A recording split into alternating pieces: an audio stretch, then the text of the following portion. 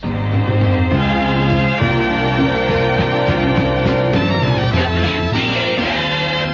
CBS Radio Mystery Theater presents...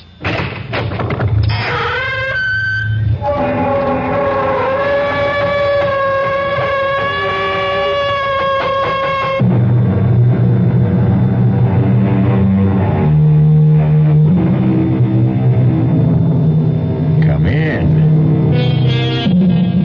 Welcome. I am E.G. Marshall.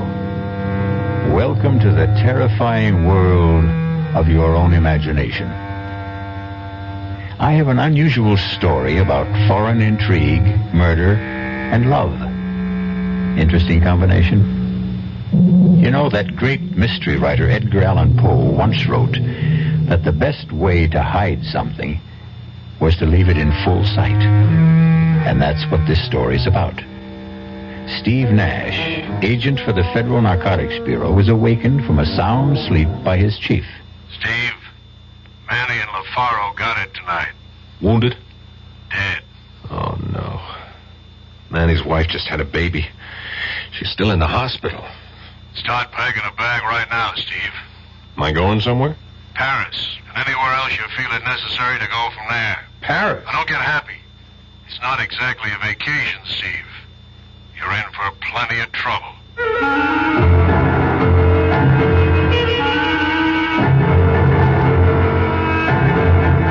Our mystery drama, Conspiracy to Defraud, was written especially for the Mystery Theater by Sidney Sloan and stars Paul Hecht. It is sponsored in part by the Kellogg Company, makers of Kellogg's Special K cereal, and by Anheuser-Busch Incorporated, brewers of Budweiser. I'll be back shortly with Act One.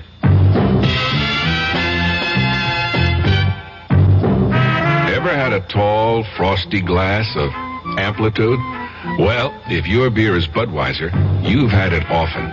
Amplitude is a fancy word for the entire taste phenomenon, the total experience of flavor.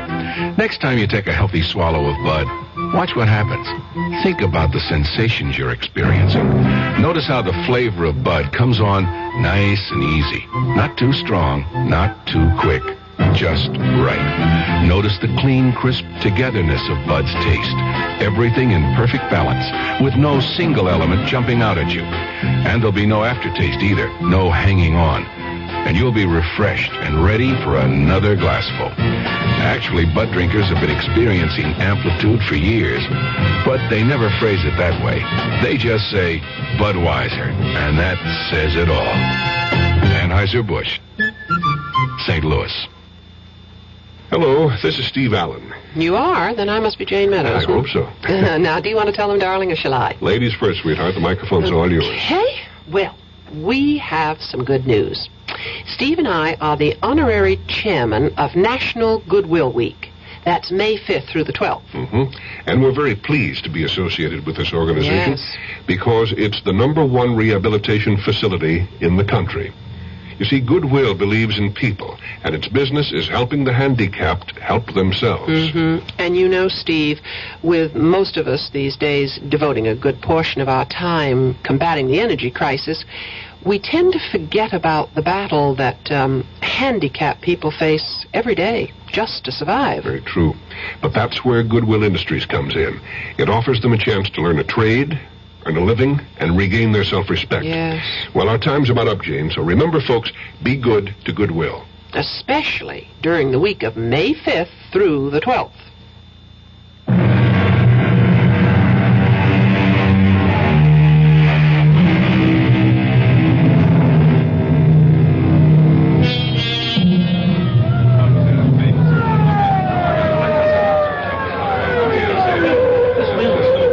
What the police and the Federal Narcotics Bureau believe to be a well-planned and secret bust of a big narcotics ring is taking place in a warehouse district of New York City. Stand by, Sergeant. I'm going to talk to them on a bullhorn. If they don't come out, we go in. Right, I got it. You are completely surrounded. I repeat, you are completely surrounded. Come out with your hands behind your head, and we will not fire. Come out with your hands behind your head, and you will not be harmed. Keep the windows covered. I'm going to blast the lock on the door. That's got the door. Let's go. Looks like there's nobody here. Careful, it might be a trap. This is your last chance. Come out with your hands behind your head. Cover me. Hit the lights. Wait a minute. There's the body. Careful. Careful. Chief, it's Manny. He's dead. Manny. LaFaro may be here, too. He's here, Chief. Still alive? No. Dead. They got him, too.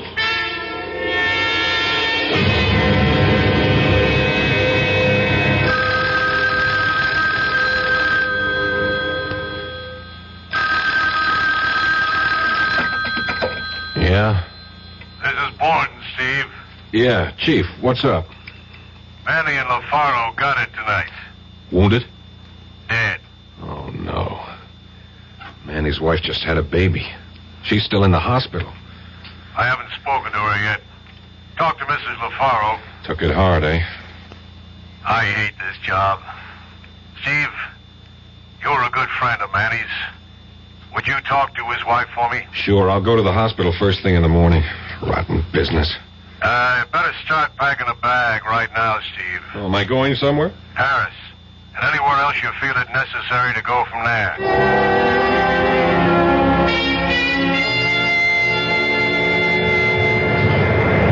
I beg your pardon. Yeah. What? This seat. Seat? Oh, I'm sorry. Am I in the wrong seat?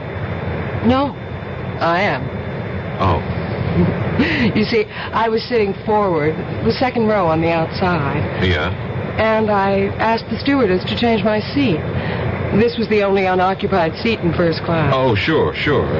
Sit down. I don't mind. I thought this was going to be a dull flight. My name is Helene Frayne. Oh, I'm Steve Nash. Pleased to have you as a traveling companion. I'm pleased, too. Are you going to be in Paris long, Mr.? Nash. Call me Steve. So seldom I get called Mr. I'm not sure whether I'm the one. Steve, then.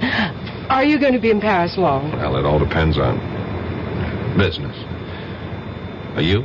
No, I was rushing back to... Well, you see, my aunt and my brother are in Paris, and I was with them until last Thursday when I had to fly back to New York. Up and back across the Atlantic. I'm impressed. This is my first time over. I'm as excited as a kid. Your first time? Well, that must be exciting. You must let us show you the sights. Nothing I'd like better, Helene.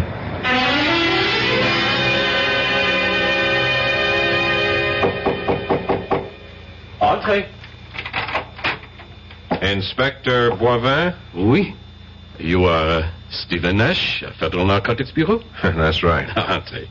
Come in, please. I've been expecting you.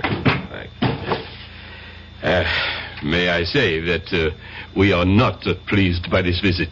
I'm sorry, I didn't set it up. Oh, it is not personal, you understand. But we feel that France is, how shall I say it, is being insulted by the charges that we are the center of the illicit narcotics trade in Europe. Inspector, a lot of heroin is getting into the States. We know it's coming from France. Well, that is doubtful. In the last 6 weeks, we have intercepted and destroyed over 100 pounds of refined heroin coming into New York alone. From France? Definitely. 3 men from my department have died in the operation, and that is no exaggeration. Well, as you say, it is foolish for me to fence with you. That is not my job. As I understand it, Inspector, your job is not to question nor to argue. Your job is to cooperate. And that was the information handed down to my boss from the State Department. You may be assured of our cooperation.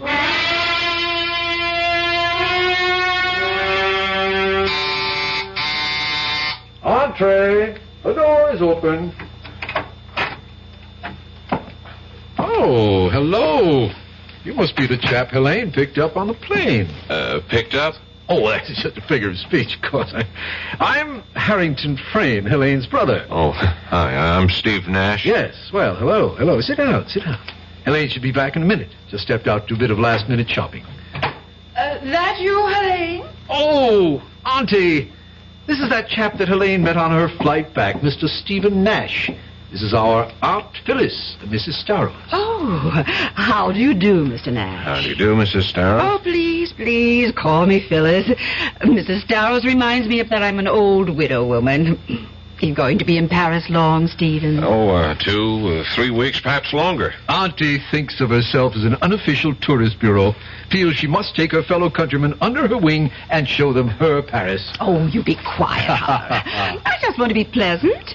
Don't you like people who are pleasant, Steve? Yeah, of course. I don't suppose that Harrington or Helene has told you of our trouble. Oh, good Lord, Phyllis, must you tell everyone you meet?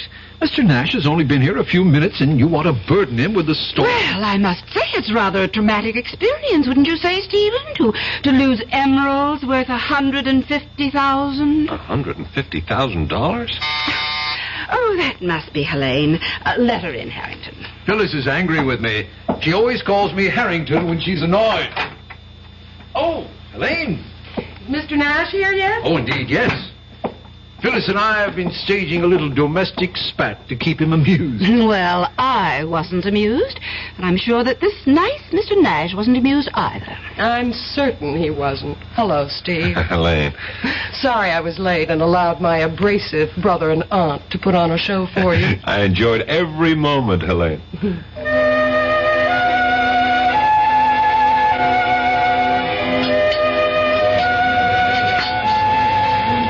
Penny for your thoughts, Steve. Oh, I'm sorry. I shouldn't have let the maitre d' seat us here in the window with a view of Notre Dame and the river. It is beautiful, isn't it? I was worried that perhaps you might feel that I'd steered you to a tourist trap. This place is frightfully expensive, you know. It's great. I'm on an expense account. Stop worrying. All right, I shall. And speaking of worry, you seem to have something bothering you. Is it something personal? Well, it's about my aunt and Harrington. Yeah? Well, you see, my aunt has lost a very valuable piece of jewelry. The emeralds. You know. One of the first things she told me when I called, worth $100,000 or more. They're insured for $120,000. Why should she worry? She's not worrying. I am. The emeralds are not lost, strayed, or stolen. What? It's just a stunt to bilk the insurance company. Well, she's being very foolish. She's desperate. She's completely without money. For that matter, both Harrington and I are, too. If they go through with this insurance swindle, they're going to be in big trouble. Even a professional crook would have serious problems, and they're... rank amateurs. When I went back to New York to see if I could raise some money... no good, eh? Aunt Phyllis has been to the well too often. No credit. Well, why doesn't she sell the emeralds, honestly? Well, I believe it's Harrington's idea, but he wants her to sell them to some... Fence? Yes. And also collect the insurance. He's made several tentative moves in that direction. He's spoken to several mysterious callers. I don't know how far the transaction has gone.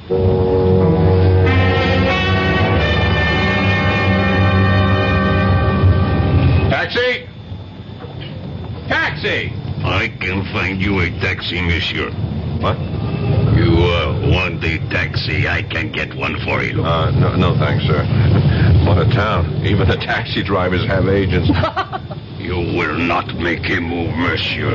It is a revolver that is pressing into your back. Oh!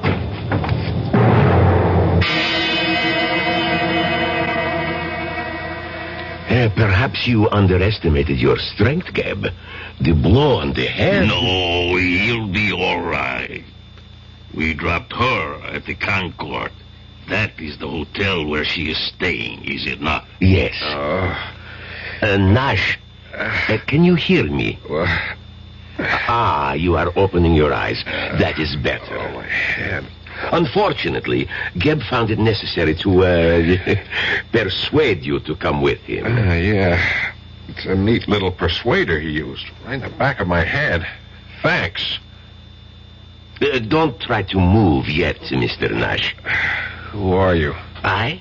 You do not know me? I am quite well known. I am Orestes Collaginus. Rings no bells. Why should you try to make me come here? Wait a minute. Where is she? What have you done with her? Now, compose yourself, Mr. Nash. I take it you are referring to Miss Helene Friend? Where is she? Back at her hotel. I had her sent back immediately. We did not want to speak to her, just you. Okay. You have the floor, Mr. Kolodinos. Kolodinos, Monsieur Nash. It is an old name. In my country, a revered name. I'll do my best to remember. Well, continue. A question, monsieur. Why are you in France? As we say at home, none of your business. I like you, Monsieur Nash. You are refreshingly candid. You are working for FNB. You are a trusted, intelligent worker, well thought of. Thanks for the information. When I get back, I'll put in for a raise. If you get back, monsieur. If you get back.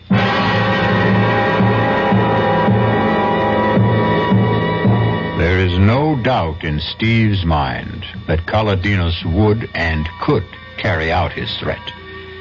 3 men had already been permanently silenced, and it was not likely that Kolodinos would hesitate at the 4th. I'll be back shortly with Act 2.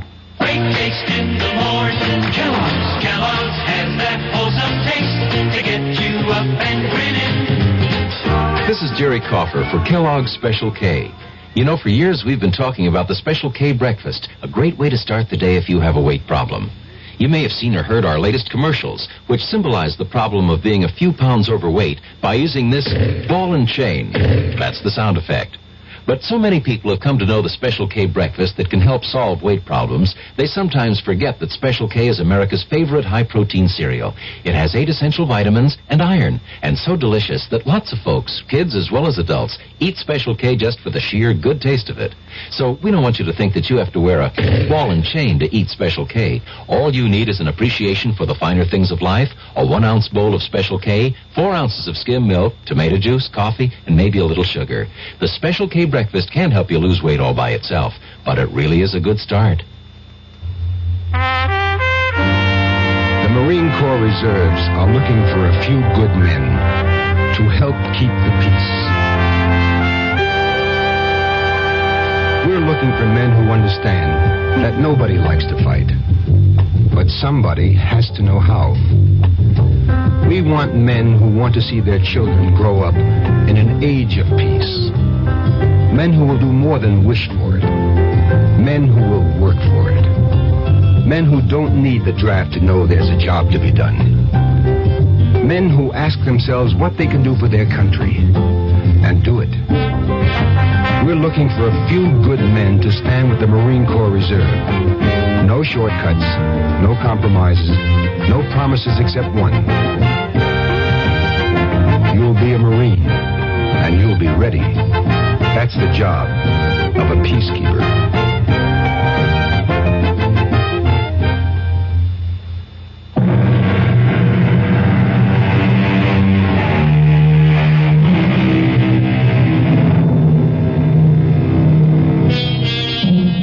After his meeting with Kolodinos, Steve was taken back to his hotel. It was too late to do anything but call Elaine to reassure himself of her safety. It may have occurred to him that his feelings for her were more than that of a casual friend, and the sound of her voice on the phone convinced him of her personal concern for his safety. Steve, you're safe. Oh, I was so worried. They told me that you'd been driven back to your hotel, but I wanted to be sure. I saw that man hit you. There was a car waiting. He forced me into the car, and they dragged you in. Oh, you were so white, I thought... With my hard head, you needn't have worried. I'll tell you all about it when I see you. Well, when? When will I see you? Oh, there's so many things to ask you. I'm sorry, I can't tell you what time. I'll call you again. Okay, Steve. Till then, bye. Bye, darling.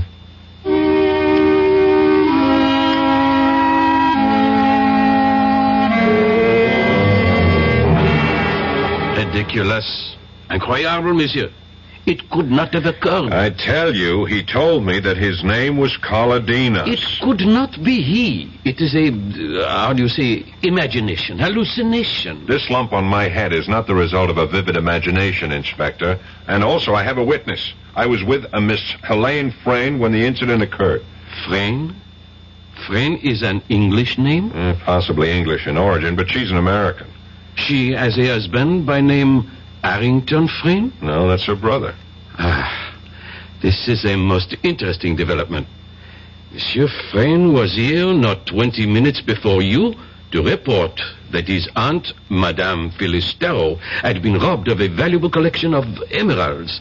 I believe he estimated the jewels to be worth, I have the report here. Yes, 700,000 francs. In dollars, 150,000. Look, Inspector, let's stay with my problem. Now, what are you going to do about Colodinos? Do? But you are jesting, monsieur. Monsieur Colodinos is a very rich, very powerful man. And so he can get away with hitting a man over the head and forcibly detaining him, kidnapping him, threatening him? Monsieur Colodinos could not have been involved in this matter. What do you mean? I spoke to him. He introduced himself. He insisted that I pronounce his name correct. It was not Colodinos, monsieur. Who was it then? What was this man's purpose in posing as Colodinos? That, monsieur, I cannot answer. But I know that it could not have been Colodinos. He is just at this time, 1900 hours, arriving in France at Orly Airport in his own plane.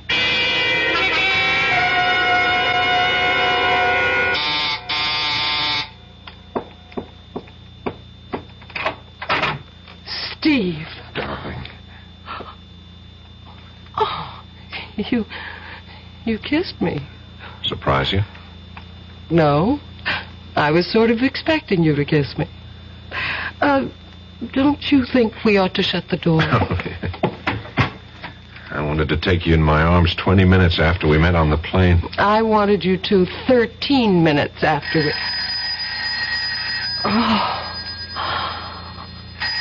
Oh, damn, let's ignore it. Yeah, you better answer it. Oh, dear. Yes? Yes, he's here. Steve, it's for you. New York calling. Oh, yeah, I left word at my hotel where I was going to be. Here, darling. Oh, thanks. Hello? Steve, this is Hal Borden in New York. Oh, right, Chief. You get my cable? Yeah, and I have all the info you requested, but I can't give it to you where you are. Incidentally, where are you? Oh, Suite 1013 at the Concord Hotel. It's all right, it's a friend. All right, now go to the railroad station. Gare du Nord. Near the ticket window on the south side of the station, you'll see a line of 10 telephone booths. Counting from left to right, you go to booth 3 at 3 o'clock your time. You better get to it 15 minutes early to be sure it's available. Now, wait a minute, Chief. Let me see if I got it all. Gare du Nord, 3 o'clock, third booth on the south side of the station, counting from the left. Correct. Why all these precautions, Chief? Steve, you are being watched, followed, bugged 24 hours of the day. Don't trust anyone. I'll talk to you later. Bye. Bye, Chief. Well, what was that all about? Oh, it's nothing. It's the business I'm in, Elaine. Oh, it sounds very mysterious. Rushing off to the Gare du Nord to receive a phone call at 3 o'clock in booth 3. Oh, I almost forgot. What? When I came into the hotel just now, the clerk at the desk, he gave me a message for you. Yeah, and I got it here someplace. For me? Well, I think it's for your brother. What did I do with it? Ah, darn it. Well, don't be upset. It's probably nothing important. Hang on. I can remember it. It was very short. Just call El Morey. What? Yeah, it was, sounds sort of Arabic. El Morey. E-L-M-O-R-E-Y. Did you ever hear of it before? I know. Maybe. I'm not sure. You seemed a bit upset when I mentioned it. Well, I was, actually. I think it's the man Harrington has been trying to contact. About the sale of the emeralds? Yes. We've had several calls. I've heard him deep in muffled conversation on the phone at least 3 times in the last week. Elaine, you can't let them... You've got to help me. I'm desperate. I can't think how I can stop them. Except by going to the police, as you said. Oh, not that. No. Well, that would be the last resort.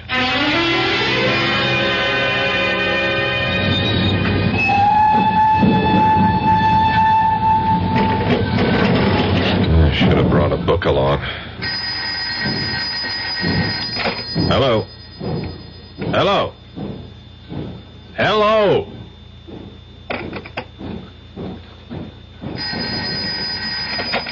Hello? Hello, Steve? Yeah, Borden. Steve Nash. Steve, is that you? Yeah. Good. I'm glad you got to the booth early. I'm 7 minutes and 35 seconds early. Now listen, we have reason to believe that we may be bugged right here at headquarters. Here's the info on Colodinas. He's a rich exporter of olives and olive oil. He's dabbled in other things, art, petroleum, some shipping. But mainly olives and olive oil, eh? Clean? Well, who knows? Then explain why he picked me up, brought me to this place, and gave me more than a gentle warning to get the hell out. I don't get it. He's reputed to be one of the richest men in Europe. Now, here's what I wanted to tell you. We have it on good authority that a very large shipment of raw opium came into Marseille yesterday. It'll take a few days to process, and then the refined product will be slipped out of France for here. Do the French know? They're just being told through official channels. We've asked them to check all personal baggage going out of France. Going out? Big order. I know. It's going to be tough to check. A lot will slip by. We'll have to try to spot it here. Wait a minute, Chief. What is it? Someone just slipped into the booth next to mine. Public phone, Steve. This guy I recognize. You know what time it is on my watch? Exactly 3. Yeah, but Steve, what is that got Character to... I ran into on the street the other night. The one who let me have it on the back of the head. Don't you see? He's in the next booth, probably hooking up some sort of electronic device to listen in on us. He expected you there at 3. Yeah, you were right. You were right about the phone being bugged. But we got the jump on him by several minutes because I was early. I won't hang up my phone, Chief. Stay on the phone. I'm going to get him. What? I get you little punk. Let me go. I'll call the police. You call the police. Good. Save me the trouble. But before they get here, I have a little something I owe you from the other night. Are you quitting so soon? Come on, buddy boy. Don't play unconscious with me. Uh-oh. Looks like we're going to have some company. Hello. Chief, are you still there? Yes, Steve. What's going on? I just nailed our eavesdropper, and I was right. He is one of Colodina's boys. Now, you better get in touch with the French police and point the finger at Colodinas. And while you're getting Colodinas into trouble with the police, you might tell them that they got me locked up. I don't think I'll be able to explain. Locked up? What are you talking about? You're not locked up. No, but by that time I will be. Here comes the gendarme now. Bye, Chief.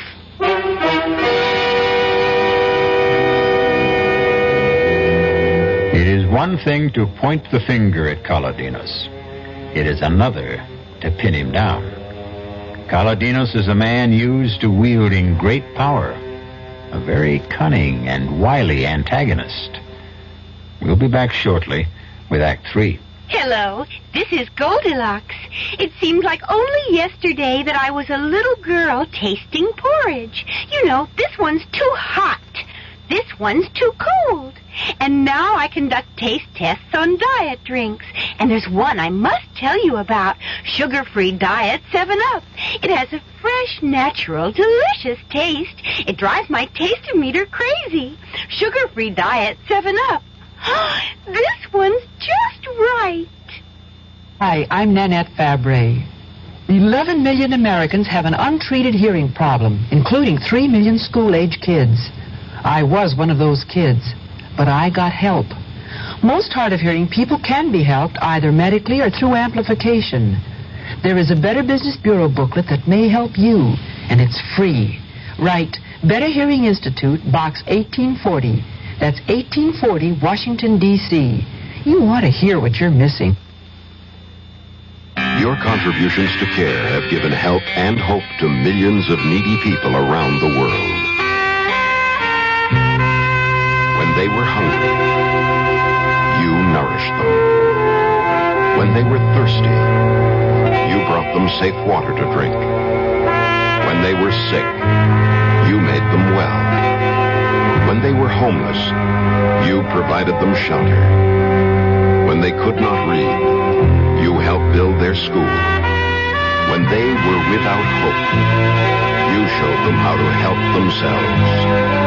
CARE, the International Aid and Development Organization. By helping one human being anywhere, you help mankind everywhere. People who need care need your help. Please send your dollars to CARE, Department 2, New York 10016.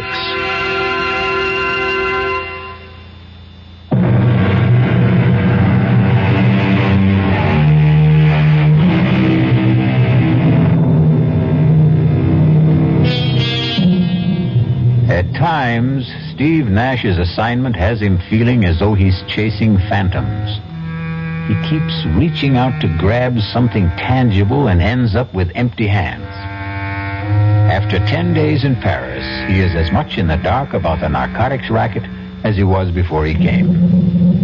Kaladinos is probably deeply involved. But Kaladinos is untouchable. You can close the cell door, guard. Thank you. Thanks for being so prompt, Inspector. I didn't think I could stand your Bastille for another 10 minutes. Monsieur Nash, we have received a call from your bureau in New York asking us to come here and release you.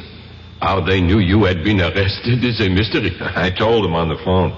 You called from here? No. When I was making a call to my chief in New York from a booth in the Gare du Nord. I still do not understand. I knew I was in trouble after I hit that man that Kaladinos sent. Kaladinos? He is becoming, how you say, an obsession. You still don't believe he was the man? No. And I do not wish to continue this useless conversation. You have been released. You may leave. Good day. Hey, wait a minute, Inspector. What happened to the man I hit? He was treated for his injuries and sent home. Hey, let him go. He is Kaladinos, man. He's the one who cracked me over the head and took... Monsieur, I will not listen to more from you. I am 3 years from retirement, and I am not stupid to jeopardize my pension. What's your pension got to do with this? What, indeed? I have told you that Monsieur Kaladinos is very important, very powerful. You're afraid of him. I would not exactly say that. Well, I would exactly say it. I think he's the fat butterfly I came here to catch. And I'm going to net him with your help. Or without it.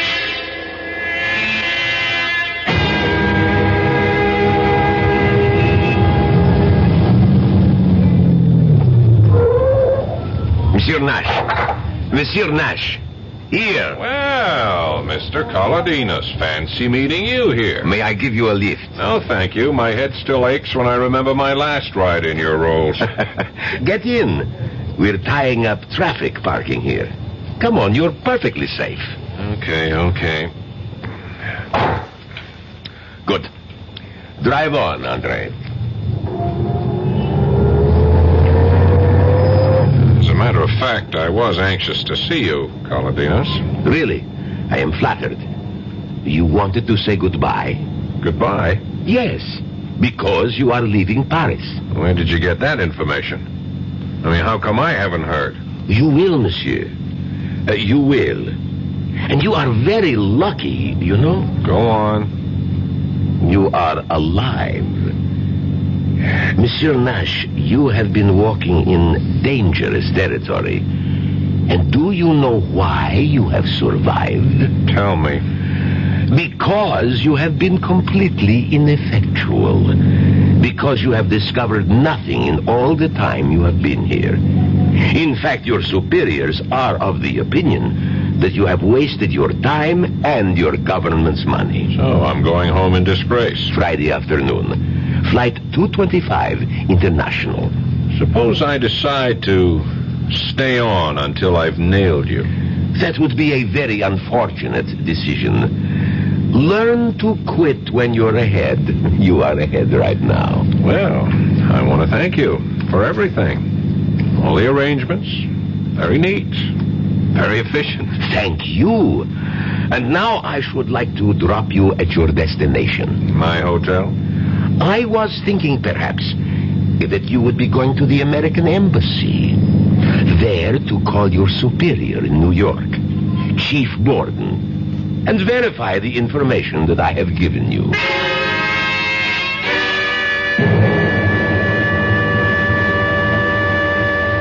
Borden here. Steve? Right, Chief. Been trying to reach you all day. I haven't got good news for you. I know. I'm coming home Friday. Sorry, Steve. I'm just following orders. Oh, don't bother to explain, Chief. Someone over here doesn't like me, that it? That's about it. Maybe because I'm getting close to something? Beginning to press where it hurt?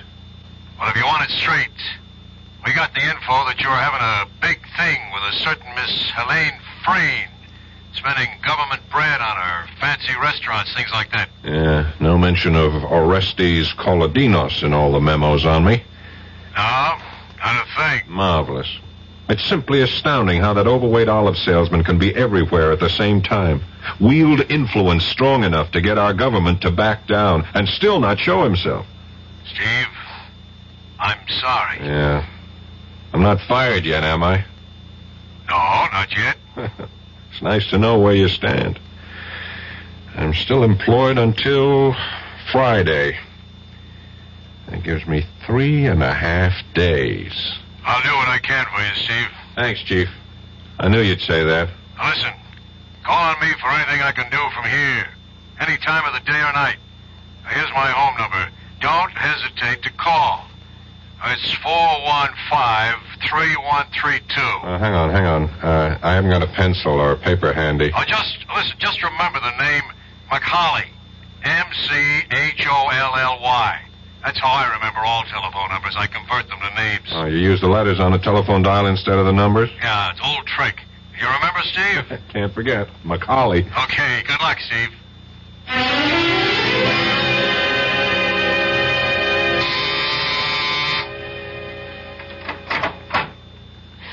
Steve, darling. Hi, Helene. Oh, come in. Come in, let's shut the door. Oh, I called you all day yesterday. I left messages. I was in jail.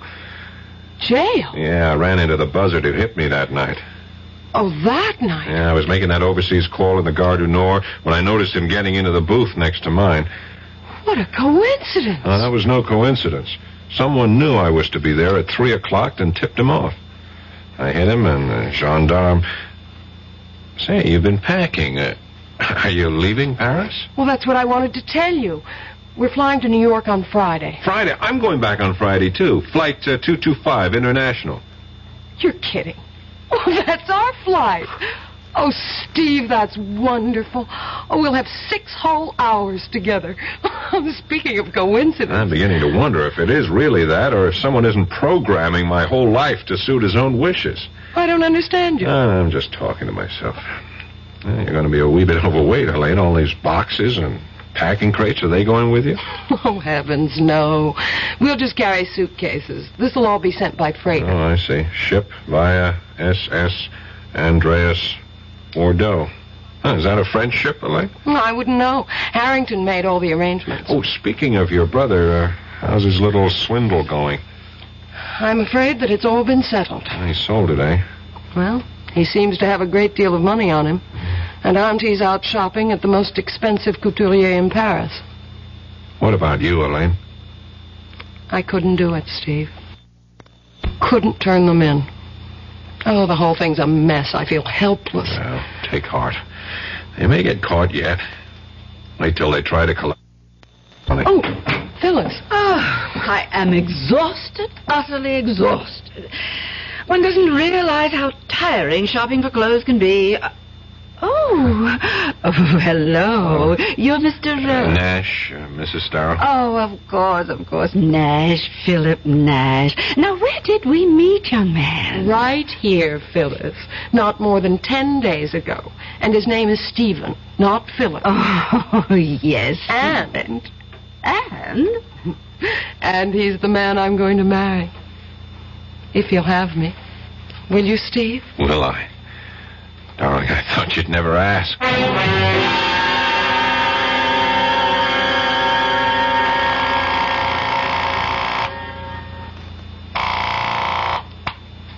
Hello?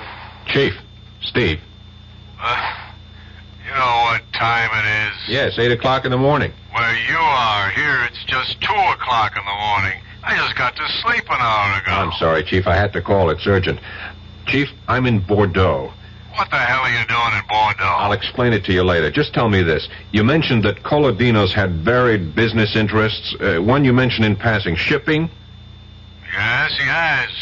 He owns 2 ships, both under Liberian registry.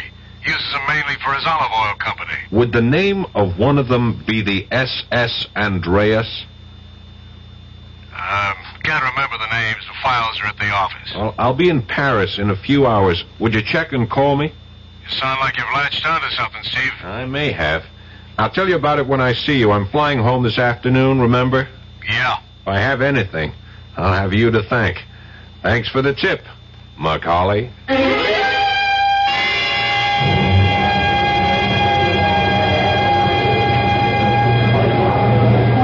I can't understand. I distinctly remember ordering all 3 tickets for first class.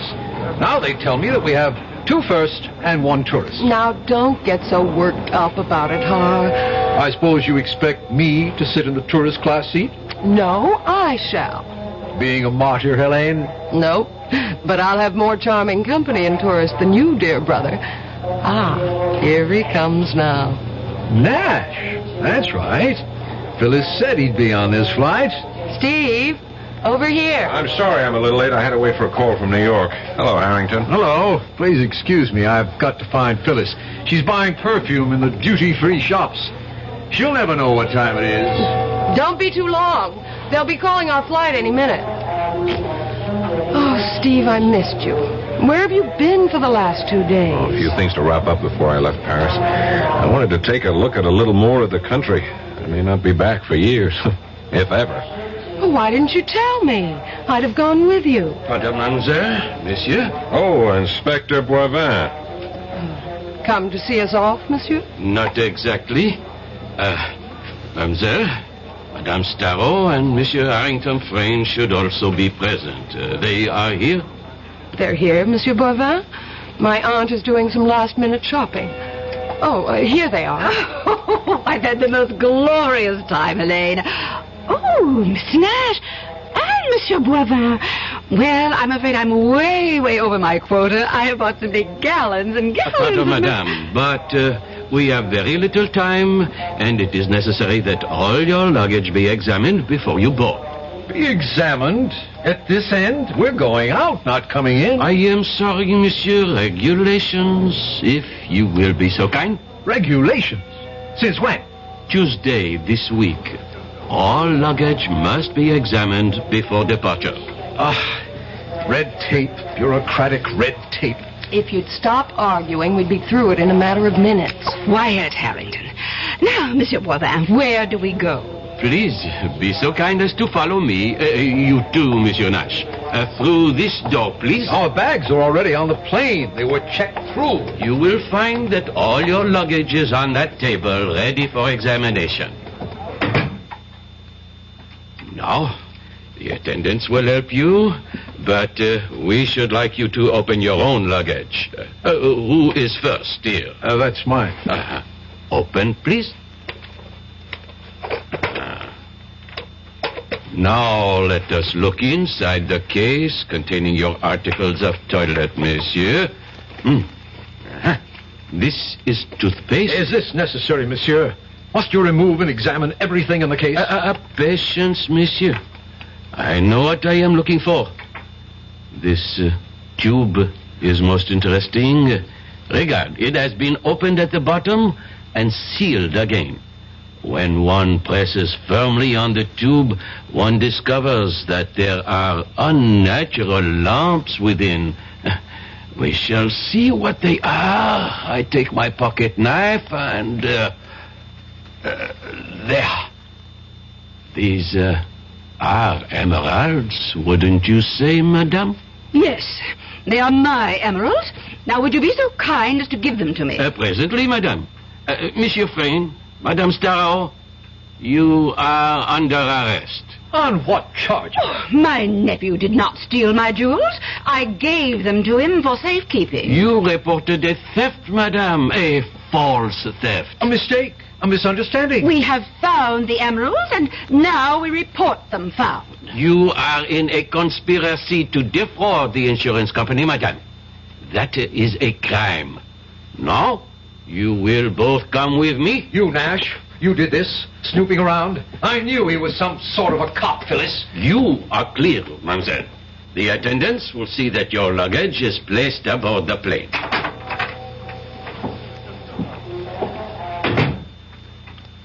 So you finally decided to do it, eh, Elaine?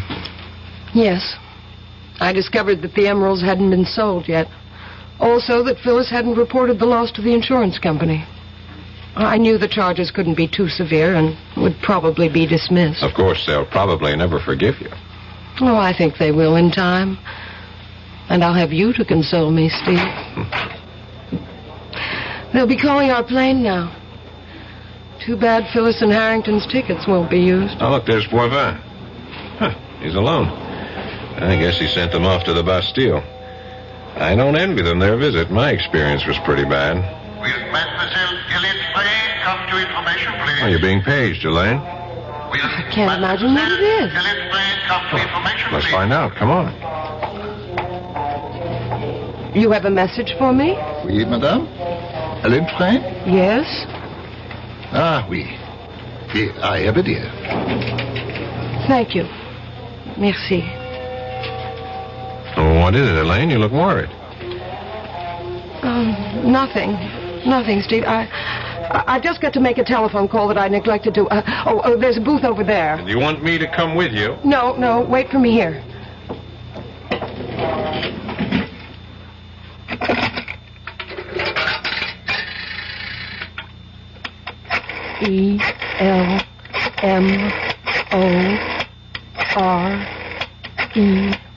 ELMOREY.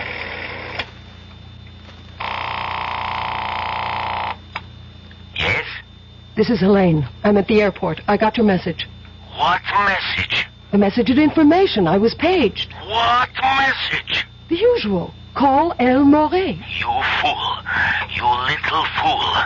I sent no message. You've been trapped. You are caught. And so am I. They will be waiting when you come out of the booth. You have involved me, you stupid fool. Thank your American lover for this. You are under arrest, mademoiselle. Would you be so kind as to accompany me? Yes. Monsieur Nash, I leave the prisoner in your custody. Your plane is already boarding. You do not have much time. Thanks, Inspector.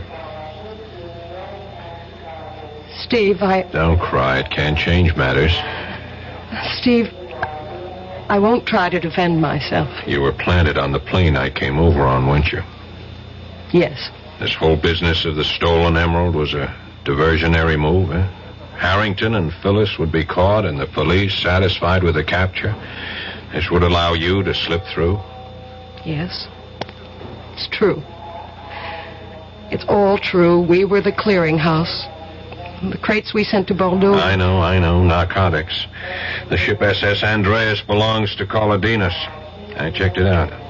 Sailed yesterday for New York. 12 gallon tins in the cargo contain heroin, not olive oil. They'll be found when the ship docks in New York. I've wired ahead. I'm sure you have.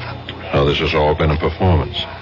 A charming charade to throw dust in my eyes. No, that isn't entirely true. Come on, Elaine. It started that way, I admit. Please believe me. I love you. Mademoiselle? Yes, I'm ready. Goodbye, Stephen.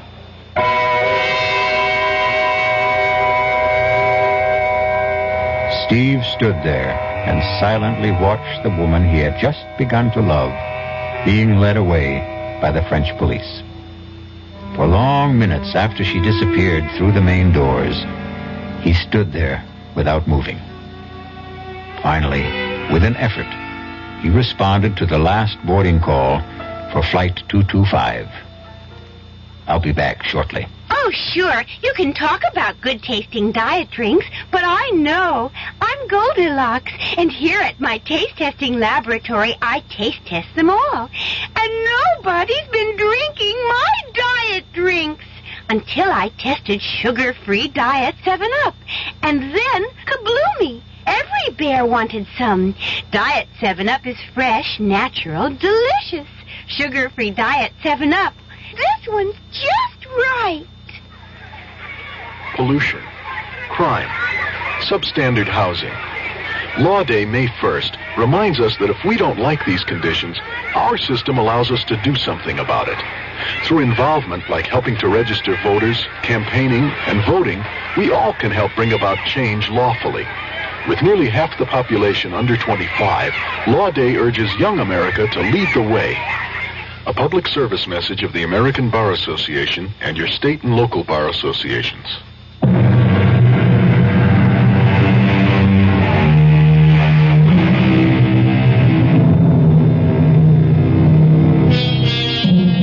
When Steve Nash got off the plane in New York, his chief was waiting to congratulate him. But all the praise and promises of a promotion couldn't wipe out the last look on Helene's face. He knew it would stay with him forever. Our cast included Paul Hecht, Suzanne Grossman, Ruth Warwick, George Petrie, Leon Janney, and Gil Mack. The entire production was under the direction of Hyman Brown. And now, a preview of our next tale.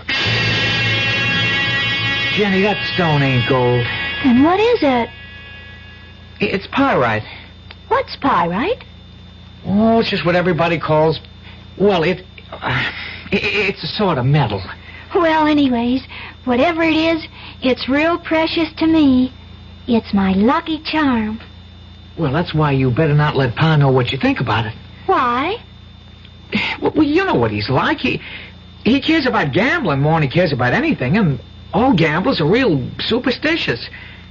Now, if he knew you had a lucky piece, especially if he heard the crazy story about you and the school burning down, he'd have it offer you so fast that it'd set your head to spinning. It isn't crazy. You heard me wish on the stone for no school, and now there is no school. That was just happenstance. You don't think it happened just 'cause I wished it? Of course it didn't. Then I'm going to prove it to you. Radio Mystery Theater was sponsored in part by new sugar-free Diet 7-Up. This is E.G. Marshall inviting you to return to our Mystery Theater for another adventure in the macabre. Until next time, pleasant dreams.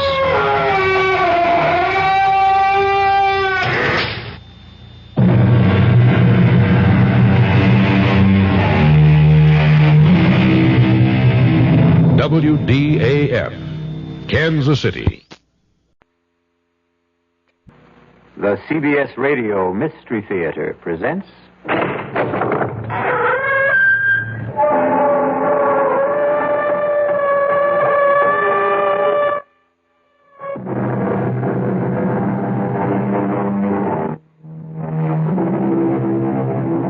Come in. Welcome. I'm E.G. Marshall. Welcome to the sounds of suspense, to the fear you can hear. Relax and listen to the strange tale of a strange man, though no more strange than anyone who has suffered what you might call a mutilation of the soul. And who of us has not, at one time or another, suffered such a mutilation? What means did we use to restore ourselves? How quickly did we recover? How well did we heal? The answers vary even as we vary. One man's answers are revealed, we trust, in the story which follows. I'm cold. So am I. It's the darkness I mind the most, not to be able to see you. Oh, touch me. That would help. My God, where are you? Right here. Right here. I can't find you. Keep talking. Keep talking. I'm here. I can't. Oh, here you are. Oh, darling, don't let go. Never. Oh, never. Never.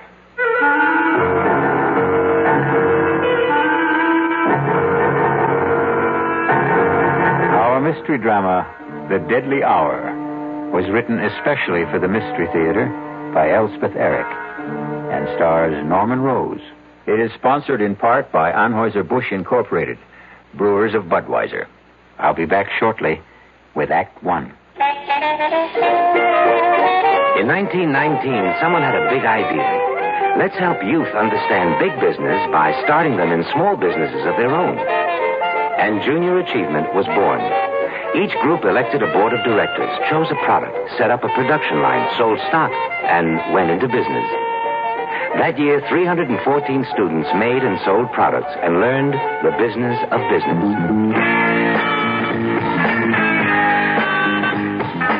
Today, Junior Achievement has grown to nearly 200,000 members.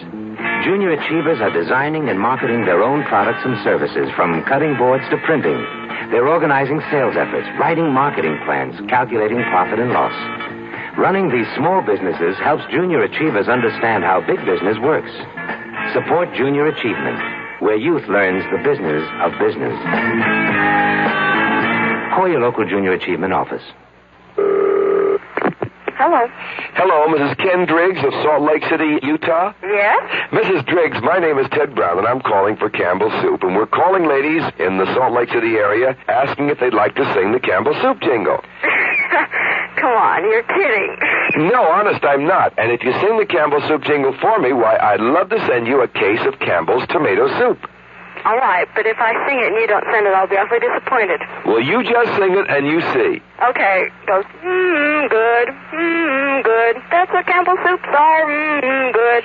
That was just marvelous, really. And we're going to send you a case of Campbell's tomato soup. Are you kidding? I'm not kidding. How cold does it get in Salt Lake City, by the way? Below zero sometimes. But if you like skiing, you don't mind. Uh-huh. When it does get cold, good hot Campbell's soup warms you up. Yeah, that's right.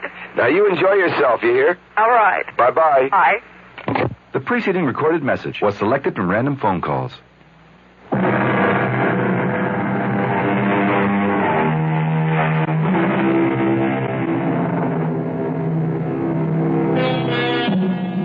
A person who seems strange, we call grotesque, incredible, not to be believed.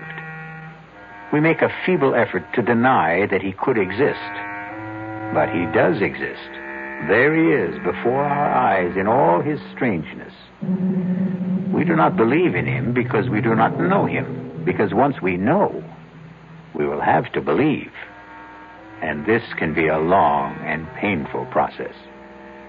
Listen now to the story of Martin Jerome. See if you can believe it. Mr. Jerome, I only consented to see you because your letter sounded quite desperate. As a rule, I only see patients on referral.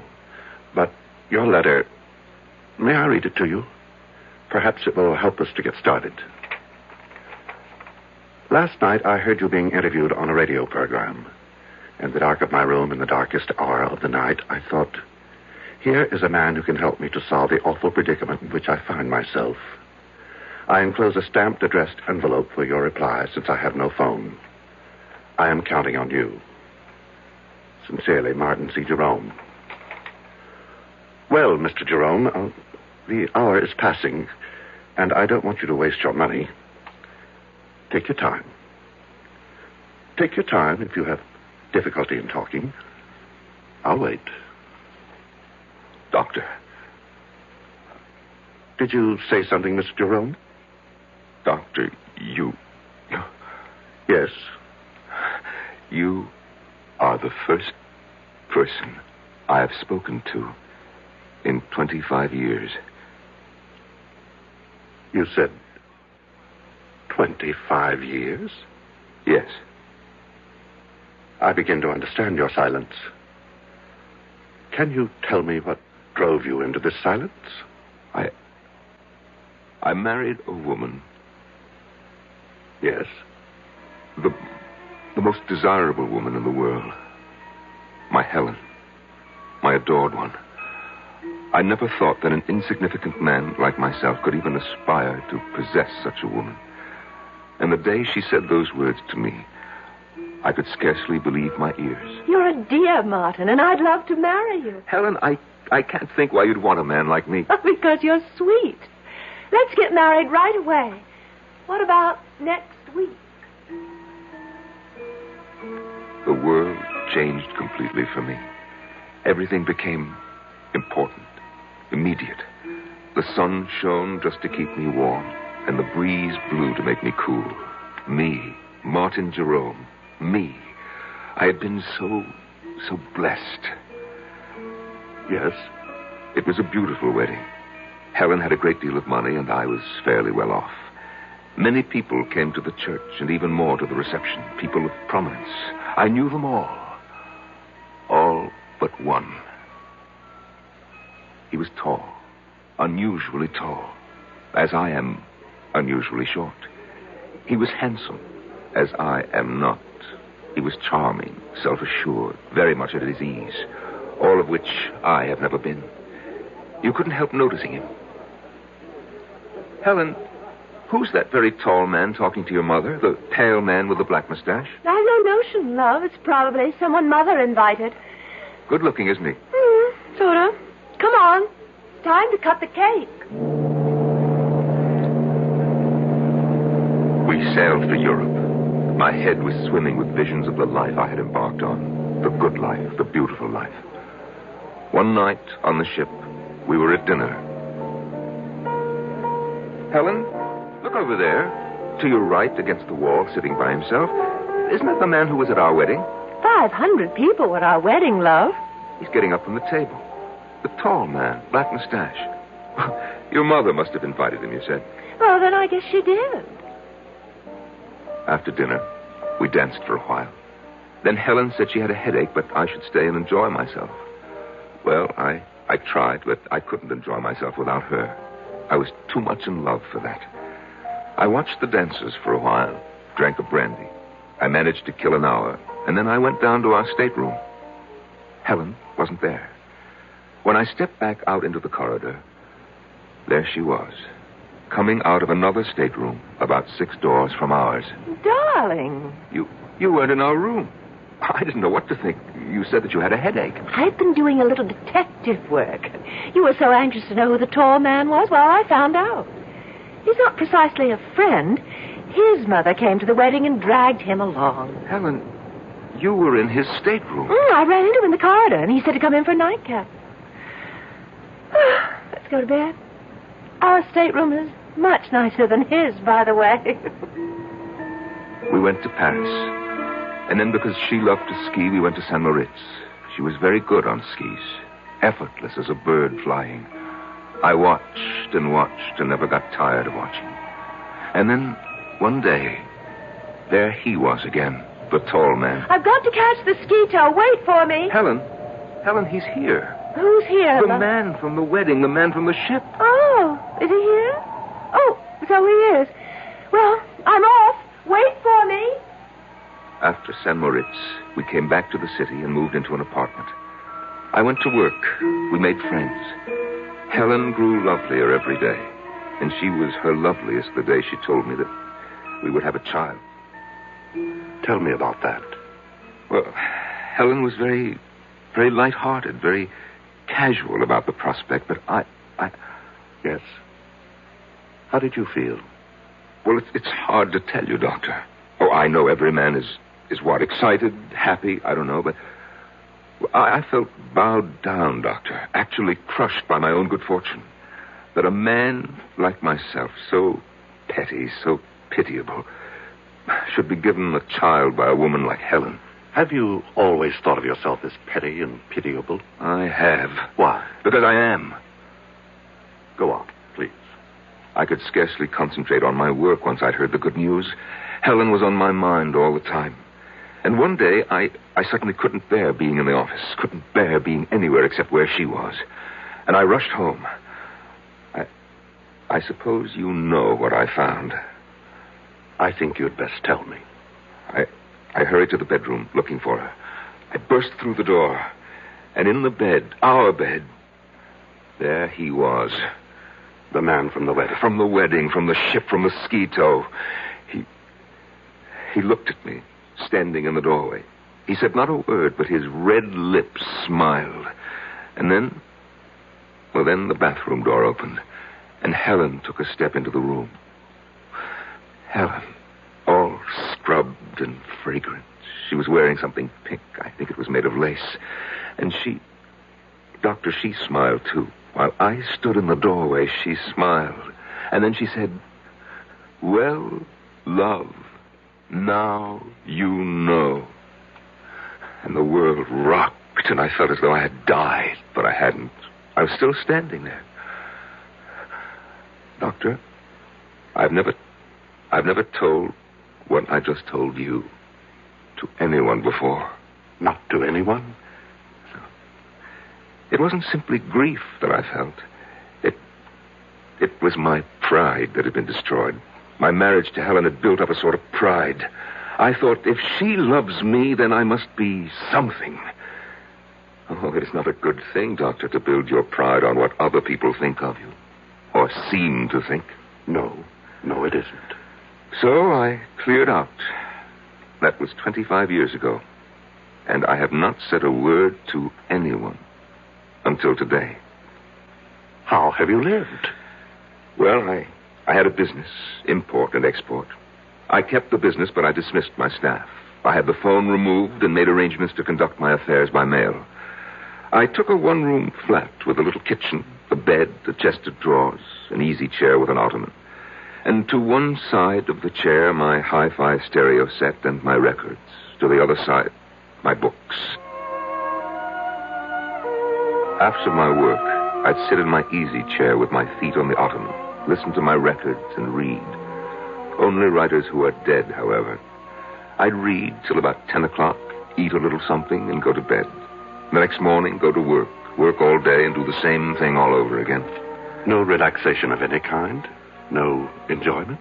Well, vacation in the summer. I shut down the office for 2 weeks and take my vacation. Where do you go? I take a train. 2 trains, actually, and a bus to a little town on the coast called Marsh Hills. You probably never heard of it. I'm afraid I haven't. No one has. And there's no reason why anyone should. And you spend your 2 weeks in Marsh Hills? Oh, no. No, I merely stable my horse there. You have a horse? About 15 miles from Marsh Hills, Doctor, close to the sea. There's a cave hollowed out of the rock by the waves. And when I get to Marsh Hills, I arrive every year on the same day. They have my horse ready for me, and I ride the 15 miles to the cave, and there I spend my vacation. In a cave? For 2 weeks? I walk. I canter my horse on the beach. I gather what edible herbs there are growing in the rocks. I boil them. They're very tasty, really. And at the end of 2 weeks, I return my horse to the stable and take my bus and the 2 trains back to the city. And you've lived this way for 25 years. Oh, yes. But, Doctor, last summer something happened. I arrived in Marsh Hills as always. My horse was waiting for me, as always. And we started off at a walk for the cave by the sea. There is always a certain excitement when I begin to smell the sea. And I know that soon I shall be out of sight and sound of any human being. There will be only the sea, the sun, the wind, and my cave. It is the most thrilling moment of the year for me. I suppose it's the only one. Soon I will have my solitude. At last, I'm on the sand. My horse feels the excitement as I do. I feel him extend himself. And as we round the last bend in the shoreline, I see it. I see it, my cave, my refuge. But last summer, yes, I pulled my horse up at the entrance to the cave.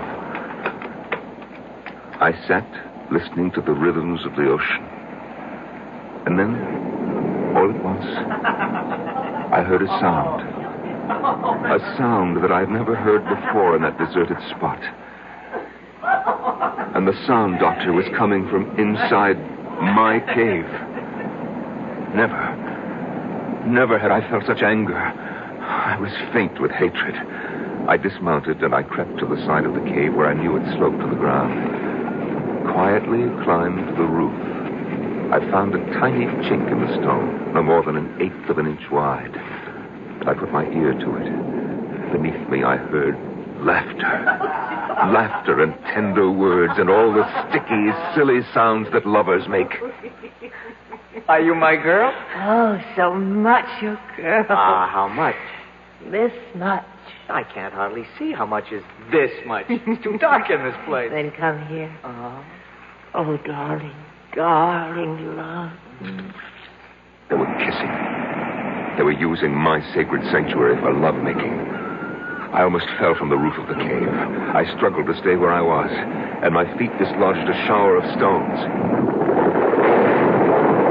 What was that? Sounds like a rock slide. Yes, some rocks in front of the entrance. Lots of them. Hey, maybe we better move them. Oh, we can still get out. Let's stay a little longer. I love this place. All right. I climbed down. My brain was on fire. My whole body was on fire. I had never felt such hatred as I felt then. Not since... Well, Doctor, you know when, I've told you. I took hold of a big boulder. Yes, these skinny arms went round it. This puny body pushed it. Pushed and shoved till it stood against the mouth of the cave. Was tight against the mouth of the cave. I heard the voices of the lovers, fainter now from inside. George, it's really dark. Darker than before. Aaron, there's no light at all. I had sealed them in.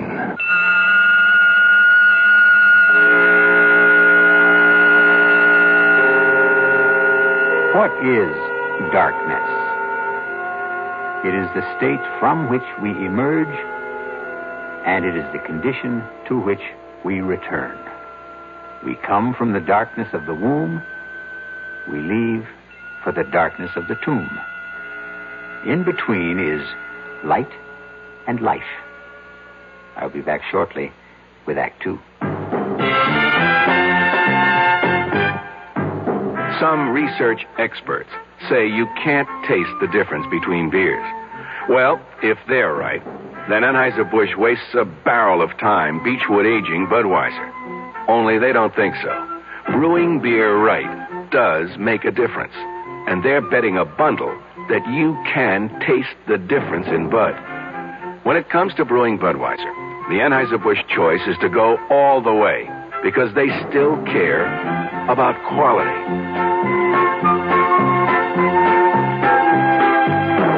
Look at it this way. If the Bud people have a choice between what some experts say and what beer drinkers say, well, you'd better believe they'll go with you beer drinkers every time. When you say Budweiser, you said it all. Anheuser-Busch, St. Louis. I love you. I love you. Love you. Love you. Love you. Love you. Love you. That's why Hallmark makes over 1,000 different kinds of Valentines to get everybody's message across on Valentine's Day. I love you. Let Hallmark say you care enough to send the very best on Valentine's Day, Thursday, February 14th. That's Thursday the 14th.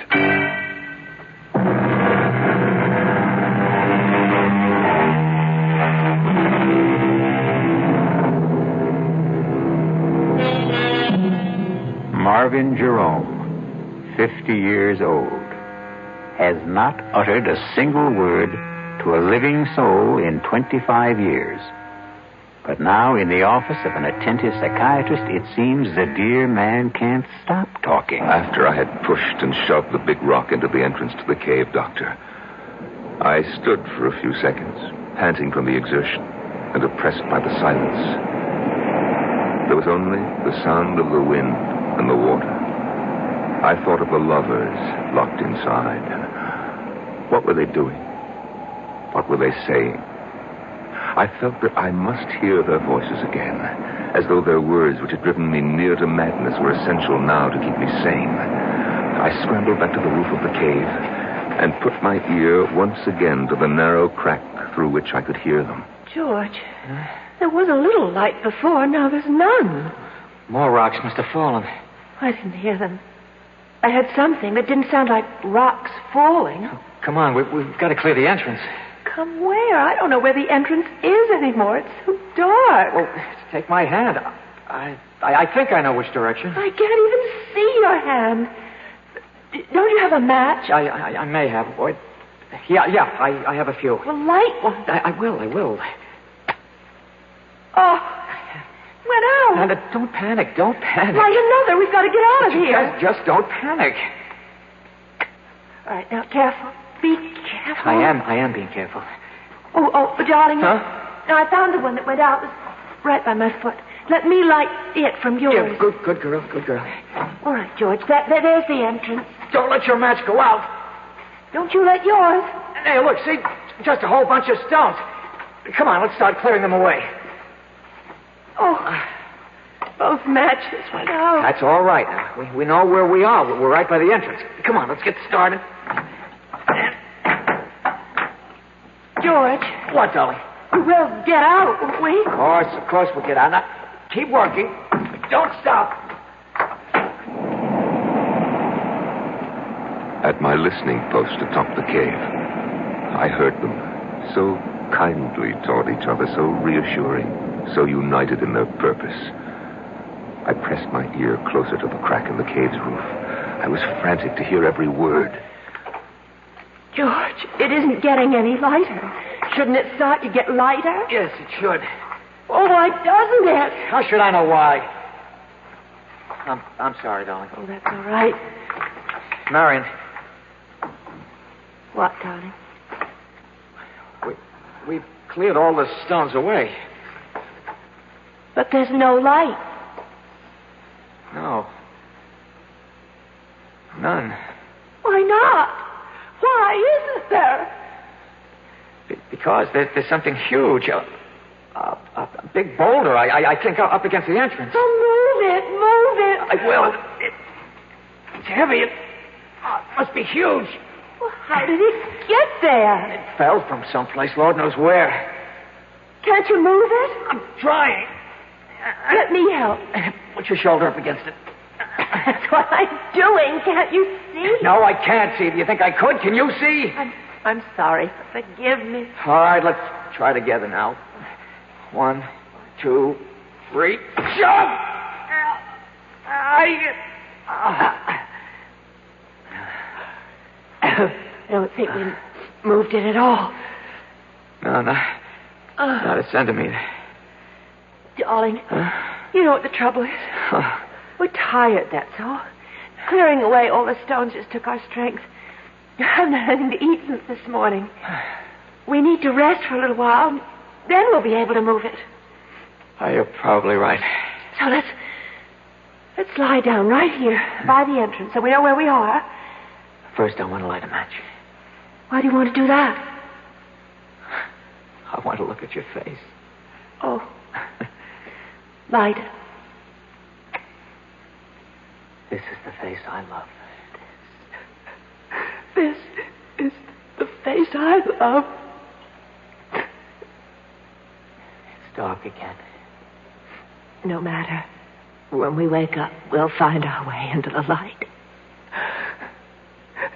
Sleep now, my darling. The thought of them lying there. No, the vision of them, for I could see them. The image was so strong. The two of them pressed close, their arms entwined, their hands clasped. The two young bodies fitted so tightly together against the dark and the cold. The nameless memory crowded in on me, and I knew what it was I remembered and would not name. And it was love. Love. It was love that I remember. I'm sorry, Doctor. For what? For crying like this. If there is anything to be sorry for, it's that it took you so long to cry. All I really know is that when that word came into my head... What word? The word love. I shrank from it as though it was tainted, poison. Yes. And then? And then? Oh, then. Then, Doctor, I climbed down, I got on my horse and rode back to Marsh Hills. I took the bus and the 2 trains back to the city. You what? I opened up my office. I took the dust covers off the furniture in my flat, and I resumed my old routine. Didn't you ever think of them? I'd shut them out of my mind, just as I'd shut them in the cave. You didn't worry about them or anything? Well, they had each other. Mr. Jerome, I have to tell you, I can't help being shocked. Forgive me. Go on. Well, after a while, the old feeling of loneliness came back. You see, I missed them. Missed them? Yes, it may sound strange. Indeed it does. I began imagining what they might be saying to each other. I couldn't know for sure, of course, but I imagined. I'm cold. So am I. I'm hungry. I can't find you. Keep talking. Keep talking. I'm here. I can't. Oh, there you are. Oh, darling, don't let go. Oh, never. Never. I invented their conversations, of course, but I was fairly sure my inventions were accurate, or nearly so. You simply left them there. For 2 weeks. And then I was suddenly seized with the desire to hear their voices once more, before they were silent forever. I closed the office, closed the flat, took the 2 trains and the bus to Marsh Hills. They were surprised at the stable to see me back again so soon, of course, but they saddled my horse and I set off for the cave. The old excitement came back when I started to smell the salt air. There was the familiar thrill which I had looked forward to each summer for 25 years, till they had invaded my kingdom by the sea. Such a tiny kingdom, a cave no bigger than a tool shed, with no comforts, no conveniences, and they had taken it away from me. On the sand at last, we round the last bend, and I see it. My cave, my refuge. And even from a distance, I can see that the big boulder still stands wedged into the entrance. What did you do then, Mr. Jerome? I dismounted. I climbed to the roof of the cave. After all, I had made the long and rather arduous trip to hear their voices once more, if I could. I crouched down. I put my ear to the narrow crack. And were they still alive? Oh, yes. Yes. Weak, of course, but alive. Oh, yes, they were still alive. Are you all right, George? Yes. Are you? I'm all right. If we only had something to eat. Anything. Don't think about it. You think there's any use trying to move that big rock again? No. I guess you're right. Oh, we've got about a third of the energy we had to start with. We better save whatever we've got. Save it for what, George? I don't know. I know. For when somebody finds us, it's possible, isn't it, for somebody to find us? Of course. Oh, George, I'm thirsty. Can you find the place where that trickle of water runs down the side? I think so. Feel along the cave wall to your right. It's so black in here. You should be there by now. Light the match. No, it's the only one we have. George, wasn't there a sort of a ridge, an indentation where the water trickled down in some moss? That's right. And I think I found it. Oh, good. There's no water. There must be. There isn't. Then you're in the wrong place. Then you find it. You're so smart. I know exactly where. It's about here. I remember this. It ought to be right here. Yes, it ought to be, but it isn't. It ought to be, but it isn't. Marion, shh. food. Now there's no water. What will become of us? Doctor, I wanted to call to them. I wanted to say, wait for rain. Because as soon as a good rain came, the water would start to trickle down the cave wall again. But I couldn't speak. I don't know why I couldn't. Do you? I have some notion, yes. Why couldn't I? I'd rather you told me the rest of the story first. All right, Doctor, if you say so. Well, they must have gone to sleep after that. I think they probably slept a lot. I know that I didn't hear anything more after that until much later. I wonder what day it is. Well, it was Saturday when we came down here, wasn't it? Yes. Well, it must be, I don't know. We've been here a week, I think. More than that. Much more? About a week and a half. Oh. You think it's Wednesday? Or? I think so. If it's Wednesday, then we've been here 11 days. Something like that. What difference does it make? I'd just like to know, that's all. Oh, don't be angry, darling. Doctor, I had the craziest impulse to whisper to them, it's Tuesday. I almost laughed. Why do these ludicrous ideas come into our heads at the weirdest moments of our lives? Perhaps it wasn't as ludicrous as you thought. Well, of course it was. I was there to watch these people die. Listen to them die is more like it. And I still wanted to tell them what day of the week it was. If that's not ludicrous, I don't know what is. Tell me, what happened next? Well, I went to sleep on the roof of the cave. After the sun came up in the morning, I got a sandwich out of my saddlebag and a flask of brandy and sat on the sand for a while, watching the ocean. And then I went back to my listening post. George. Yes? I'm going to try walking around a little. Oh, Lord. This darkness is driving me mad. No, it's not. No, it's not. Let me have a match. No. Oh, give it to me. I won't. What was that?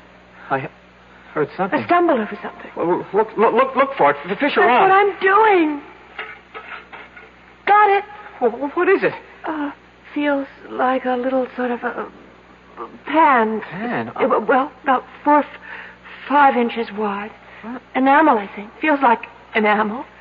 It's a little pan to cook things in, the sort of thing campers might use. Wait, that means somebody's been here before. And that means whoever was here could come back. Or somebody else could. I mean, this cave is a place people come to. We're not the only ones. We're not the first. Other people have... They'd stumbled across the little enamel pan I had used to boil my herbs in. I couldn't bring myself to speak to them, but I took a packet of matches, the cardboard kind, and I wrote on it, I am here. Just that. I am here. And I slipped it through the crack in the roof of the cave.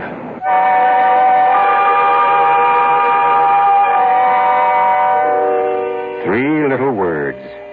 I am here.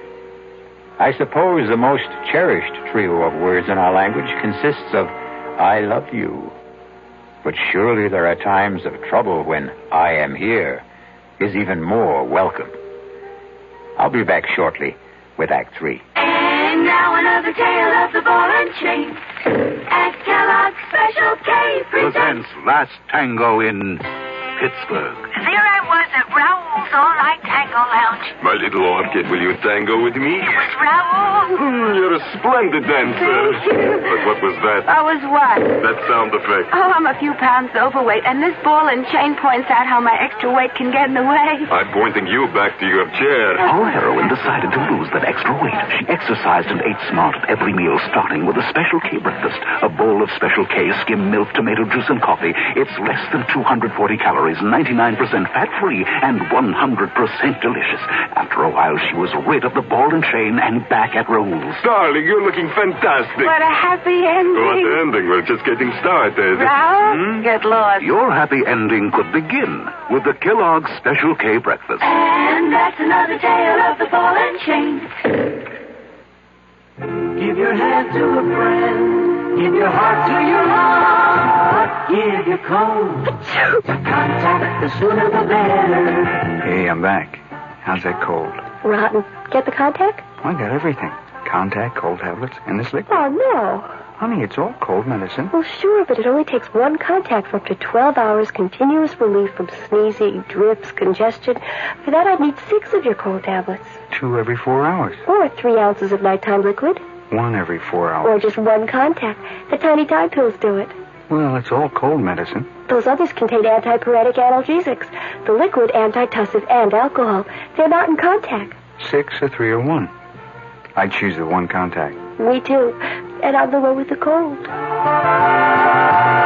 your cold contact. The sooner the better. 6 or 3 or 1. When you catch a cold, take contact. Only as directed.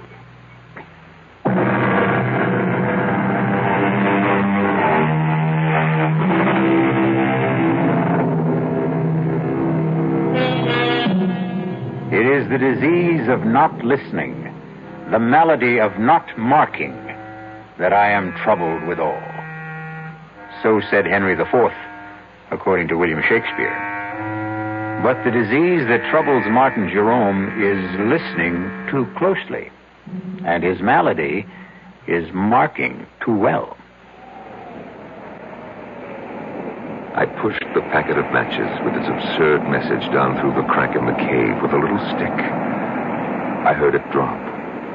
I knew it had reached them, even before I heard Marion speak. George. Huh?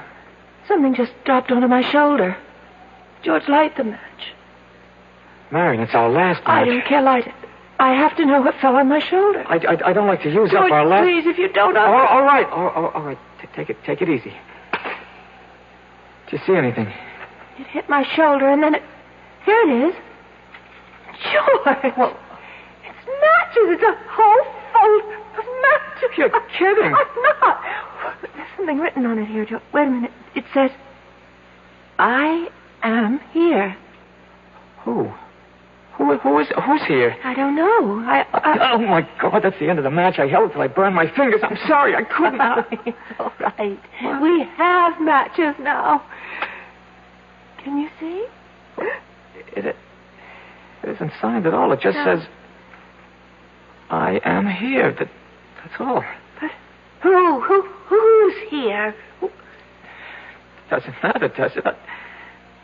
Somebody's here. That's what counts. Why doesn't he say something? Call out to us or something. Tell us that everything will be all right. Maybe he's going for help. Oh, yes, that must be it. Yes, that is it. It's all right now. It's all right as long as somebody's here. I couldn't stand their joy over my simple-minded message. They seemed like silly children, as silly as I felt myself. For I hadn't the faintest notion what I was going to do once I had made this strange contact with them. I climbed down and sat on the beach staring at the water until I fell asleep. I must have slept the rest of that day and all night because it was the sun coming up behind the horizon that woke me. I went back to the cave, climbed to the roof, and put my ear to the crack. George, I can't stand it. Where is he? How should I know? Stop asking me. He wouldn't give us a message like that. He wouldn't write, I am here on a package of matches and then just go away, would he? How do I know? You keep asking me as though I had an answer. Oh, I'm not hungry anymore. I haven't been hungry for a long time. I just feel terribly weak. Damn it, I know. Now, will you shut up? Just shut up. We'll die here, George. Be quiet. No water. No food. We'll die here. I said shut up. Whoever wrote that note must have been a madman. Wherever he was, he's gone away. Yes. And we'll die in this cave. I don't intend to die in this cave. Oh. And just what do you think you'll do about it? Something. Nothing you can do. I'm just not going to die. Yes. Not yet. Yes, you are. Make up your mind to it. What are you doing now? I'm going to light a match. Matches? We have matches. No food. No water. Just matches. George. I'm not going to die. Not yet. Not me. George! Not me. I felt as though the world had stopped. Actually, I had stopped. All at once, I knew what I must do. I didn't want to go completely out of my mind. I clambered down from the roof. I ran to the cave entrance. I tried to move the big boulder that blocked it. I knew even before I tried that I wouldn't be able to do it. But my mind was working brilliantly. I ran to where my horse's saddle and bridle lay on the sand. And after taking it all apart, I began working to put it together again for a new purpose. Oh, I used everything. The girth, the reins, the stirrup leathers. And in an hour, I had fashioned a crude device. I led my horse to the cave entrance. Somehow, I wrapped the girth around the boulder and made it firm. The reins circled my horse's shoulders. And then I stood back and gave him a sharp rap on the flank. He moved. And the boulder moved. The boulder moved away from the entrance to the cave. There was room for me to squeeze through. Just inside, I found them. She lay there in a faint. He lay across her. And his teeth were sunk in her breast.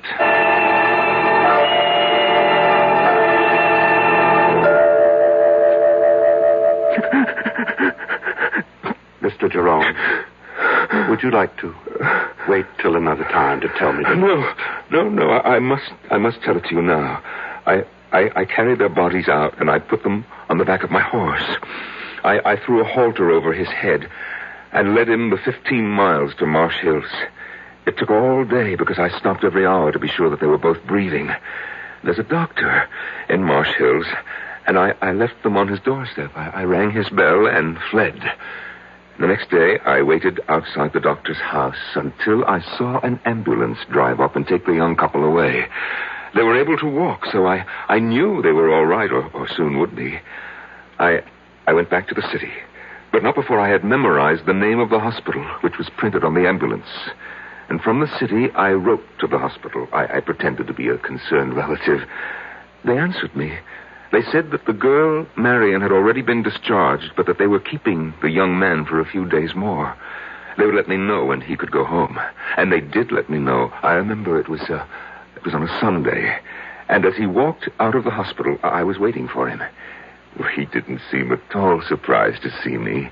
I took his hand. He came with me quietly. We boarded the bus. We took the 2 trains, no trouble at all.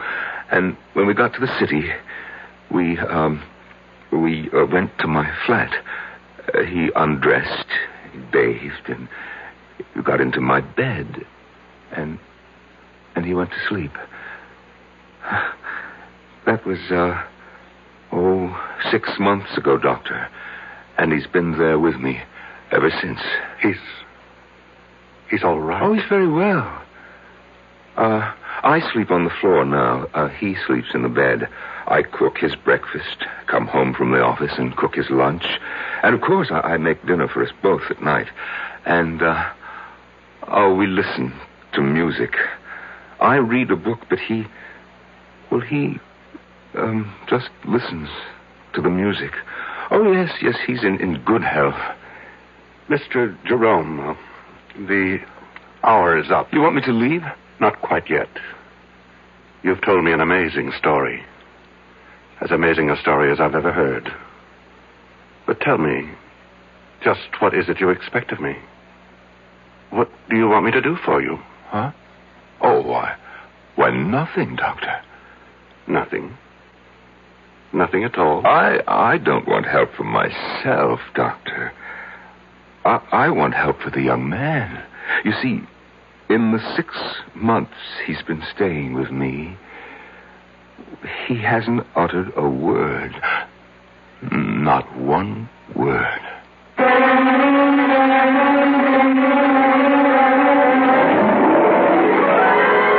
Go see the doctor, young man.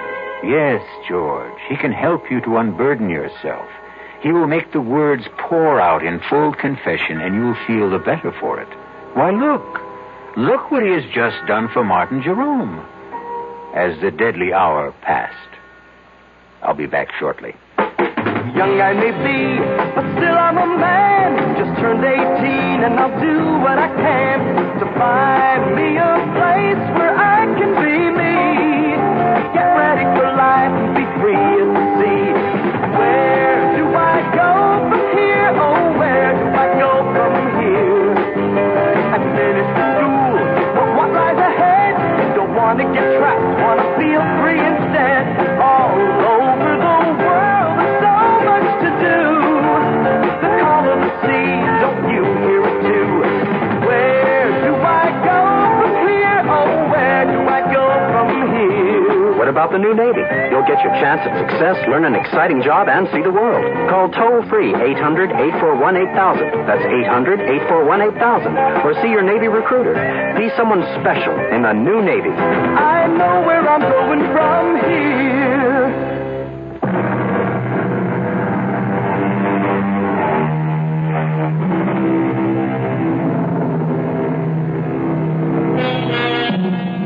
You've heard of the 7 wonders of the world? The Grand Canyon, the Taj Mahal, Niagara Falls, and I forget the other 4.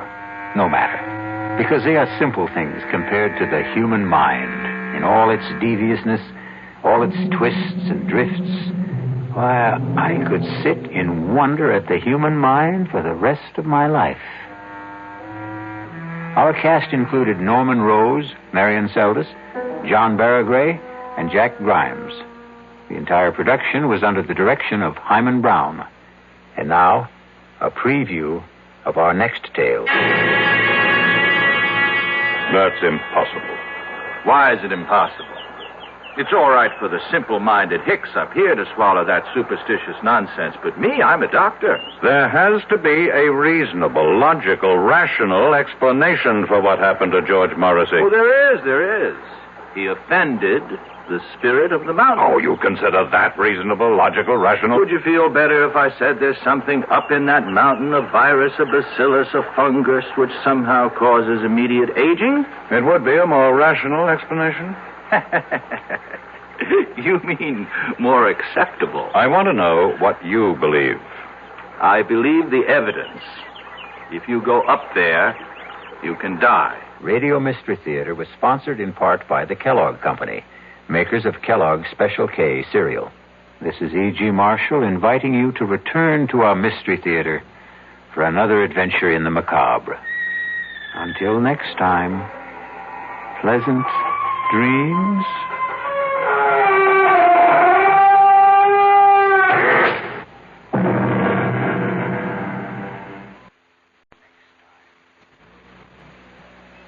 The CBS Radio Mystery Theater presents...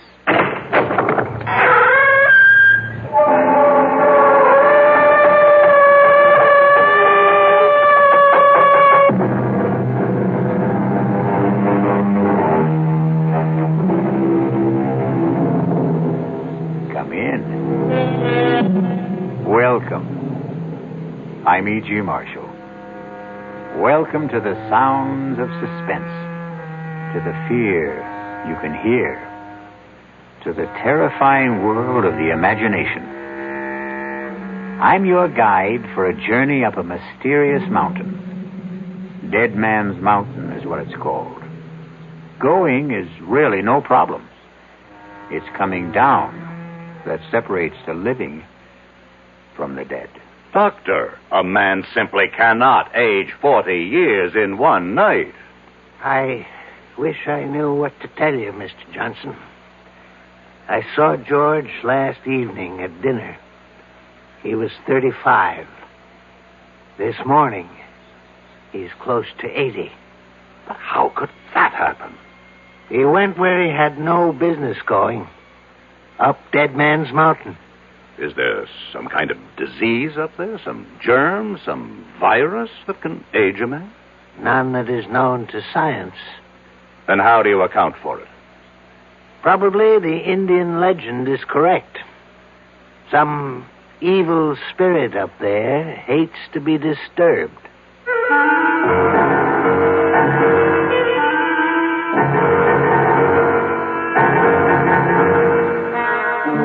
Our mystery drama, Dead Man's Mountain, was written especially for the Mystery Theater by Sam Dan and stars Alan Hewitt. It is sponsored in part by the Kellogg Company, makers of Kellogg's Special K cereal. I'll return shortly with Act One. Hi, son. Hi, Mom. Hi, Dad. Hi, Junior. Kellogg's Special K presents Junior Gives Up.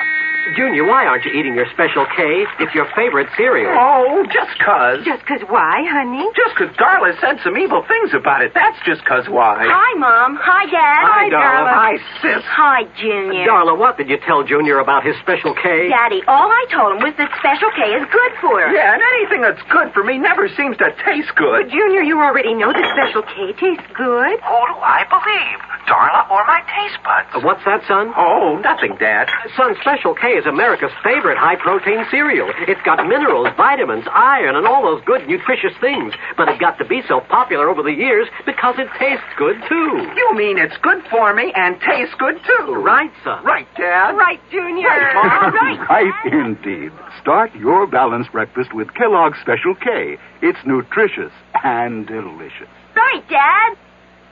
When occasional heartburn or acid indigestion is combined with a gassy, foolish feeling, that's what we call gassed indigestion. Digel is made for gassed indigestion because Digel is different. It does more than plain add acids.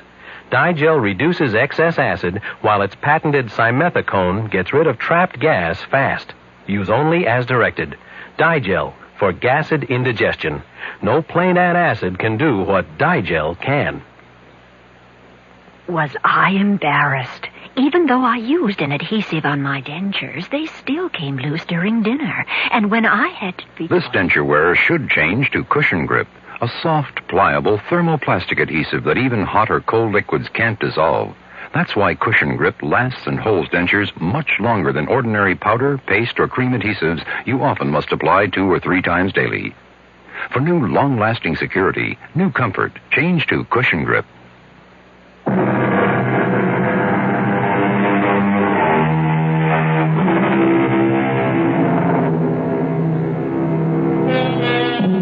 R.J. Johnson sits at his desk.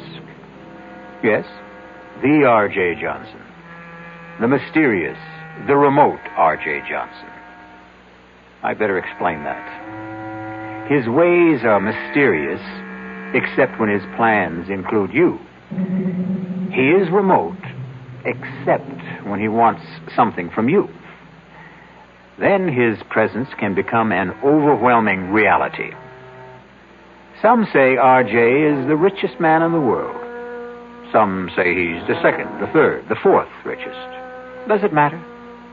All we need to know is that on this particular morning, R.J. Johnson sits at his desk, as usual, and is formulating plans to buy or sell what?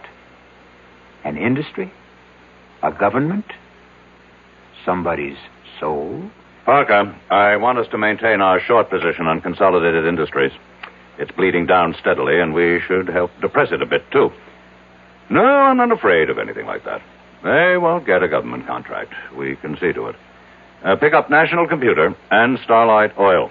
I want our full concentration on those three. I'll call you back later. Yes, Mrs. Dollard. Come in. Mr. Johnson, George Morrissey is here. And about time. I want hourly reports on Consolidated, National, and Starlight. See to it that Parker can always reach me. Now, have Morrissey come in. But, sir, about Morrissey. Is there a problem? Well, I... You were saying? Perhaps I should have said... Mrs. Dollard, are you all right? Perhaps I should have said... There's a man outside who claims to be George Morrissey. Mrs. Dollard, you know George Morrissey. I thought I did. If there's any doubt, check security. I did. Then that settles it.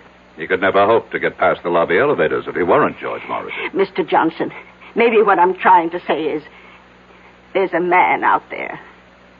And I don't want him to be George Morrissey. Have him come in here. Yes, sir. Mr. Johnson will see you now. Do you see what I mean, Mr. Johnson? Mrs. Dollard, is this your idea of a practical joke? Who is this? Please, R.J., don't yell at her. I can't stand noise. George? Yes, George. You can't be George. Look at me, R.J. Look at me. I can't believe it. You don't want to believe it. What happened to you? Please let me sit down. He walked out of this office 3 weeks ago. Yes, 3 weeks ago. He was a man of 35, and now... Now I know. I look in the mirror. I could be 75. His hair is all white. He's wrinkled, stooped. And that's not the worst of it. I feel 75. I couldn't even walk without this cane. George, the first thing you have to do is tell me exactly what happened. I was at Manitou Mountain getting the development deal set, and R.J., listen, we'll have to forget it. Give it up. What are you saying? I'm saying forget it. Look at what happened to me. They said, all the locals, they said the mountain was haunted. Terrible things would happen to anyone who went up there. Talk sense. Can't you believe your eyes, R.J.? Look at what happened to me. George, start at the beginning. I couldn't get anyone to drive up the mountain road. So I hired a car. I drove it myself. I drove it up the mountain and... Yes, and? And that's all I remember, R.J. I must have passed out up there.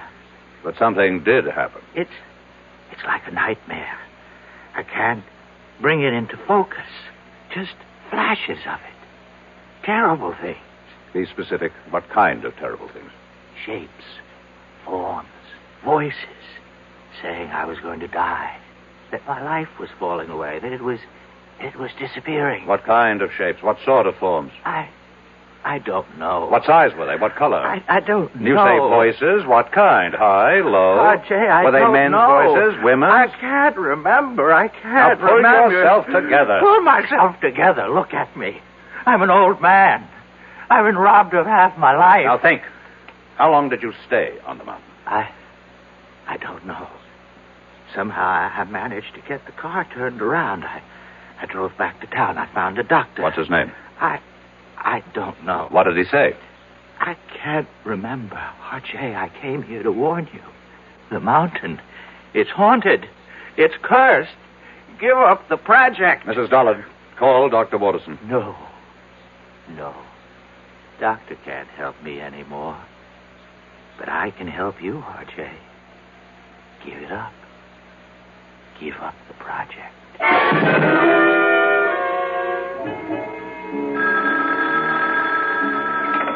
Dr. Waterson?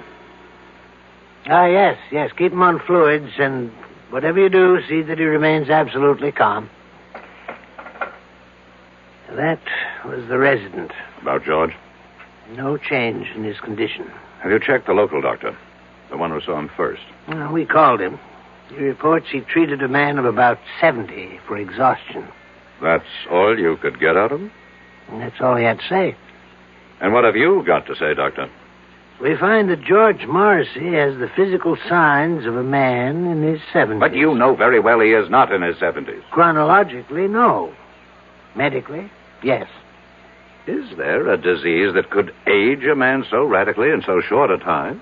I would say a man could be ravaged by some psychic or physical attack, but here we have no signs of trauma. His tissues, organs, nervous system, circulatory system, they show the deterioration that could only be caused by aging. Let's cut through all this, Doctor. How did it happen? We don't know. You don't know. Am I supposed to buy this nonsense about a haunted mountain, curses, and all that? I don't have the answer, R.J. Watterson, over the years, I have contributed millions for medical research. I bought this whole hospital for you. So, are you telling me that now, when I need some answers, I'm not going to get anything for my money? I'm telling you that we have no answers at this time. Is it possible that George could be faking? Why should he want to fake? Answer my question. The answer's no. I want to see him. He's very weak. Is it important? I don't make unimportant requests. Well, just for a minute or two at most. And please, don't excite him.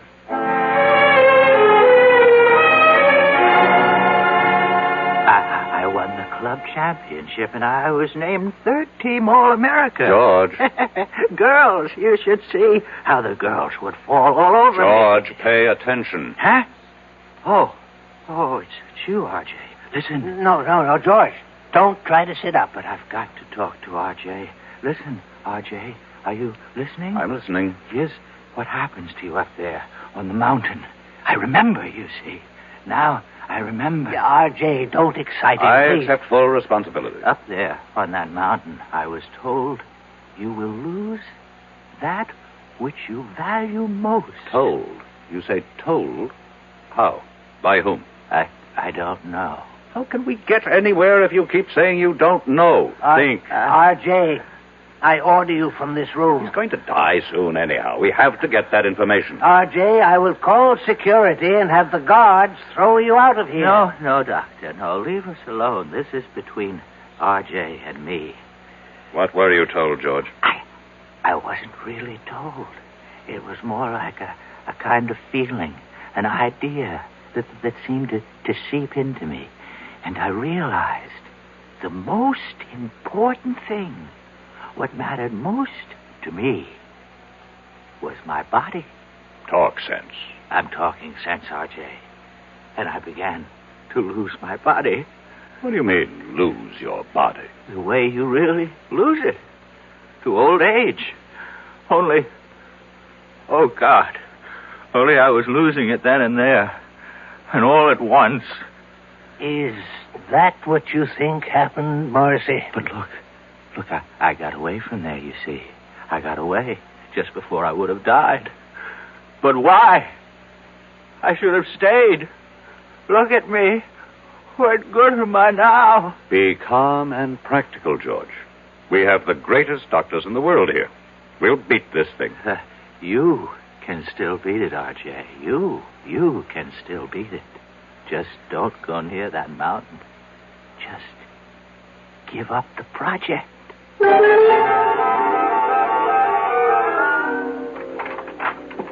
You wanted me, Mr. Johnson? Has Parker called while I was out? Yes, sir. He reported in. Consolidated stock is still falling. That's good. National Computer is rising. And Starlight Oil is doing well with the new government. Tell him to increase our holdings. Try 10%. Now, cancel the rest of today and all of tomorrow. Yes, sir. Call Chuck Daly. I want him here in 3/4 of an hour. Sir. What is it? Well, Chuck's about to leave for Florida. His daughter's getting married this afternoon. Tell him he is to fly me up to the Manitou Mountain area. But, Mr. Johnson... Now, what is it, Mrs. Dollard? You can't go up to Manitou Mountain. Why not? You saw what happened. What did happen? You saw George Morrissey. About George Morrissey. Either he caught a disease... But medical science doesn't know of such a disease. Medical science is constantly being surprised. Obviously, someone does not want me to develop the Manitou Mountain Resort Complex. And perhaps they managed to buy George Morrissey. But I would bet my life on George Morrissey. You must never bet your life on anybody, Mrs. Dollard. The nearest town to Manitou Mountain is Lafayette Center. Reserve a room for me there at the motel. But he is George Morrissey. Fingerprints, dental records. Reserve it under the name R.J. Smith. Mr. Johnson, are you going up there alone? You know perfectly well, Mrs. Dollard, that the way to get something done is to do it yourself. But isn't it dangerous for you to go? Mrs. Dollard, I have complete freedom of action because, as you know very well, practically nobody on the outside has the faintest idea of what I look like.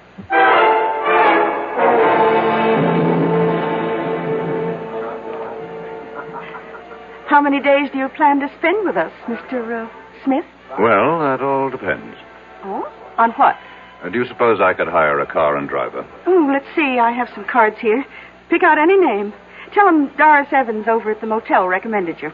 Do you mean I need a recommendation to hire a car? Well, it's deer season.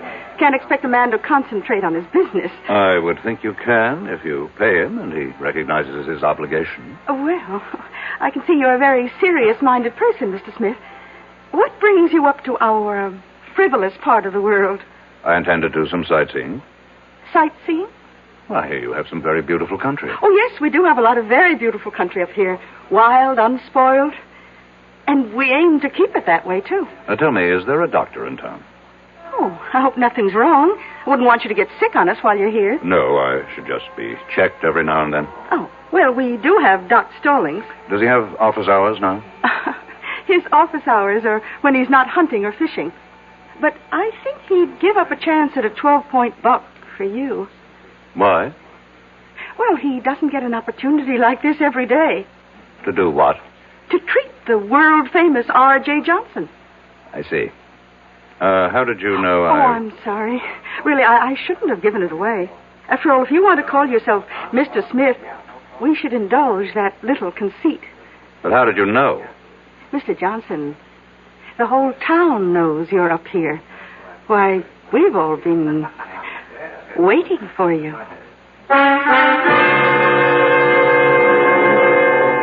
We've all been waiting.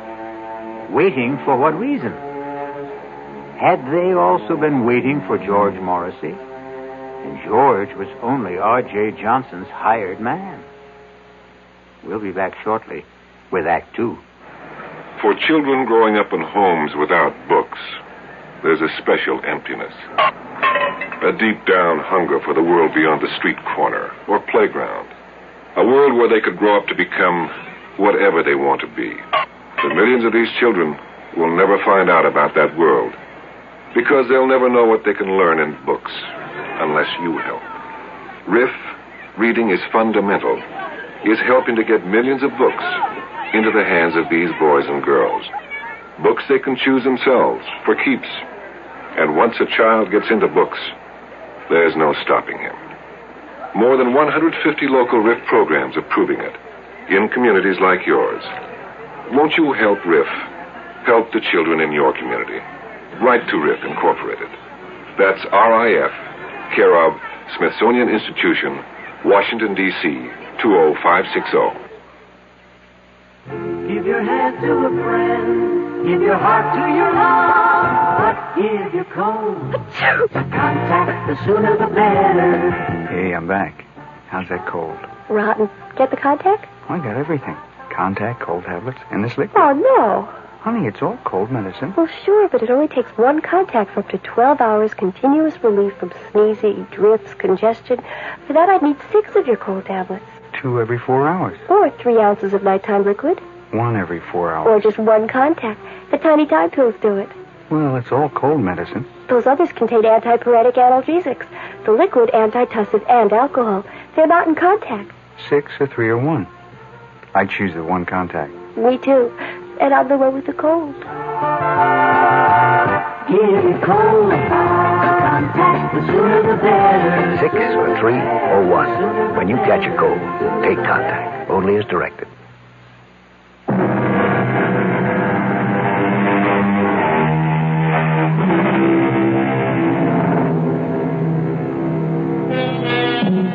one of the world's wealthiest men sits in the tiny lobby of a small motel in an out-of-the-way village somewhere in the Adirondacks. And suddenly he feels that all of his money and power somehow seem to be very far away at this anxious moment. You say the whole town's been waiting for me, Mrs. Evans? Yes, we've been waiting. Why? Well, you own us now. I own you. In a manner of speaking. You own all the land that surrounds this village. I would think of myself as more of a neighbor. Well, we don't think your plans for the area will make you a good neighbor. You had your chance to protest against the project at the hearing. And we did. And after the legislature weighed all the pros and cons, they acted in the interests of the entire state, not your narrow provincial prejudices. You really believe that, don't you? I certainly do.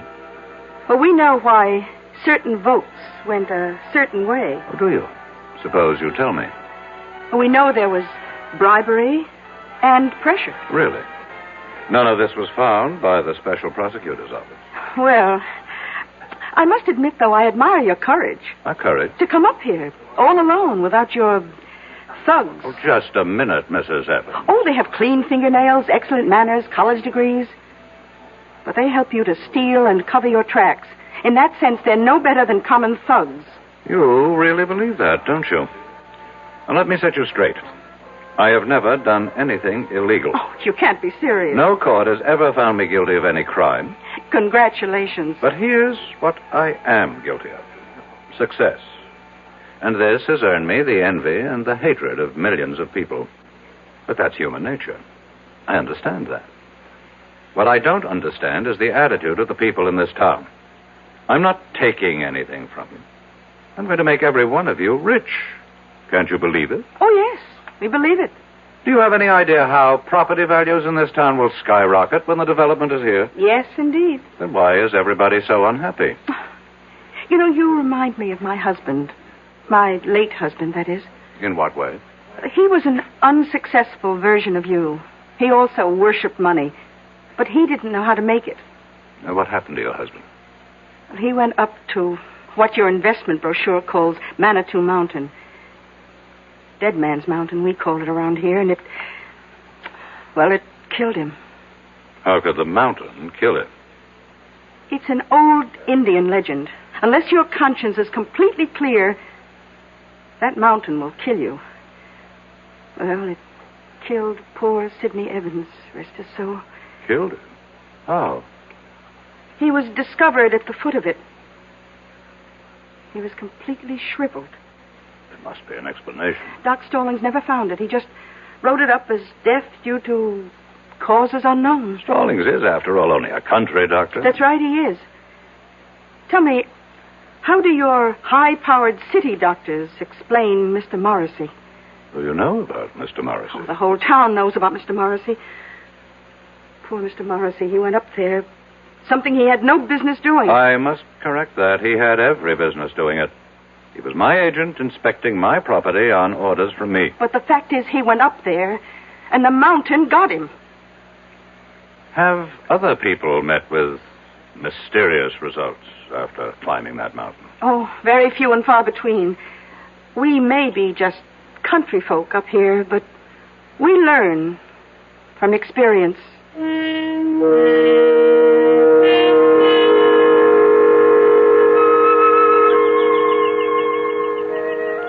Are you Dr. Stallings? Well, look who's here. They said you'd be out fishing. Well, that's never a bad guess, but it takes two, and the trout won't play. I'd like to talk to you. Sure. I'm willing to pay you for a consultation. Oh, I intend to charge you. Well? Well, what? Well, aren't you going to come up here out of the water? Well, you see, I got my eye out for a certain brown trout. So you just tell me your symptoms, and I'll decide whether I have to examine you. An employee of mine. You treated him recently. George Morrissey. Oh, him. What happened to George Morrissey? Well, I met him at the motel. It was a Thursday night. I go there for dinner whenever Doris Evans serves pot roast. Hey, you're lucky. She's having it tonight. About Mr. Morrissey. Oh, he was a serious kind of fellow. Not like you.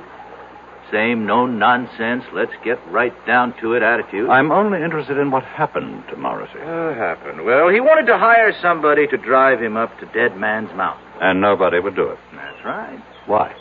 Well, you've been told why by now, I'm sure. I'm asking you why. I'll tell you the same thing. That's impossible. Why is it impossible? Oh, I see what you're thinking. It's all right for the simple-minded hicks up here to swallow that superstitious nonsense, but me, I'm a doctor. A product of a highly sophisticated, specialized education. That's exactly what I'm thinking. Well, think again, because I believe it too. There has to be a reasonable, logical, rational explanation for what happened to George Morrissey. Oh, there is. He offended the spirit of the mountain. Oh, you consider that reasonable, logical, rational? Would you feel better if I said there's something up in that mountain, a virus, a bacillus, a fungus, which somehow causes immediate aging? It would be a more rational explanation. You mean more acceptable? I want to know what you believe, and I'll pay you for it. I believe the evidence. If you go up there, you can die. But why? Because a great spirit lives up there, and he values his privacy. That's impossible. I saw George Morrissey at dinner one night. A vigorous, athletic-looking man in his 30s. I saw him again the following evening. A broken old man, half dead. And you explain it with this half-baked legend. Well, how do your city doctors, with all their modern facilities, explain it? Your Dr. Watterson, a world-famous diagnostician, he called me. He asked me. This thing has to be cleared up. Why? What's wrong with a nice, quiet mystery? If word of this becomes general, it can destroy the entire project. Is that bad? Millions of people will be deprived of an opportunity to enjoy healthful recreation in a fresh country environment. But it won't be fresh country, you see. You'll have superhighways and smoke and noise and honky-tonk resorts. I'm convinced that you people are up to something. Well, you tell me what. I don't know. But I assure you, I have the resources to find out. Well, if you ever do, let me know.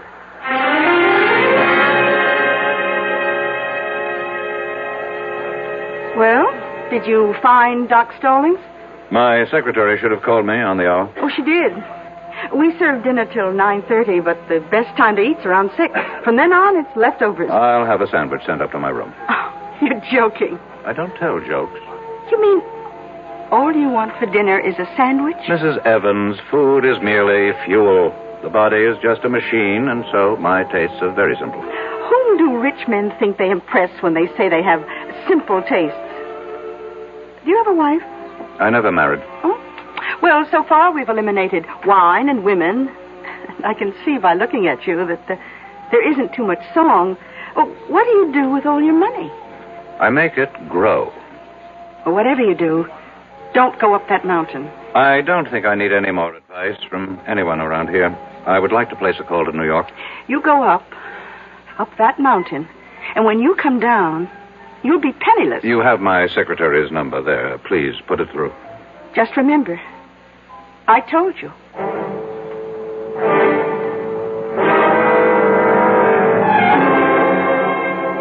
It's exactly 5 minutes past 4, Mrs. Dollard. I know that, sir. Why haven't you heard from Parker?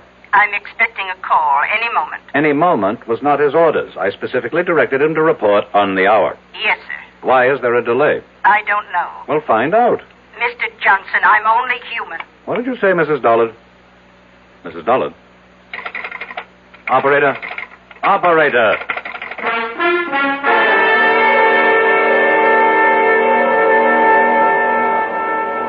Now, see here, Mrs. Evans. Oh, Mr. Johnson, I was just trying to reach your room. I've been cut off in the middle of a crucial telephone call. Carlotta, the phone company operator, she just told me that we can't get through to New York for a bit. What are you saying? Well, you've seen those signs along the roads. Look out for falling rocks. Well, we just had a pretty good slide on Route 640. But I must talk to New York. A lot of wires are down, but Ev Bailey and his boys will have it fixed before long. Oh, Hi, Doc. Hello, Doris. And why does the celebrated R.J. Johnson look so agitated? Well, he can't make a phone call. Oh, my. You know, Mr. Johnson, as a physician, I have a prescription that could keep you healthy and happy for years. Doctor, I'm in no mood for your folksy philosophy. I have to make a phone call. Don't you want to hear my prescription? How long will it take to repair the lines? So, maybe an hour. An hour? Maybe less. I would prescribe the following. Chuck it all, Mr. Johnson. Give it up, settle down here, and marry Doris. Oh, I'm not sure I'd want to marry him, Doc. I'm not out to marry anybody. Oh, why not? What's going on in this town? Are you people crazy? Where's the police station? The police station? Well, we do have a sheriff. Send for him. What do you want the sheriff for? There has to be some kind of plot. Where can I find the sheriff? Oh, you don't have to find him. He's coming in the door right now. Hi, Elwood. Evening, folks. A gentleman here wants to see you, Elwood. Yes, sir. Sheriff, I need your help. That's what we're here for, sir. My name is R.J. Johnson. Pleased to meet you. Sheriff, these people are trying to... Yes, sir? These people are out to do me harm. Which people? Among others, these two. But Doc Stallings here is the greatest guy you'd ever hope to meet. Matter of fact, he takes care of me. And I personally vouch for Doris. She's my sister.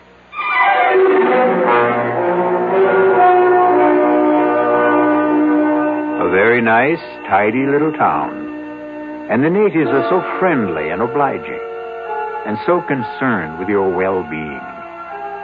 But right now, R.J. Johnson feels overwhelmed by their solicitude, as if he is being literally killed with kindness. We'll return shortly with Act 3. Ever see a beer drinker pour his beer real easy down the side of the glass? Maybe you do it yourself. If so, the Budweiser brewmaster thinks you're missing something, especially if you're a Budweiser drinker. You see, Bud is brewed, so it will kick up a healthy head of foam. Exclusive beechwood aging and natural carbonation make it a lively brew. Well, anyway, pouring Bud plunk down the middle of the glass helps bring out the best in that clean white Budweiser foam and real beer aroma.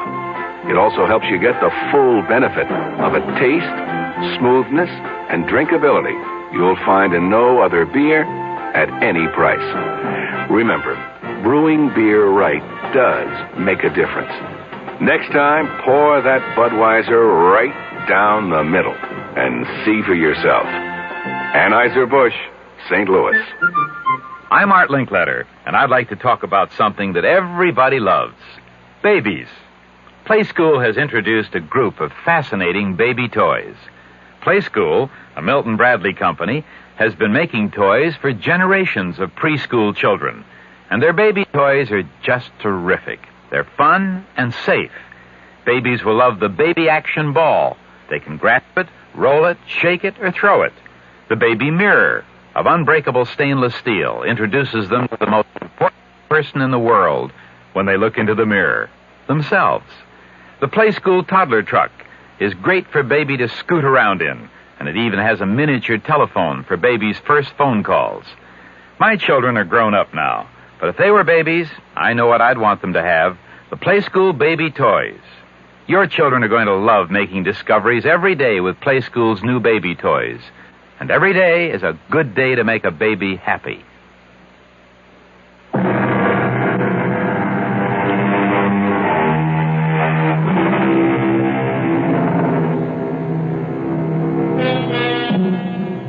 Are the people of Lafayette Center the kindly, generous-hearted folks they seem to be? Or is this a place of evil where death waits for strangers, especially a wealthy stranger like R.J. Johnson?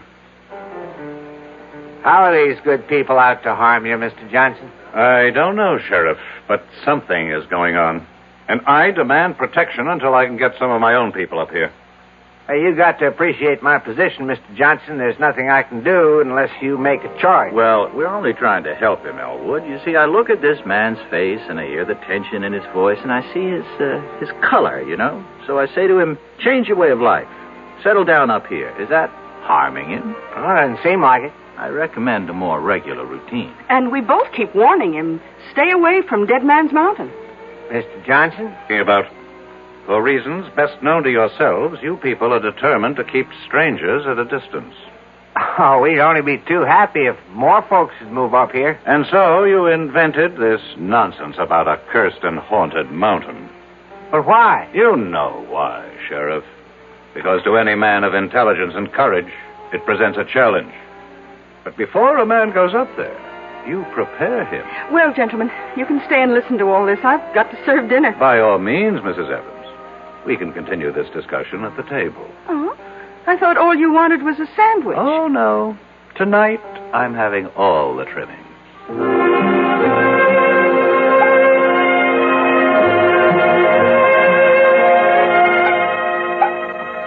Here you are, Mr. Johnson.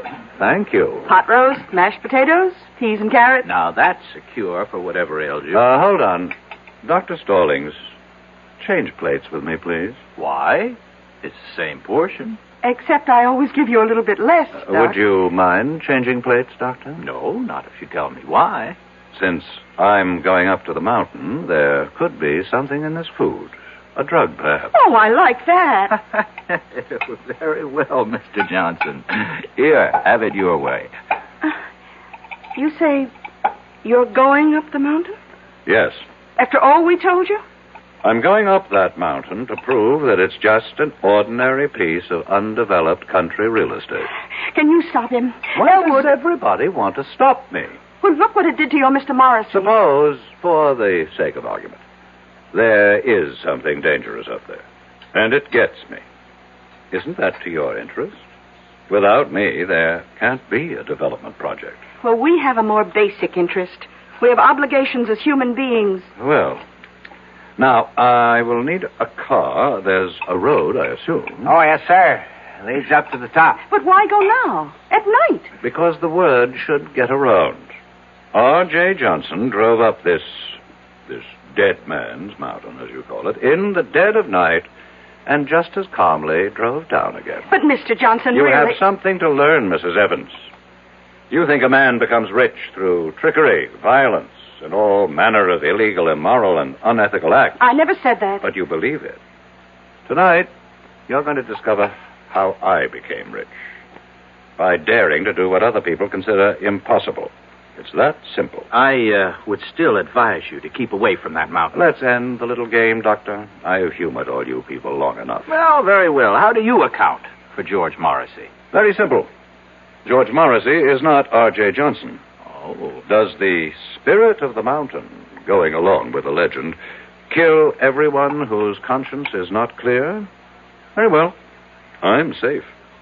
My conscience is unblemished. Elwood, I still think you should stop him. The sheriff has no right to interfere. I'm merely inspecting my own property. Well, he's right, Doris. A little exercise in morality here. Who would care to accompany me? You look down on. You are the pillars of virtue. You mean there isn't a clear conscience among the three of you? I'll drive you. Doris. Doris, what are you saying? He's challenged us. But, Doris, you know you can't fight the mountain. Well, we can't let somebody else get killed up there either. Well, what can you do? Well, at the first sign of anything suspicious, I can turn the car around. Mr. Johnson, you've got yourself a driver, and I suggest we leave right now. The moon goes down early around here. First, I have to call New York. But the lines are still down. How do you know? Carlotta will let us know when they're fixed. Maybe I'd better wait. Oh. Don't tell me you're starting to have second thoughts. I have some very important things to check out. Well, we can drive to the top of the mountain and back again in an hour. How do you know? Have you done it before? No, just a guess. And I'm ready if you are.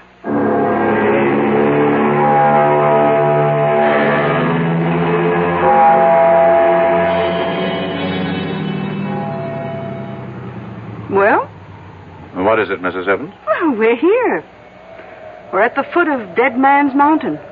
And there, You see, on your right is the dirt road that leads upward. How far? Oh, I don't know. Well, what are we waiting for? You won't change your mind, Mr. Johnson? No. I still don't understand why you have to do this. This is another reason why I'm a rich man. I buy stock nobody else believes in. I finance schemes other people think are harebrained. I back men no one else will work with. And I climb mountains everyone else is scared by. I'm climbing this mountain, too. Then you also deserve to be rich. Well, do we go ahead or do we turn back? One must always go ahead, Mrs. Evans. Then, here goes.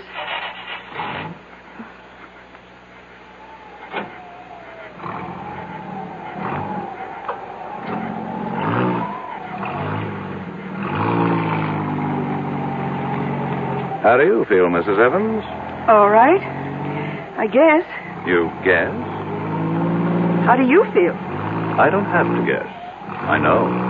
I feel great. It should be interesting. What? Let's assume all you people are right. This mountain is haunted by a great spirit who strikes down all who have guilt.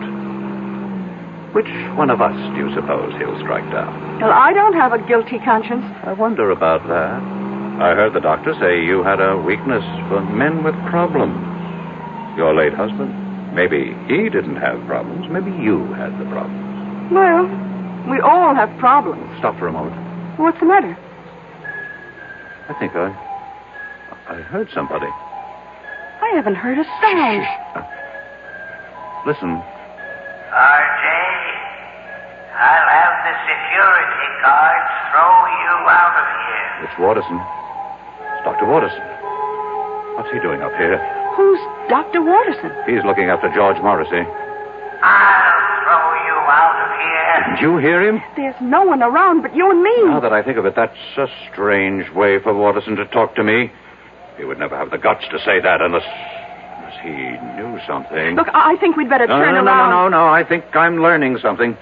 Watterson, do you know that Watterson is Parker's son-in-law? Well, who's Parker? My administrative assistant. He executes all my orders. Suppose Consolidated Industries is not going down. Suppose it's starting to go up.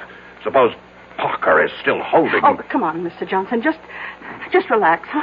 Now, if it's too much for you up here, let's turn back. Tell me, Mrs. Evans, how did you know I'd be here? Well, we just assumed. No one told you. Who would tell us? A pilot. My pilot. I didn't even know you had one. He may have been put out because I made him fly me here on his daughter's wedding day. Oh? Well, that really wasn't nice. I pay him enough, but he didn't tell you. No. Listen. I don't hear anything. Just listen. There. I'm only human, Mr. Johnson. I'm only human. Why would she answer me like that if she didn't know something? I don't hear a thing, Mr. Johnson. I'm only human. I'm only human. Let me tell you about her. She's quiet. She's almost mousy. But she's ambitious. I can tell. I've made her a rich woman. She's in on it. She's in on it, too. She and Parker and Morrissey. They worked it out. And you're in on it, too. Me? They wanted me out of the way. And so all of you got together. You worked up this phony scheme. Look, we're going to turn back. Answer the phone. What phone? Answer it. Hello. Hello. Mr. Johnson, I have the latest quote on Consolidated. It's going up. It can't go up. It's gone up 5 points so far. Get Parker. Close it out. Close it out. I can't find Parker. Get him. Get him. Mrs. Dollard. Mrs. Dollard. Who are you talking to? My secretary. She hung up on me. How could she hang up? There's no phone. Consolidated is going up. But there's no stock market at night. Mr. Johnson, it's going crazy. National Computer is going down. Have Parker sell at once. I can't find Parker. Mrs. Dollard. Mrs. Dollard.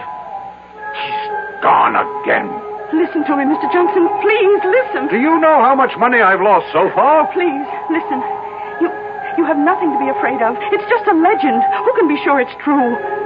Oh, sure, we local people push it to scare away developers. I feel weak.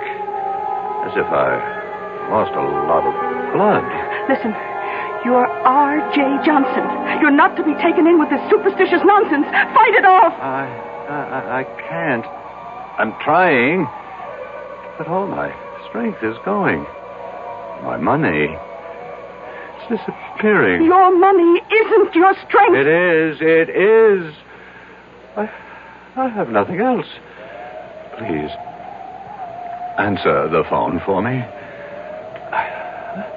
I can hardly lift the receiver. The rebel government just nationalized Starlight Oil. What did you say? Mrs. Dollard. Mrs. Dollard. Mr. Johnson, we're leaving. What? It happened. Everything I was afraid of happened. Consolidated went up. National went down. And Starlight... Nothing happened. It's all your imagination. Mr. Johnson. Mr. Johnson. Talk to me! Mr. Johnson!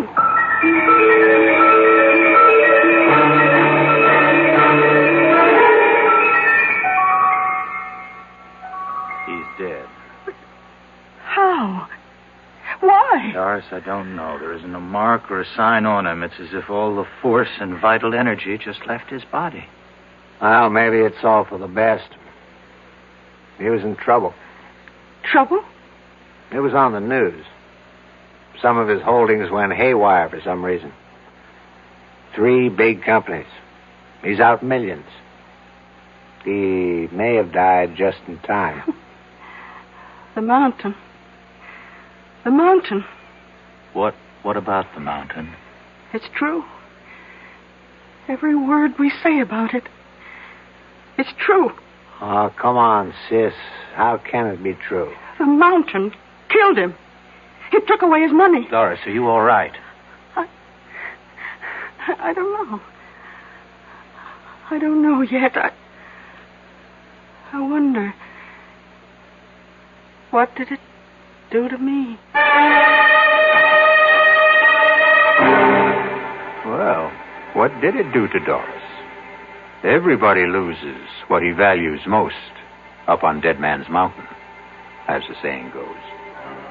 Maybe Doris had fallen in love with R.J., and thus the mountain robbed her, too. I'll be back shortly. Who knows how to help you solve your shopping problems? Your Better Business Bureau knows. For heaven's sake, this store won't give me back my $25 for the ice skates. All they would give me is this credit slip, and they don't even have any more skates in my size.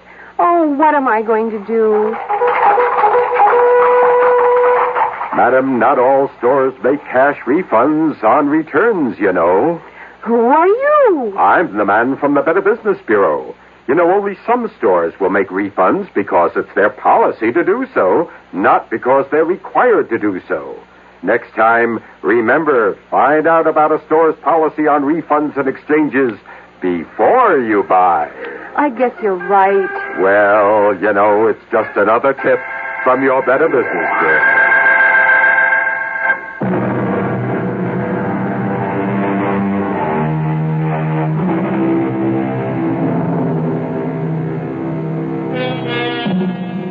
Haunted mountains. Did this one cause certain stocks to go up and down one day recently? It certainly seems no more far-fetched than some of the explanations people have for the market. The cast in our exercise in The Extraordinary included Alan Hewitt, Bryna Rayburn, William Redfield, and Robert Dryden. The entire production was under the direction of Hyman Brown. Now, a preview of our next tale. The only way to learn how to swim? is to jump in the water, right? I simply can't make you understand, can I? Well, maybe I can make you understand. Forget it. You want to get that dinner ready? I'm hungry. Yes, I'm going now. Look, why don't you change first? Change? Yeah, your clothes. Get more comfortable. Yes, I think I'd like to do that, George. I won't be long.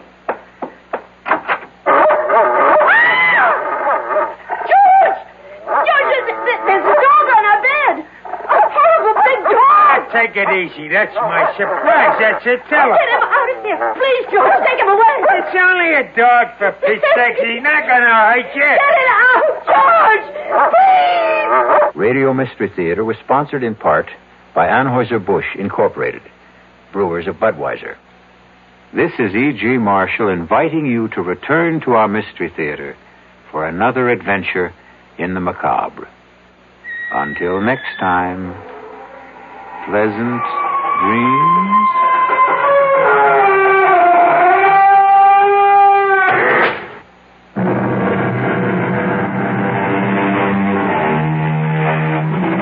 KRLD's Mystery Theater presents 7 thrilling dramas each week. Sundays at 4:07 in the afternoon. Then nightly at 10:07, except on Tuesday and Saturday nights, when the basketball broadcasts necessitate delaying the mysteries until midnight.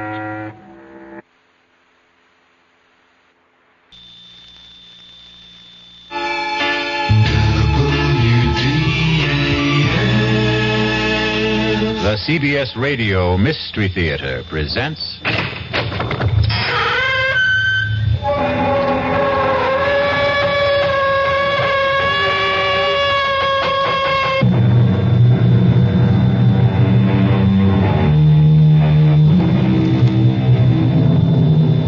Come in.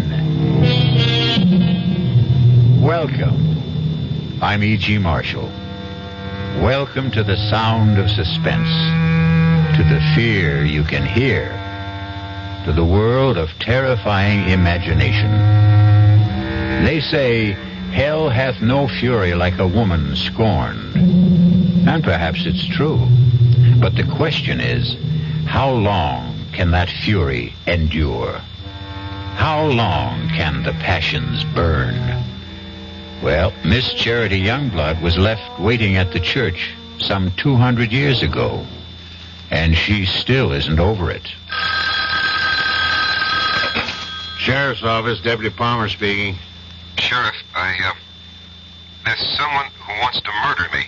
Yes, sir. Your name, sir? Well, is that important? Yes, sir, it is.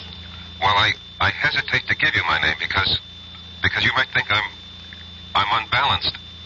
Now, why would I think that? Because of the peculiar circumstances involved. Why don't you let me be the judge of that? Well, this young lady wants to kill me, and she's armed. What's her name? Well, I wouldn't want her to get into trouble. What? She doesn't look like a killer, and besides, I can't prove it. It's just that I know it. Now, sir, calm yourself and tell me, why does she want to kill you? Because I broke our engagement. All right, it's possible. Now, when did you break that engagement? Oh, about 200 years ago.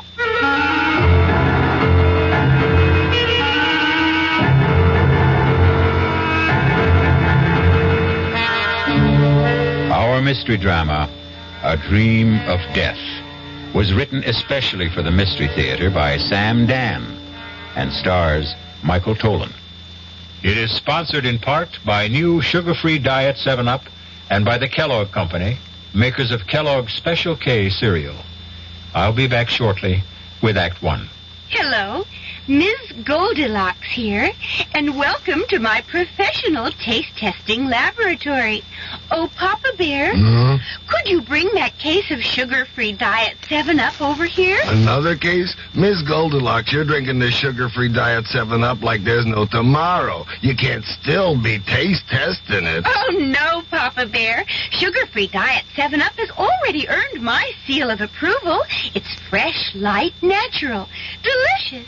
I drink it because I love its taste. Now hurry up. Okay, here. This sugar-free Diet 7-Up really tastes delicious. Ladies, if you're tired of switching from one diet drink to another, take some advice from Ms. Goldilocks. Try sugar-free Diet 7-Up and you'll say, yes, this one's just right. I'll bear witness to that, Goldie.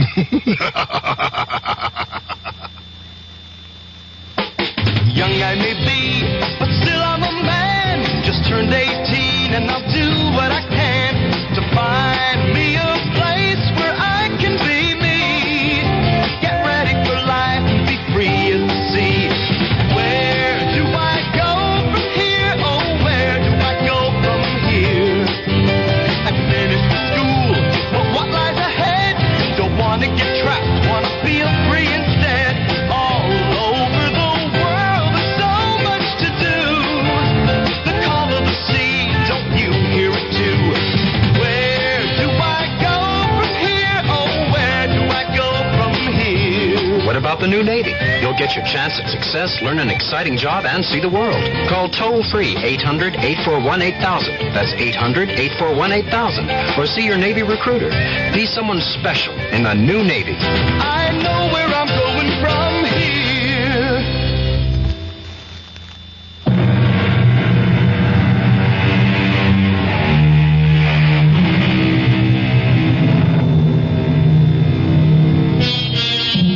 Sometimes a few notes of an incomplete melody may steal through your head.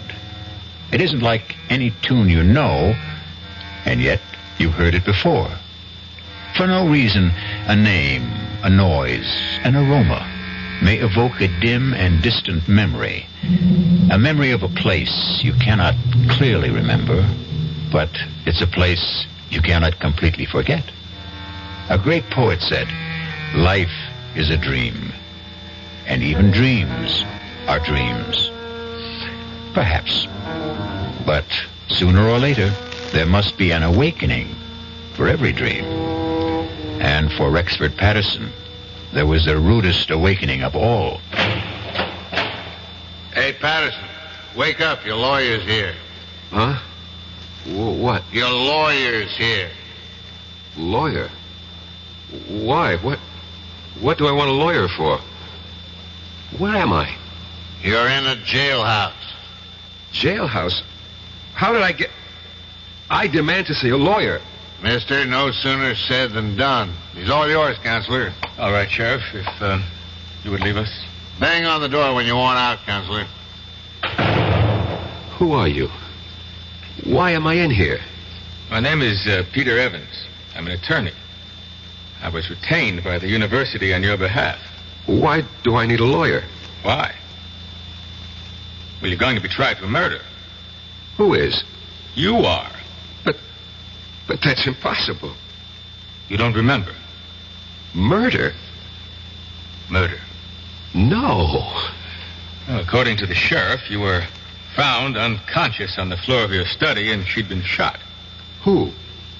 Your fiancée. Charity? I killed Charity? No. Madeline Betty, your fiancée, Madeline Betty Powers.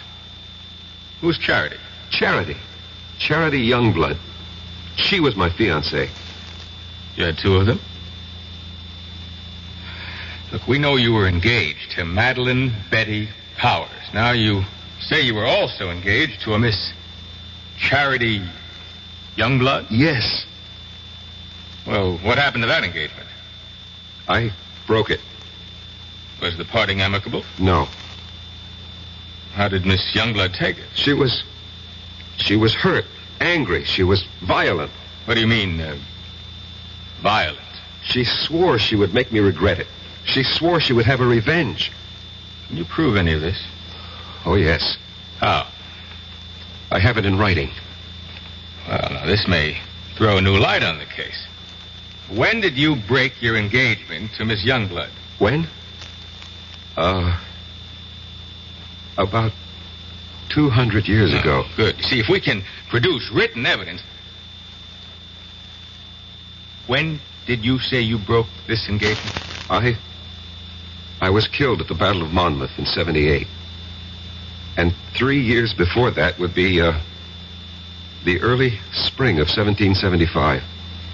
Allow me to suggest the only plea that will save you.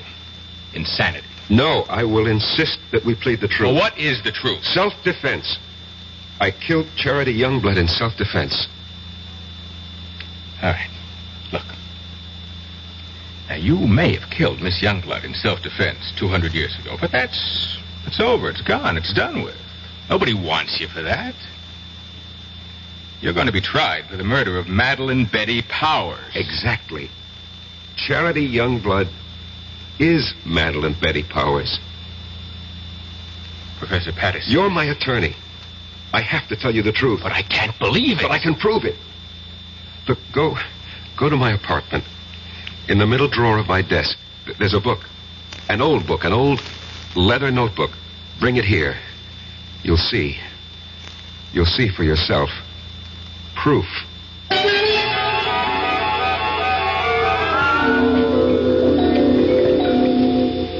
You read the book? Yes. It's a diary kept by a girl named Charity Youngblood, daughter of a Connecticut gunsmith during the Revolutionary War. She was jilted by a young officer named Eli Wallington. Naturally, she was quite upset about it. But where is the proof you promised me? I was that young officer. I was Eli Wallington. Look, Professor Patterson, if I'm to represent you, you'll simply have to tell me... The truth. I know the truth. But I tell you the truth and you refuse to believe me. It's impossible to believe you. Impossible. That's the key word. Well, today's commonplace was yesterday's impossibility. People said it was impossible to transplant a heart, impossible to walk on the moon. You're talking about reincarnation. Last summer, I stopped at an antique shop in central Connecticut. Heaped high on a counter was a pile of old pictures, letters, books. I picked up that little notebook, the one you're now holding. I read that name, that hand-lettered name, Charity Youngblood. And suddenly I felt as if I'd been stabbed through the heart. I knew that name. I knew that name. Please, Professor Patterson. No, don't tell me to be calm. Don't humor me. Just listen to me. I knew that name. I knew the girl. I knew the time. I knew the place. Here, turn to the page where she describes how he proposed to her. Just don't see how Just all of... do it.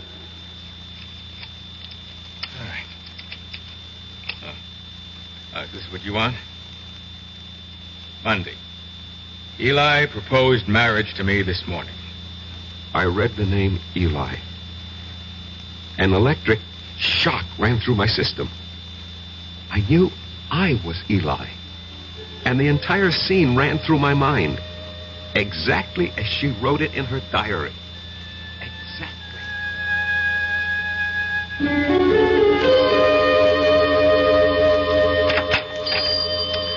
Good morning, Charity.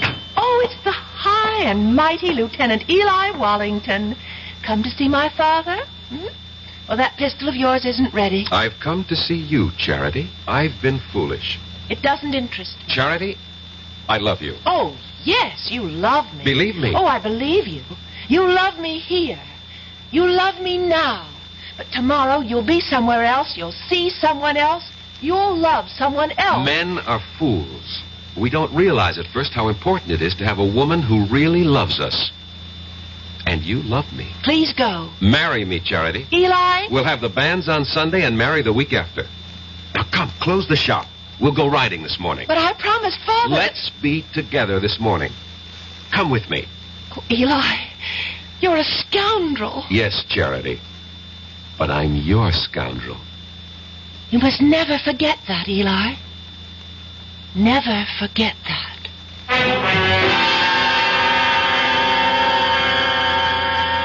What are you trying to tell me, Professor Patterson? Don't you see, as Eli Wallington, I had lived through that scene. I knew how I felt. I loved her. How do you know you were Eli Wallington? How do we know you're Peter Evans?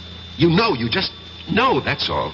None of this is proof in a court of law. You can read in her diary. Here, Sunday. This morning, the banns were read in the church.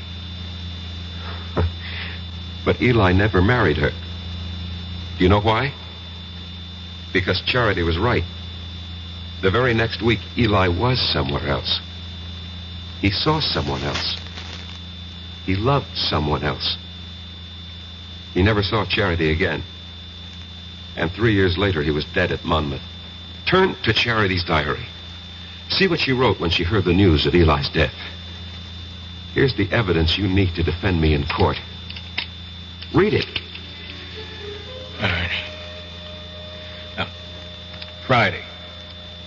This morning, the Reverend Fallowfield came into the shop with news.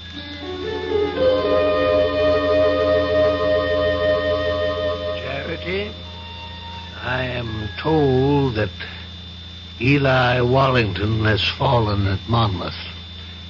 I thought you might wish to know. Thank you, Reverend. He died bravely for his country. And I hope you can find it in your heart to forgive him. I will not forgive him. Charity.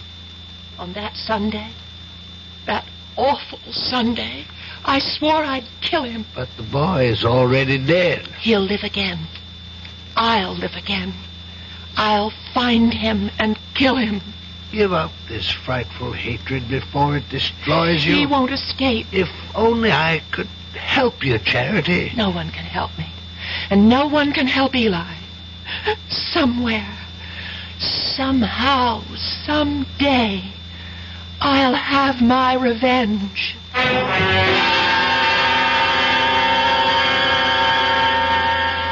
And when I picked up that diary in the antique shop, Mr. Evans, I was almost frozen with terror.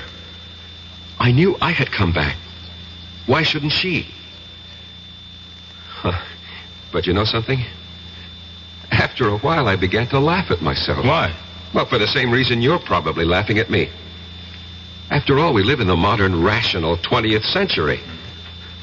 Every night, I'd sit alone at home and wait for Charity to come and kill me. And nothing happened. She didn't show up. No.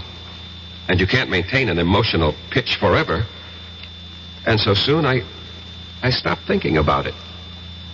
And then one afternoon, I was sitting in my study. Come in, it's not locked. Good afternoon, Professor Patterson. Yes. Let me see, you're Miss... Powers. Madeline Betty Powers. I'm scheduled for a conference at exactly 1500 hours. 1500 hours? 3 p.m. We use this terminology at the engineering school. Oh, I see. You're an engineering major, Miss Powers? Have you any objections? Oh, no, certainly not. Professor, I require 3 credits in the humanities for my degree. I chose your American history course. I am flattered. It was the only one open. You shouldn't have said that. Oh, I have no interest in the dead past, only in the dynamic present. How can I survive your course? First, show up for class, occasionally. Second, don't snore too loudly at my lectures. Third, write me a term paper. On what subject? Oh, any subject related to the Revolutionary War. I know what I'll do. I'll write a novel. Miss Powers, what are you saying? Yes, a novel. A novel about a girl. But, Miss Powers, you asked for an easy way out. A novel is the most difficult project. You know what gave me the idea for it, Professor? This antique pistol on your desk. What? That broken down, rusty old relic? It just came to me by just looking at it. I'll write about a girl whose father was a gunsmith. What did you say? In one of the 13 colonies, Connecticut. But, Miss Powers, do you know anything about Connecticut during the Revolution? No, I'll make it up. After all, it's a novel. Have you ever been to Connecticut? No, never in my life. Now, the girl, the heroine of my novel, will be beautiful, sexy. I can see her. I can just see what she looks like. And her name, I even know her name. What is it? I think I have a good one. Her name No, don't tell me. Write it down on a piece of paper. But don't let me see what you're writing. But why? Why? Please do as I ask, Miss Powers. All right. You've written her name? Yes, Professor. Her name is Charity. Charity Youngblood. Professor Patterson, how did you know?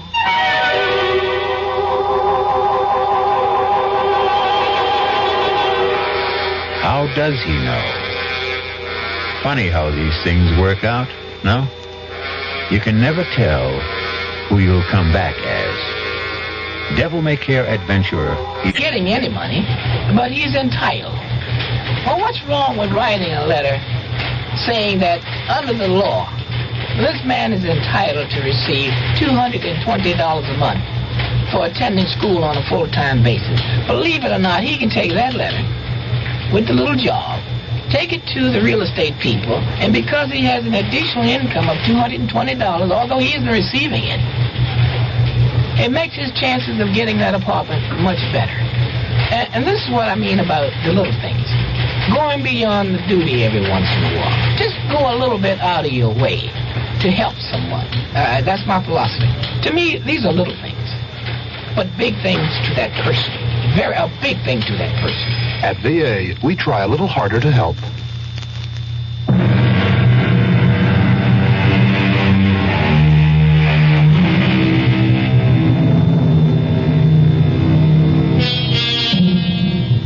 Professor Patterson, a quiet teacher of history, is in jail, accused of killing his fiancée. He doesn't deny it. What he's desperately trying to prove is that he killed the one he had 200 years ago. Where, Miss Powers, have you heard that name, Charity Youngblood, before? Nowhere. I made it up. You made it up? Well, Charity sounds like a name a girl might have had 200 years ago. And Youngblood has a kind of colonial quality to it.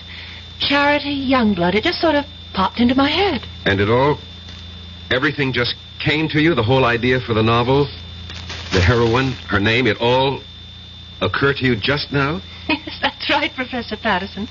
I simply can't account for it. It has no scientific basis. But suddenly, I have feelings that I've never experienced before. What sort of feelings? I can't describe them. Vague ideas, hazy pictures. Of what? But this woman, this girl, this Charity Youngblood, she's a creature of my own imagination. I only conjured her up a few moments ago, and yet she seems to be alive. Give it up, Miss Powers. You know, sometimes when you write fiction, the character takes over, and unless you're a skilled professional author, this can be dangerous. Just attend class, look intelligent, and you'll pass the course. Oh, Professor, that wouldn't be ethical. Miss Powers, we'll just let that be our secret.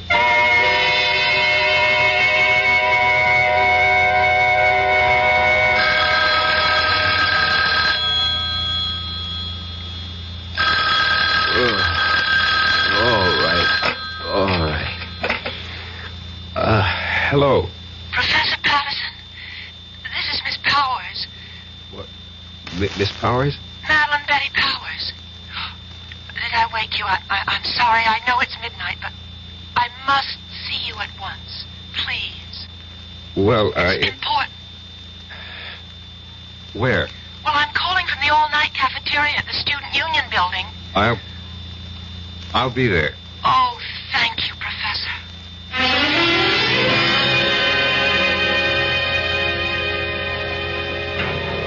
I had to see you. And I didn't think it would be proper for me to go to your apartment at this hour. Well, what seems to be the problem, Miss Powers? The story. The story? The story of Charity Youngblood. Well, I thought we decided to drop it. But that's the problem. I can't seem to get it out of my mind. Well, I'm sure you... It's taken over. I can't think of anything else. I'm obsessed by it. This girl, Charity Youngblood. I know her so well, I sometimes think... No, you'll laugh. No, tell me. sometimes think she's me. Well, of course she's you. What are you saying? Well, when you write fiction, every character has to be yourself in one form or another. No, it's more than that. It's a feeling in my bones. I seem to have an urge to do something. What? I don't know. But I keep writing. Now, I've written 20 pages so far, and most of the time it doesn't even seem that I'm the one who's doing the writing. I get the feeling that I'm just holding the pen, and my hand is being guided. I'd like you to read what I've written so far. Please. Miss Powers, you've been working too hard. No, I just feel that something is happening to me. I seem to feel I have some sort of mission. What kind of mission? Well, I don't know. But every day I feel it's becoming clearer. But I still have no idea of what it is.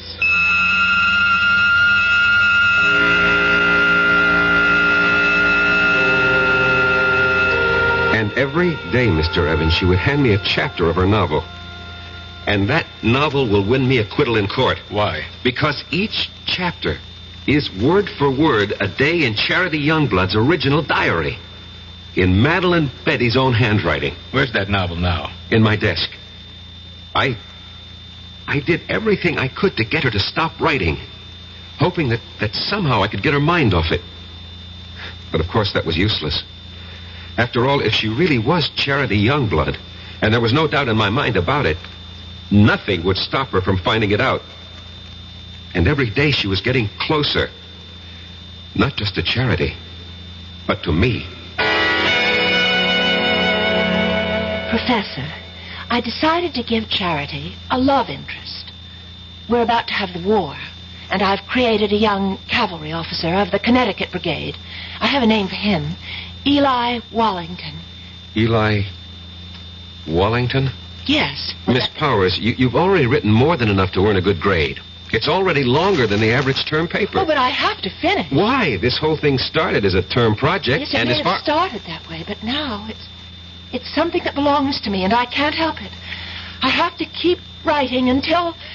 Until something happens. What? What is supposed to happen? I don't know. But I'm afraid. I'm very much afraid.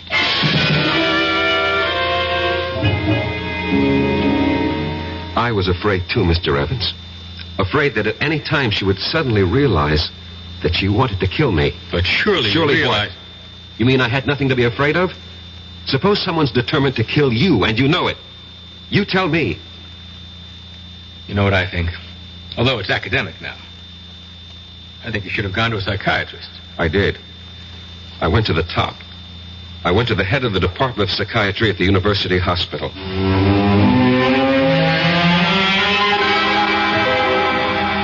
All right.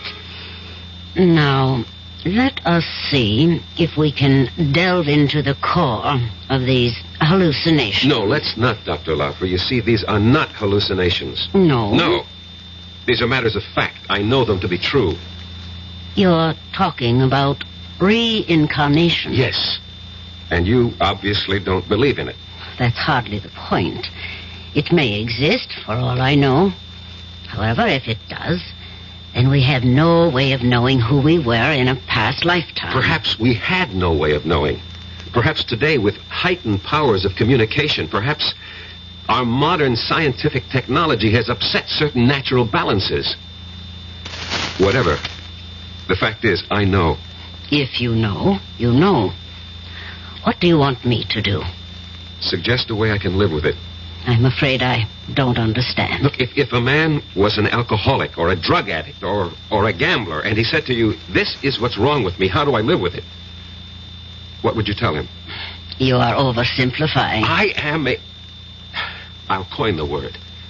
Reincarnate. How do I live with it? Especially since my life is in danger. Very well. Why is your life in danger? I told you. Charity Youngblood wants her revenge. And she's here in the person of Madeline Betty Powers to exact it. Don't you see what you must do? No. This is all within the framework you yourself have created. If you remove the motive, you can prevent the crime. I still don't know what you If mean. she wants to kill you because you jilted her, well, all you have to do is give her satisfaction. How? Marry her. Marry her? Marry Madeline Betty? She's hardly my type. You're 32 years old. You're not married. Are you going with anyone? No. But marry her? How do I know she'll have me? Were you once Eli Wallington? Yes. Was she once Charity Youngblood? Yes. She'll have you.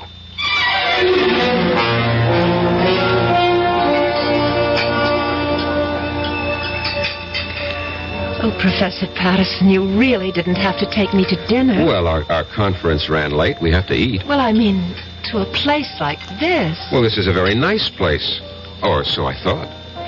Oh. Would you care to dance? Oh, no, thank you. I dance rather poorly. Oh, I can't believe that. Why can't you believe it? Because you're so charming. I don't think so. At least no one ever told me that. But I think so. Do you? Why? Well, it's a subjective thing. I lied to you just now. I said I dance poorly. The truth is, I don't dance at all. Now, how is that possible? Girls who don't get asked usually don't bother to learn. I don't know why I'm telling you all this. It's just that since the day I met you, I started thinking. I don't know how to describe it. Well, what were you thinking? Oh, crazy things. That is, for me. I suddenly wanted to write a book. Why, I'll never know. And I began thinking of a girl who lived hundreds of years ago in a place I've never heard of. I can't understand it. Madeline Betty, maybe I can help you. Would you, Professor Patterson? Rex. Go on, say it. Call me Rex. Rex. I've also felt something since the time you walked into my study for conference. And I've been trying to analyze it. And I finally discovered what it is. It's love. Professor Patterson. Rex. And so I'm asking you, I hope that you will marry me.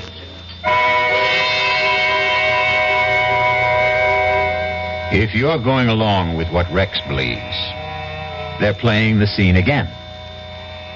Rex and Madeline Betty have now reached the point where Eli proposed to Charity.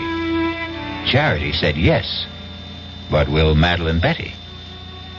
Yes or no will be the first word you will hear when we return shortly with Act 3.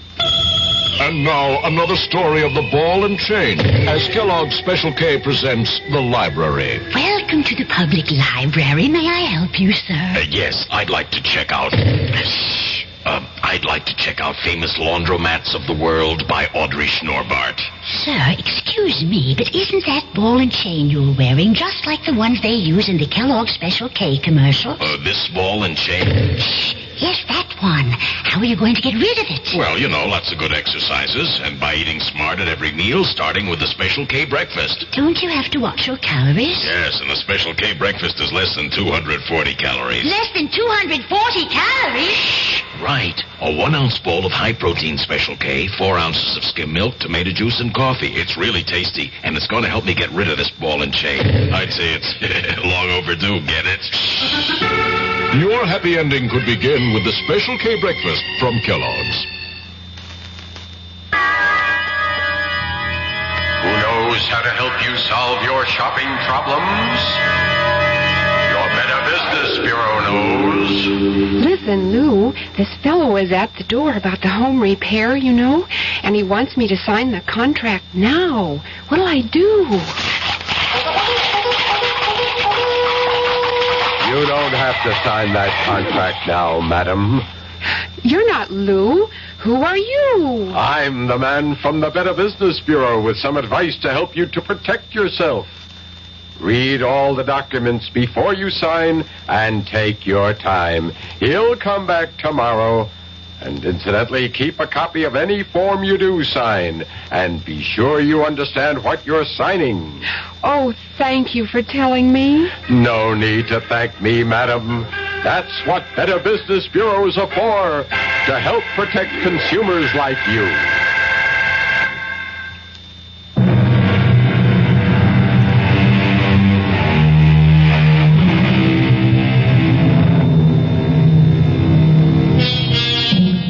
Eliminate the motive, and you prevent the crime. Excellent advice. And Rexford Patterson has taken it. He has just proposed to Madeline Betty Powers because it's the only way he can think of to keep her from killing him. And now, she looks at him and says, Yes, Professor Patterson. Yes. You can't agree to marry a man and call him Professor Patterson. Rex.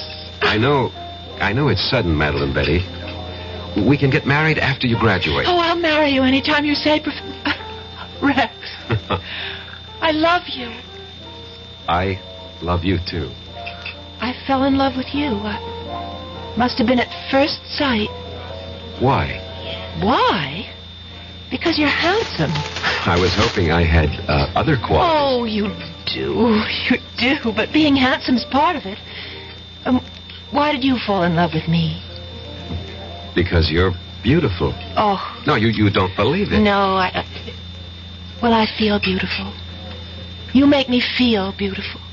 Oh, Rex. I can't believe this is happening to me. It's happening. It's happening to both of us. And I'll be such a good wife for you. What is it? Oh, my head. What's the matter? Suddenly feels so light, so clear. Well, that's good. And different. Different? Yes, different. How? The book. You know the novel that I'm writing for the course? Yes. All of a sudden, I don't want to write it anymore. Why not? I don't know how it came into my head in the first place. Just as suddenly as it came, it's gone out. Gone out? That girl, Charity? Oh, yes, Charity, the heroine of your book. Yes, that's her name? Yes, I seem to remember. Well, she's gone from my mind, too. I simply can't understand how it happened. Well, why bother? Yes, that's right. Oh, why bother about anything except us? Except you and me.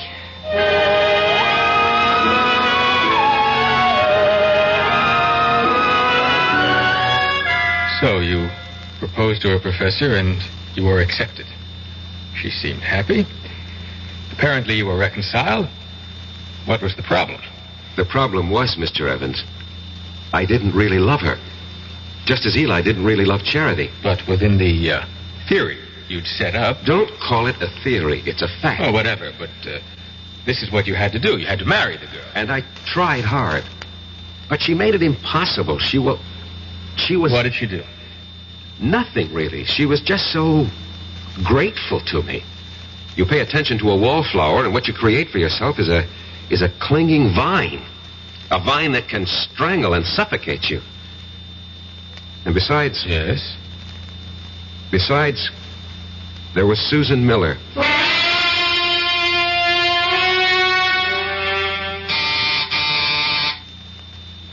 Come in, Madeline Betty. I'm not Madeline Betty, but I came in anyhow. Well, how do you do? Professor Patterson? Yes? I'm Susan Miller, of the English department.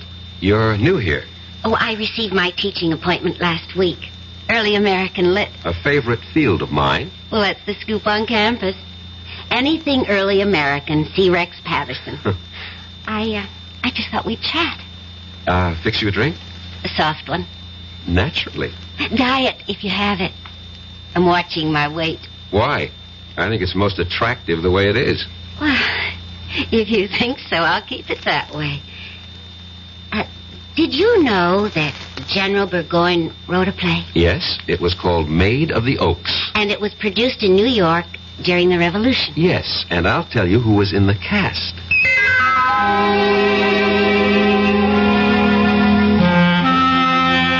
And that's how it all started, Mr. Evans. Easy, relaxed, delightful. There is such a thing as love at first sight. And it was there for both of us. But Madeline Betty. Madeline Betty. Well, I knew I had to do something about her. Yeah, exactly, so you killed her. No, that's not the reason. You wanted to marry Susan Miller. It never reached that point. I mean, we didn't get that far. But the prosecution will know about Susan Miller. No, they don't have to. No one really knew. No one? No one. Except Susan, myself, and Madeline Betty.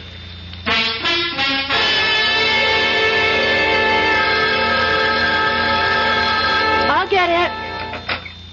Hello? Hello, is Rex, Professor Patterson there? Oh, who's calling? This is Susan. Miss Susan Miller. Rex, it's for you, Miss Susan Miller. Oh, thank you, Madeline. Yes, Susan? Rex, how about a drive in the country? I have considerable work to do. But I thought you had nothing to do all weekend. So did I, but, I have this research project. I see. Did your project answer the phone? No, it's nothing like that. Well, maybe we can get together tomorrow. Sure thing. Goodbye. Bye. And who is Susan Miller? She teaches here. I'll bet. What does she teach? English. You could look it up in the catalog. I'm sorry. I'm so jealous. Forgive me. You're forgiven. I just can't believe my good luck, that's all. Rex, you said you'd marry me any time I chose. Well, yes. Well, I choose now. Now? Well, next month. I want Mother and Dad and my sisters, and I have some cousins. I'd like to see the looks on their faces. The first Sunday next month. That's almost 4 weeks from now. Is that all right? Well, You haven't changed your mind, have you? But I had changed my mind, Doctor. I see. I wish I knew what doctors meant when they say, I see. Patterson, you are the one who set up the ground rules. You said she was Charity Youngblood, reincarnated to have her revenge. I know. I know. And using that, I suggested marriage. It was your only chance. I realize that, but you see, I really don't believe that anymore. You don't? I should have listened to you when you called it an hallucination. You agree with that now? I think I do. What caused this radical change? I'm in love. With whom? A woman. A woman? Yes, a woman. Not a girl, not an immature, neurotic girl, but a woman. A woman who is beautiful, intelligent, who has everything in common with me, who has something to offer me, just as I have something to offer her. And what of Madeline Betty or Charity Youngblood? Charity Youngblood was an adolescent delusion. You're hardly an adolescent. In many respects, I was. I fell in love with the idea of Charity Youngblood, this voluptuous creature, but... Yes. You grow up when you meet a real woman. As I said before, you're hardly a boy. It takes some of us longer than others. And Madeline Betty? What of her? She'll have to grow up, too. Somehow, all this, it doesn't seem fair to her. Life itself is unfair, Doctor. You make everything seem very neat. Somehow, I don't think you'll be able to unwrap the package as easily as you think. But why? Why? I told you, Madeline Betty. I told you. But you said you loved me. I thought I did. No. Oh, please, Madeline Betty, don't make this difficult for both of us. Oh, Rex, please, marry me. No, it wouldn't be right. I told everyone, my parents, my sister, my friends. Oh, Rex, What can I tell them now? Would you want us to live a lie? I don't care. Rex, why did you do this to me? These things happen. You loved because I was here. You went somewhere else. You saw someone else. Now you love someone else. What do you say? I don't know what I'm saying. Look, you'll find someone else, too. I'm sorry, Rex. I've been speaking to you like a fool. You want to break our engagement? Only because it would be best for both of us. For whatever reason. I won't stand in your way. Excuse me. Hello? Rex? Could you... She doesn't have to call back. I'm leaving. But before I go, Rex, I'd like to have a memento of us. I'll leave you what I wrote about Charity Youngblood, and, could I have... Anything, Madeline Betty. That... Anything. Pistol, that old, broken, antique pistol? Well, certainly, of course. Well, goodbye, Eli. What did you say? Nothing. What did you call me? I called you by your name. Goodbye.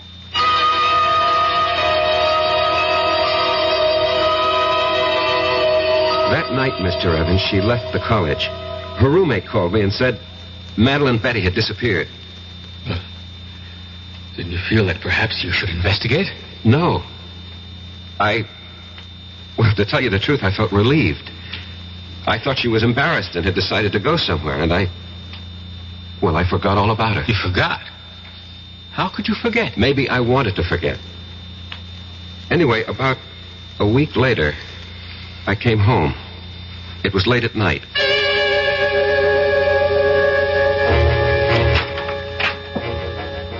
Good evening. What are you doing here? I have a key, remember? Look, what can I do for you? Nothing.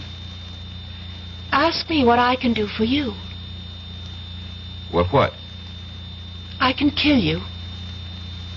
What do you say? Yes. I can kill you very easily.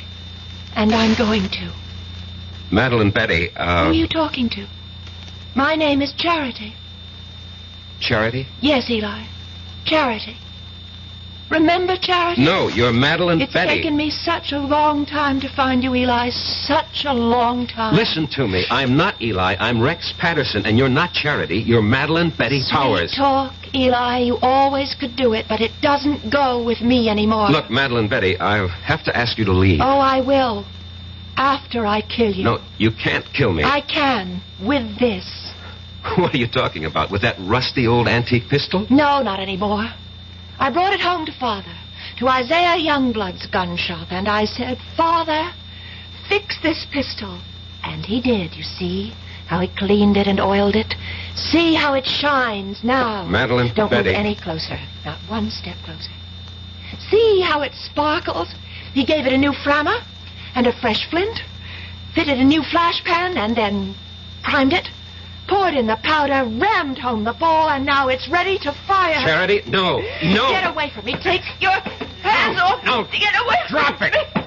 Let go of me, Eli. Charity, Eli. drop it.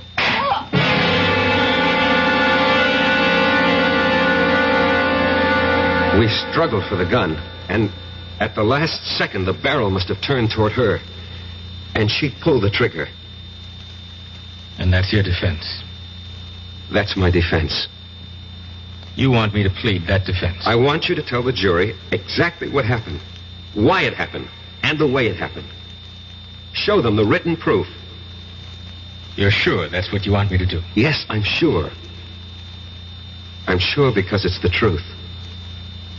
Well, I hope the jury buys it. Would you have bought Professor Patterson's story? You would. A pity you weren't on the jury.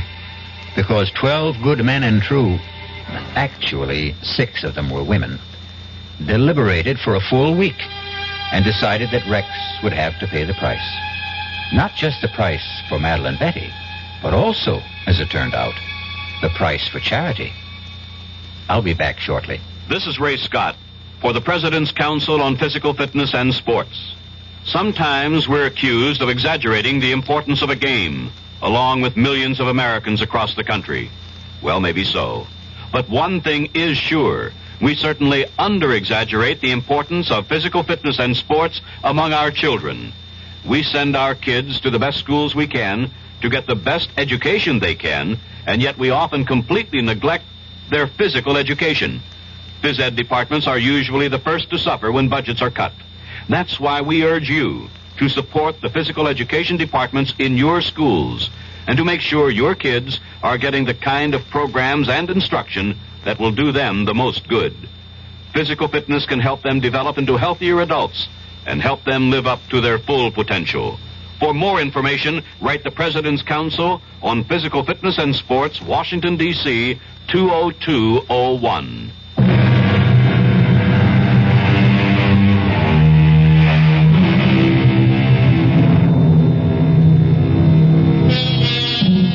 Can a desire for revenge span the centuries? Not a comforting thought, exactly. It's all most of us can do to hew to the straight and narrow during one lifetime. If we're going to have to pay for the sins of other incarnations and existences, well, who has the price? But there is no price for our next meeting, when we shall enjoy another suspenseful experience. Our cast included Michael Tolan, Marion Seldes, E.V. Juster, Ira Lewis, and Robert Dryden. The entire production was under the direction of Hyman Brown. And now, a preview of our next tale. The answer's still the same. No dog, no baby. Just be happy with these dumb plants. They're bad enough. Taking up the whole bloody windows. I hate you. Yeah, look, I'll let you keep them. I hate you. I wish you were dead. What did you say? I said I hate you. I wish you were dead. Did you really say... Hey, what? What's this? The bloody plants are on my neck. Hey, Barbara, they're all around me. They're choking me. I can't get them off. Hey, Barbara, they're too strong. Barbara, don't stand there. Get them off. No. Get the scissors. Barbara, the scissors. I hate you. I hate you. I want you dead. Radio Mystery Theater was sponsored in part by Anheuser-Busch Incorporated, brewers of Budweiser. This is E.G. Marshall inviting you to return to our Mystery Theater for another adventure in the macabre. Until next time, pleasant dreams.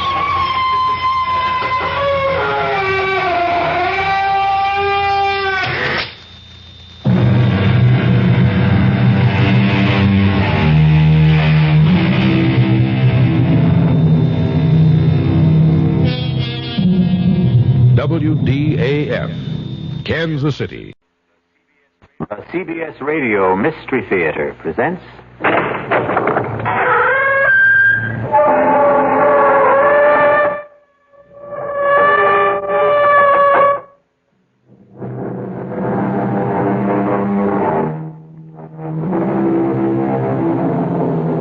Come in.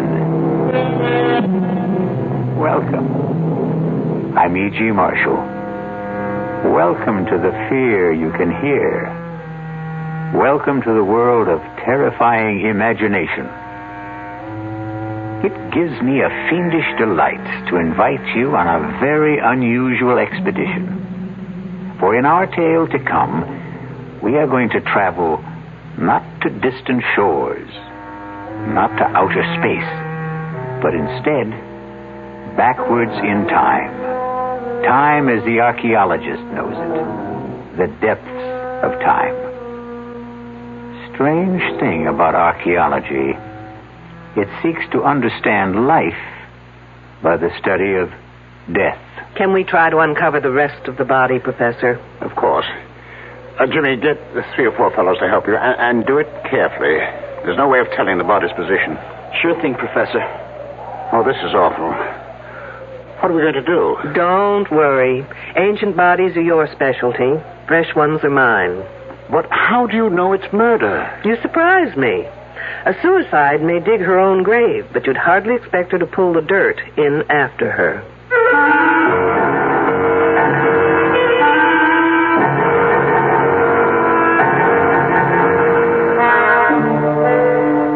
Our mystery drama, Dig Me Deadly, was written especially for the Mystery Theater by S.J. Wilson and stars Louise Larrabee. It is sponsored in part by the Kellogg Company, makers of Kellogg's Special K cereal. I'll be back shortly with Act One. And now another tale of the ball and chain. At Kellogg's Special K presents Last Tango in Pittsburgh. There I was at Raoul's All-Night Tango Lounge. My little orchid, will you tango with me? It was Raoul. You're a splendid dancer. Thank you. But what was that? I was what? That sound effect. Oh, I'm a few pounds overweight, and this ball and chain points out how my extra weight can get in the way. I'm pointing you back to your chair. Our heroine decided to lose that extra weight. She exercised and ate smart at every meal, starting with a Special K breakfast. A bowl of Special K, skim milk, tomato juice, and coffee. It's less than 240 calories, 99% fat-free, and 100% delicious. After a while, she was rid of the ball and chain and back at Raoul's. Darling, you're looking fantastic. What a happy ending. What ending? We're just getting started. Raoul, get lost. Your happy ending could begin with the Kellogg's Special K breakfast. And that's another tale of the ball and chain. Frank Lieber with a special announcement exclusively for Radio 1080 listeners. Metroplex Tire and Appliance stores are offering a front-end alignment that's guaranteed to last for 5 years or 50,000 miles. A regular $20 value, but just for our listeners, the price is, you guessed it, $10.80. $10.80 for most American cars. And the guarantee is good nationwide. But you must ask for the Radio 1080 special at Metroplex Tire and Appliance. In Carrollton at Beltline and Josie Lane. In Town East at Town East Boulevard and Gus Thomason Road. Ask for the Radio 1080 special at either location, and for just $10.80, you'll have your car's front-end alignment taken care of for the next 5 years or 50,000 miles. And at no extra charge, your two front tires will be expertly balanced. Metroplex Tire and Appliance in Carrollton and Town East. And watch for their new location opening soon at 4102 Lemon Avenue, just 3 blocks north of Oak Lawn.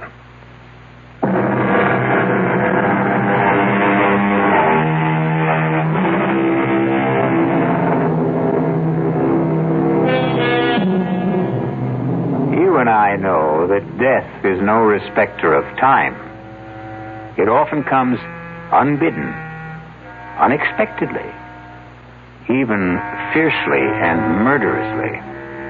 So, get your pith helmets, your sunglasses, your axes, shovels, and all the other paraphernalia you will need to join us in Dig Me Deadly.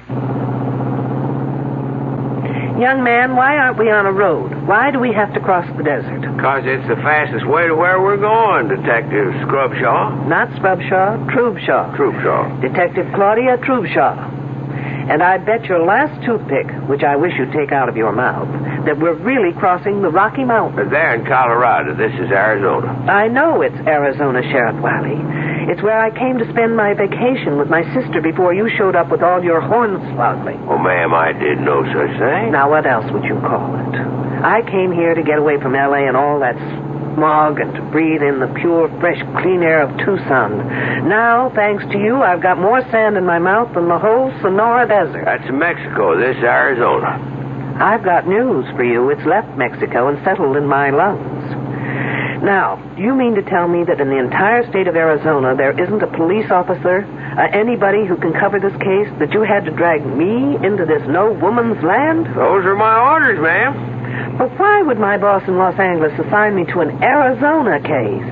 Well, I guess he knew you were in the neighborhood. That makes as much sense as kissing one of those cactuses.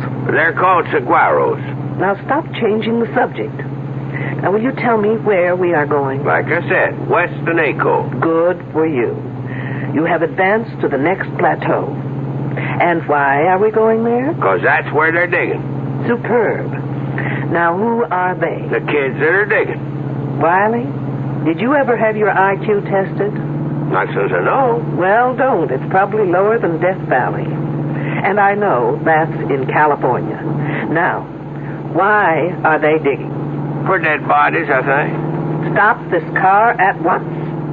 Well, what's wrong, Detective? Now, I'm not riding another minute until you tell me what this is all about. Well, what more do you want to know?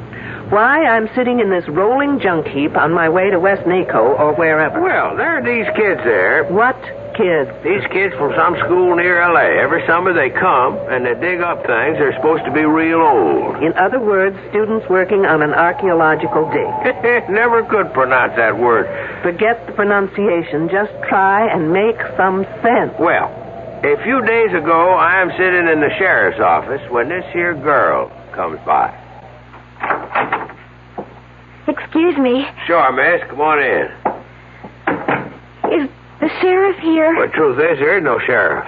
Then who's in charge? Well, I guess I am. Sergeant Deputy Sheriff, you could say, and name is Wiley. I'm looking for help. That's why I'm here. What can I do for you? But you're not a real sheriff. Well, I don't get paid for it, but they give me the badge. Why don't you try me? I'm one of the students working at the Broadfields. The dig. Why don't you sit down? And there's some trouble there. And what kind of trouble? Well, it's just it. I can't tell exactly, but someone's following me. Wherever I go, I have the feeling someone right behind me or hiding and waiting to do something to me. Something terrible. Isn't there anyone in charge? Well, Professor Wilkerson, but he says I'm imagining things. Well, now, have you ever really seen anyone following you? No, but only the other day someone went through my bureau and my luggage. And are they messing? No, but things were all messed up. Now, what's your name? Rogers.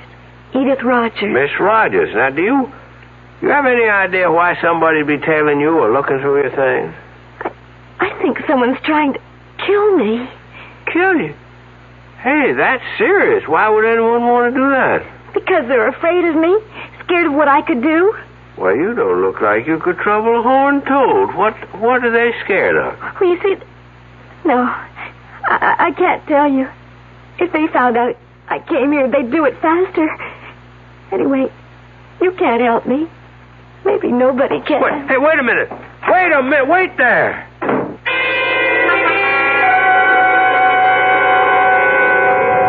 Then what did you do? I phoned that Professor Wilkerson. Say, Detective, can we get this thing going again? All right, but only as long as you tell me everything you know. Well, I called up that professor, and I told him about it. And he said that it was the girl's first summer there, and that working in the hot sun and seeing all those graves and skeletons was something she just wasn't used to. Then he said he'd take care of it and for me not to worry. Well, now, at first I thought I'd better leave well enough alone, except that the whole thing just kept a-pecking at me. So, a couple of days later, I dropped by the Broadfield spread and was told by a girl who roomed with this Edith Rogers that this Edith Rogers here, she had left. Did she say when? I didn't ask. Did she say how or why? No, I didn't ask that either. Were her clothes and luggage gone? Gosh, I didn't think to ask that neither. Then how come you thought to ask for me? Well, I called this friend of my father's who is Assistant Deputy Chief of Police. Say no more. You called my boss, Morgan. In other words, this isn't an official assignment, is it? Well, he told me you were in Tucson and to speak to you. And dragging me through this sand heap is your idea of speaking to me. Wiley, if I admit something to you, will you promise never to tell anyone? Sure thing, Detective. I know of only one person who's a bigger fool than you. Who'd that be? Me.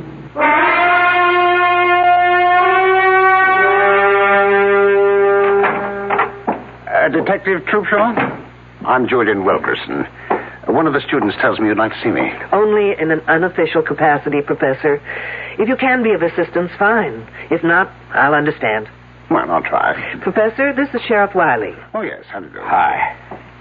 What's it all about? The Rogers girl. I understand she's not here any longer. Yes. I knew that girl would be more trouble than it was worth to bring her out here. Then why was she here? Oh, she was thinking of archaeology as a major. You see, she apparently comes from a difficult home. She had nothing to occupy her this summer, and the dean asked me if we could fit her in. Try to make her feel she belongs to something. A group. Apparently it didn't work out. No. She moped a lot. Got depressed, suspicious. Felt she wasn't wanted. I did everything I could. I got two of the nicest girls to room with her. Now, who are they? Oh, Janine Boulanger, a French exchange student. Specializes in atomic physics. And Susan Lathrop, a straight-A student. Very outgoing, very bright. Were there, any young men? Yes, and I didn't like doing it, but I got Jimmy Trumbull to spend some of his free time with her. He's our prize. He's a brilliant fellow. We call him our Libby. Libby? Well, now that's a girl's name, eh? Wiley, you're famous for not asking questions. Why not live up to your reputation? Professor Libby developed the carbon-14 dating system. Oh, he did he? Yes. Anyway, Edith didn't take to the work or to anyone. It's no surprise that she just dropped out. Are her belongings still here? Well, I wouldn't know, but Susan would. She's in the specimen shed next door. Let me call her. Sue Lathrop. Yes, Professor? Well, can you come to my office for a minute? Wiley, why don't you do something constructive, like seeing if you can get me something to wash down this sandstorm I swallowed, thanks to you. Sure thing. Detective, anything special? Just something soft, wet, and cold, please. I'll be back in a minute. Oh, sorry, miss. I didn't mean to knock. Oh, that's all right. Susan, I'd like you to meet Detective Troopshaw. A detective? From the police? Yes, but not on official business. What for, then? I was wondering if Edith Rogers' belongings were still in her room. Oh, Edith? Oh, no. She took everything when she left. When was that? Oh, about 4 or maybe 5 days ago. I'm not sure. Do you have any idea why she left? Not really. She didn't tell anyone she was going, but then she just didn't get... Well, what can I say? Susan's trying to be discreet. The fact is, the girl just didn't belong. Did anyone notify her family? I know I didn't. We just assumed that she hitchhiked her way home, or perhaps to one of the youth communes around here. Then, at this point, we don't know if she left or disappeared. But what would make you think she disappeared? She went for help to what's supposed to be the local sheriff's office. She was frightened, thought she was being followed, that someone wanted to kill her. That's just like her. She was so silly, so romantic, always making up stories where so-and-so loved her madly and so-and-so was terribly jealous of her. And, of course, she was always at the top of the trying. I suppose we could phone her home and see if she got there. You fool! You stupid idiot fool! Such a Well, no call to get yourself all heated up. It's just an old arrowhead. That says radioactive area. Do not enter. Sounds like Wiley tried to get me a bottle of atomic soda pop. Oh, that's Janine. Let's see what the fuss is about. Now what, Wiley? Well, it beats me. I just picked up this here arrowhead in that shed, and she comes down on me like an eagle on a stray lamb. That is not an arrowhead, young fella. It's a spear point that happens to be about 12,000 years old. Trouble is, it's recently been through carbon-14 dating. That? Yes, and it may still be hot. Like an atom bomb? Hopefully, Wiley, you'll go up in a mushroom any minute. Oh, Professor, I am so sorry. Wiley, just give that arrowhead to Janine. She's wearing protective gloves. And then follow her. She'll take you to the decontamination room. You'll probably be all right. Don't look so worried, Wiley. There's no chance of it affecting your brains. You're sure now, Detective? Absolutely. Follow me, you goose. Quickly. So that stone point is 12,000 years old. Yes. Well, that's as close as we can get within the margins given by C14. But Jimmy is now working with radioactive potassium, which can give us an earlier reading. I thought 10,000 to 15,000 was about the earliest records we have of man on this continent. Well, we've got some surprises in store. Not only for you, Detective, but for the world. Really? Care to give me a clue? I already have. I filed that one away. Which one? With C14, you can date back some 50,000 years, but with potassium, you can go back to at least 1 million years, right? Yes, that was the clue. Interesting. What are you hoping for? It's no longer a hope, Detective. But you'll have to be patient and wait until we release our reports. What's that all about? I don't know. The kids seem to be heading for the northwestern bridge. I've got to go. I'll bet it's Wiley again. Nothing like this has happened before. Nothing like Wiley has happened before. Susan? Susan, do you know what's happening? No, Professor, but it's something exciting. Maybe a new find. I hope they didn't have to dig as much sand as I've got in my shoes. I'll catch up with you. Hi, Detective, aren't you coming? Someone screamed. Riley, where have you been? I've been in that shed with that French refrigerator. I need your shoulder. Well, what for? To lean on so I can get the Sahara out of my shoes. Okay, but you better hurry. Riley, no matter what has happened up there, you've got to do something for me. What's that? In that shed, can you remember what you saw there? Pretty much. Then listen carefully.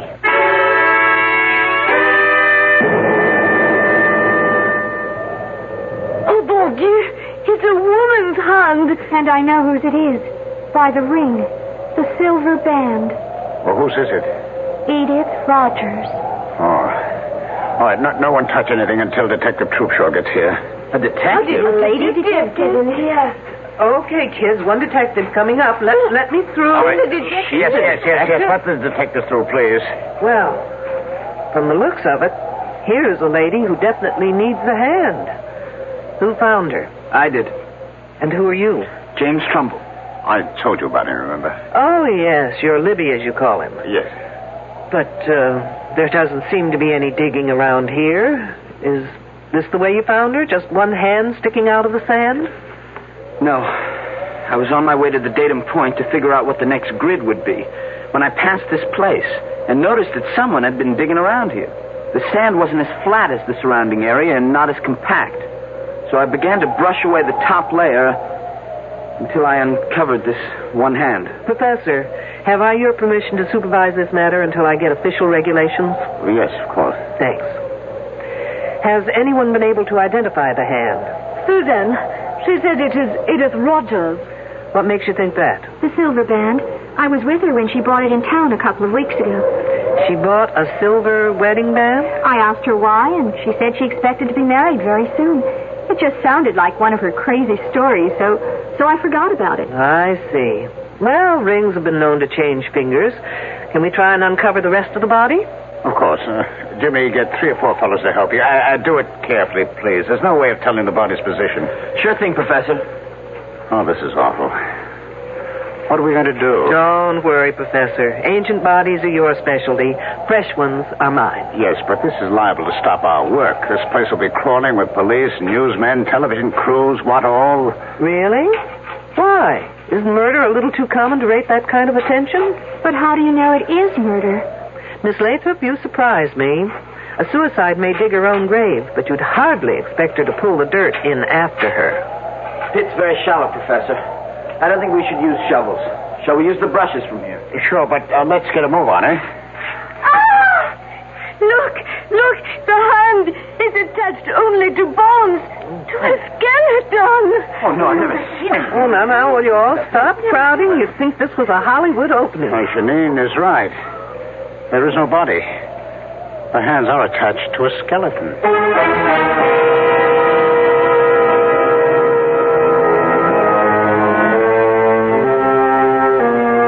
Fully fleshed hands attached to a body that is nothing more than bones. A skeleton. You know, Mother Earth is very miserly about giving up her secrets. But little by little, man has dug them out of her. But never before has there been this kind of puzzle, in which the hands belong to the present and the body to the past. We'll be back shortly with Act 2. Hi, I'm Hal Linden.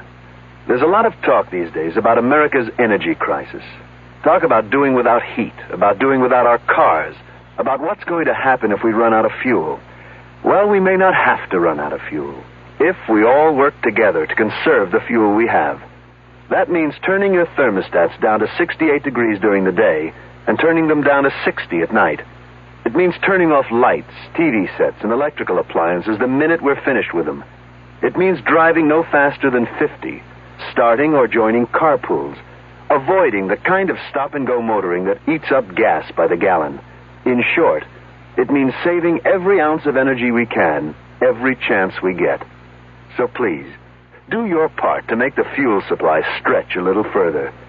For your own sake, don't be selfish. Don't be foolish. Don't be fuelish. This message from the Federal Energy Office and the Advertising Council.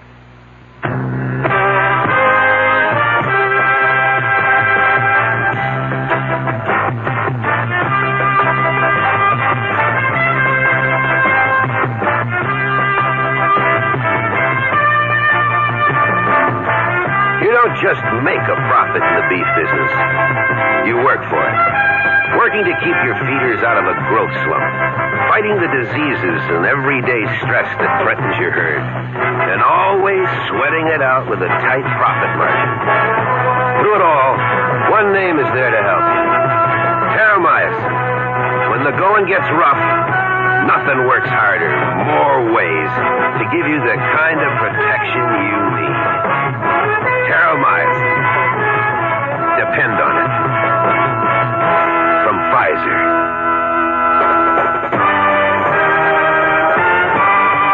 More for growth and health.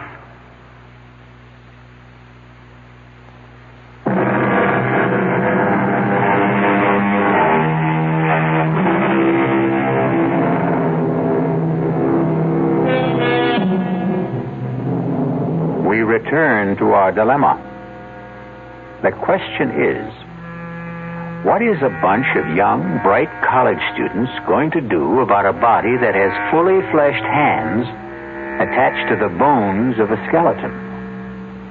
And what is our lady detective, Claudia Troopshaw, going to do with this seemingly improbable corpse? Yes, Captain. You've got to tell me under whose jurisdiction this case belongs. No, there is no local police department. The hands may be the Roger girls, but the body, wait till you get this, it's a skeleton, and the professor tells me it's over 2,500 years old. Stop yelling. I know it sounds crazy, but they just did a C14 test on one of the bones, and that's the result. 2,500 years old. But not the hands. Whose case is it, I want to know? Mine? Why mine? Well, will you get in touch with the FBI at once? No, I can't use anyone here to help me that's already here. Why not? Because they're all under suspicion, that's why not. Lunkhead.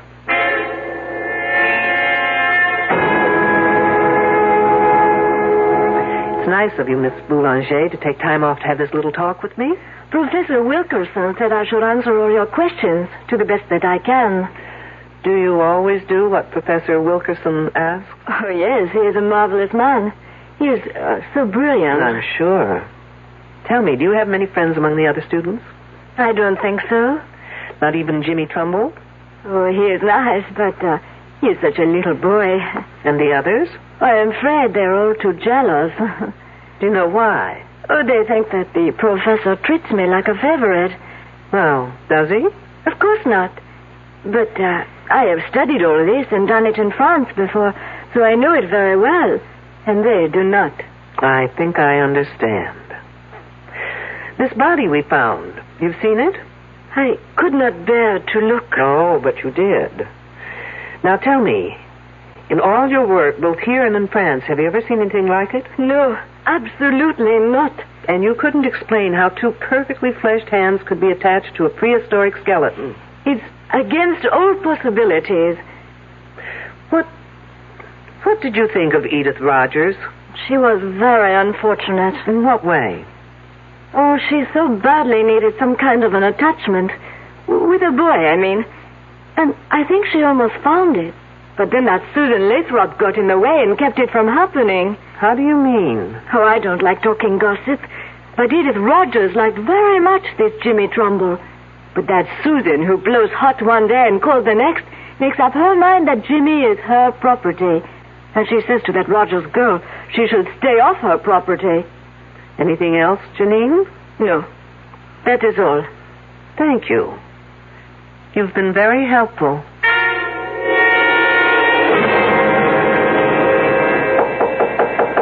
Come on in. Oh, hello, Jimmy. Hello, Detective Troopshaw. Professor Wilkerson says you want to see me. I have just a few questions that may or may not help clear up some of your problems. My problems? No, not yours personally, but the outfit. But where's the problem? Well, if those hands belong to Edith Rogers, it means she's dead. And that, I'd call a problem. This whole thing's crazy. It's some kind of gag. I mean, it's not possible for a skeleton of someone who's been dead for over 2,000 years to have the hands of someone who was alive a week ago, or less. Did you see Edith Rogers about a week ago? Yes, ma'am. I understood you were one of the very few who was sort of interested in Edith Rogers.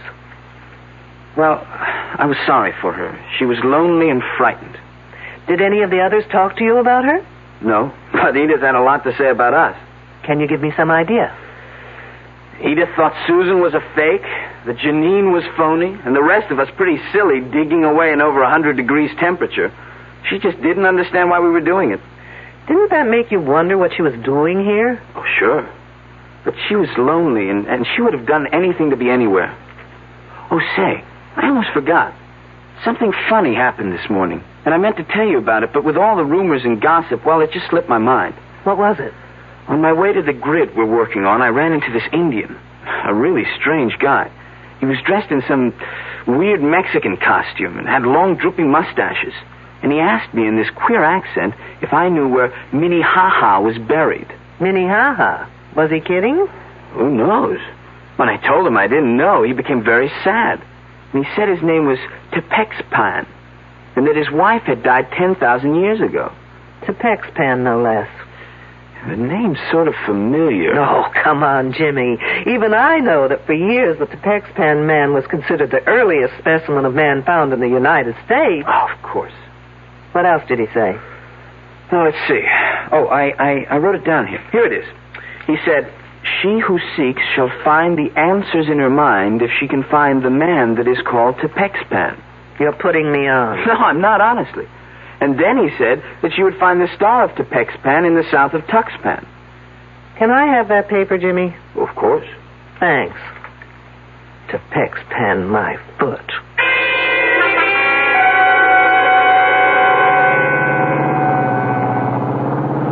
Wiley must be a genius to be able to drive this kidney buster.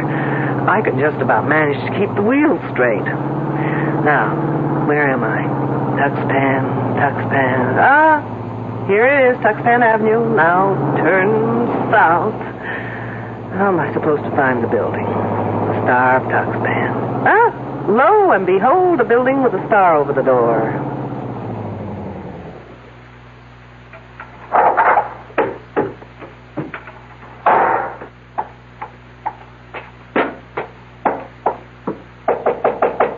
Enter in peace, old ancient squaw. I'll fix that one's TP.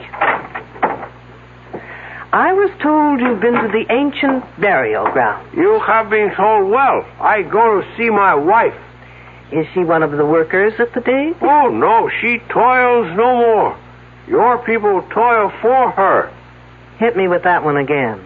She has been dead for over 10,000 years. I thought it was 2,500. But what's a few years in a romance that lasted that long, right? Her spirit gives me many answers to my prayers. Do the answers to mine happen to be among them? Well, if you open the pouch, I will place a magic message within. Gracias, senor. It is but the will of the gods that I obey. Incidentally, Senor Tepexpan, the next time you speak to the spirits of the gods, find out the name in Indian for fruitcake. As ancient squaw commands. And take that silly toothpick out of your face.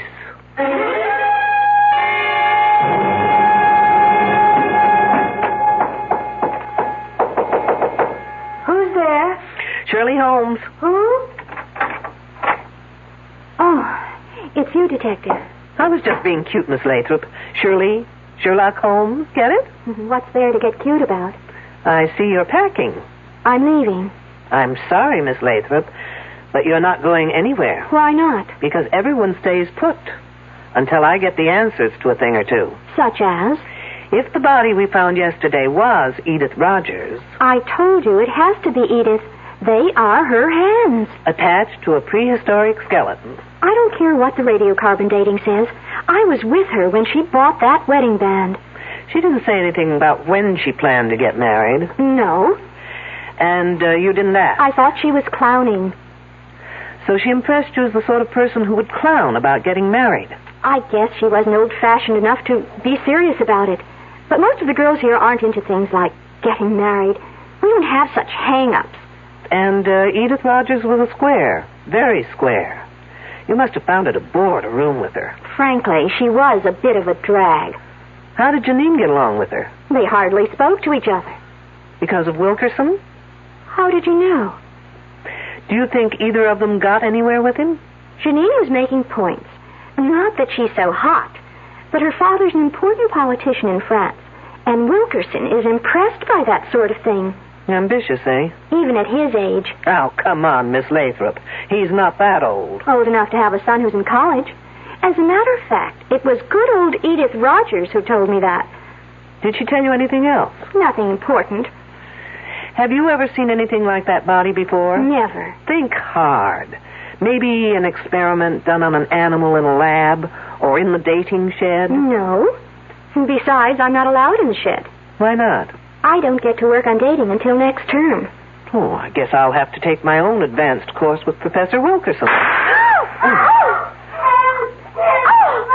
Janine. I was waiting for the second moccasin to drop. Let's go.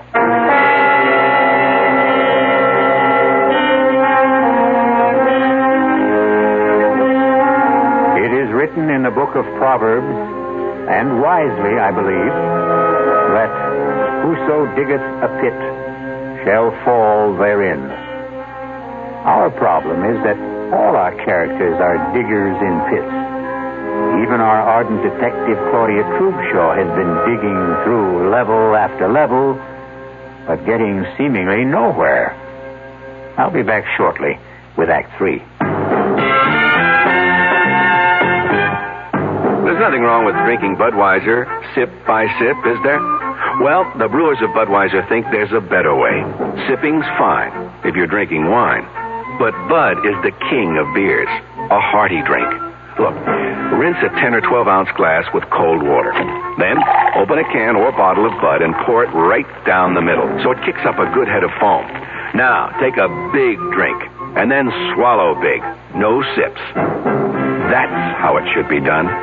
More taste, more beer drinking enjoyment. Thanks to exclusive Beechwood aging, Budweiser has a smoothness that lets it go down especially easy. Sure, it's an expensive way to brew beer, but brewing beer right does make a difference. That's why, when you say Budweiser, you've said it all. Anheuser-Busch, St. Louis. There's no satisfaction quite like the satisfaction of getting a bargain. It brings a smile to your face, partly because you've saved money, mainly because you've beat the system by paying less when everything seems to be costing more. Hi, I'm Frank Lieber. Right now, True Value hardware stores have 14 of those smiles of satisfaction in stock. They're kitchen helpers from Echo and from Foley. You can get 2 for just 88 cents. Choose a can and bottle opener, a fruit and vegetable slicer, or a serving fork, or get a nylon baster. Its tube is graduated for measurement. And there's a 2.5-inch strainer for making egg coffee, for straining loose tea, or for separating orange juice from its pulp and seeds. You can get 2 of these kitchen tools for just 88 cents. That should make you smile with satisfaction. You'll grin from ear to ear when you see the rest of the 2 for 88-cent bargains at the True Value hardware store near your home.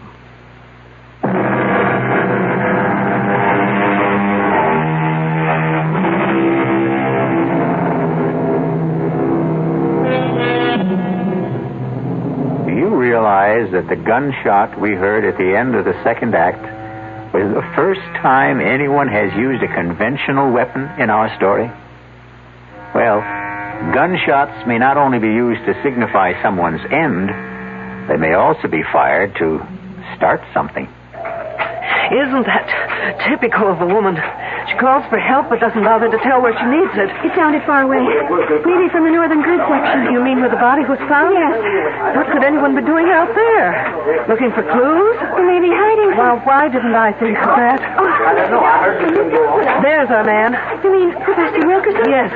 Hey, Professor. There, Detective, over here. There he is. He turned on his flash. Professor, hold it a minute. Let me catch my breath. Did you hear Janine call? No, I was covering grid S42. We were working late there. Are you sure it was Janine? Pretty much, unless someone's imitating her accent. We don't know from where she called. I think it came from that north grid. First we heard what may have been a gunshot, and then we heard La Belle Janine calling for help. Hey, has everyone around here gone bananas? They say they heard a gunshot. Detective Troopshaw says Janine cried for help. And where were you, Mr. Trumbull? In the barracks, doing some research. Well, anyway, the detective thinks that Janine is locked in somewhere. Well, how about the lab shed? A thinker in the tank. Come on. Who has the key to the shed? I do, but you'll have to wait out here. What for? I'll have to go in first to check on possible radioactivity inside. Just 1 second, Professor. Janine? Janine, are you in there? Yes, I am. Is it safe for us to come in? Yes, it is very safe. All right, I got my key here. Professor. That girl faints easier than I can think. Janine, are you all right? Don't ask her. She'll say no. Get her back inside. Now, for the rest of you, please, stay out here. Don't go anywhere, anyone. Still planning to leave, Susan? She wouldn't let me. Besides, what difference would it make to you if I did?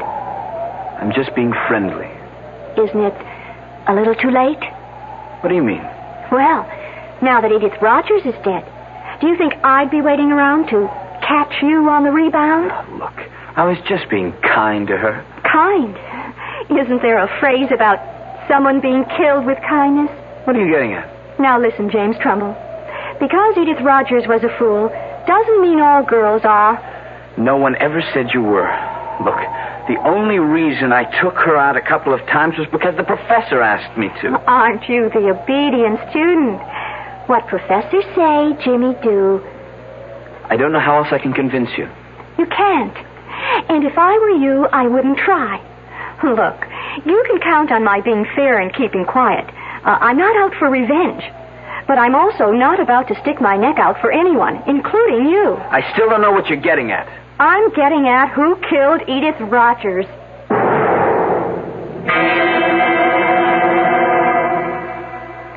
I don't know why it is, Professor, but I've never seen a woman in a faint whose legs didn't look lousy. Oh, what happened? That did it. It always does. Janine. I don't want to interrupt, but like a good archaeologist, would someone please get to the bones of the matter? I'm speaking as fast as I know. I heard a noise at the window. What kind of noise? The window was opening. Wasn't it locked? It's always locked. So I went to see what could be happening, and already there was this man climbing inside. What was he like? He was an old Indian man with long mustaches. I told him to get out, that it was dangerous to be here. And then? He would not say anything, but stood there. So I ran back to the lab room where I have my pistol. And when I returned, I found him in the specimen room. He had a leather bag tied around his waist. It was open. Did you see him put anything in it? No, but I held up the pistol and told him I would shoot if he didn't put back whatever he took. So he put his hand in the bag and took something out and threw it in my eyes. Then I pressed the pistol. What did he throw? Little things. I don't know. Let's take a look. All right. Now, wait. Here on the floor. It's thin slivers. It's maybe wood. Let's take a closer look. No, don't touch them. For heaven's sakes, why not? They may be hot. I'll get the counter. Is anything missing, Miss Boulanger? I have not looked. Well, do that little thing. And, Miss Boulanger, the next time you find that you're stuck in here, just open the lock and walk out.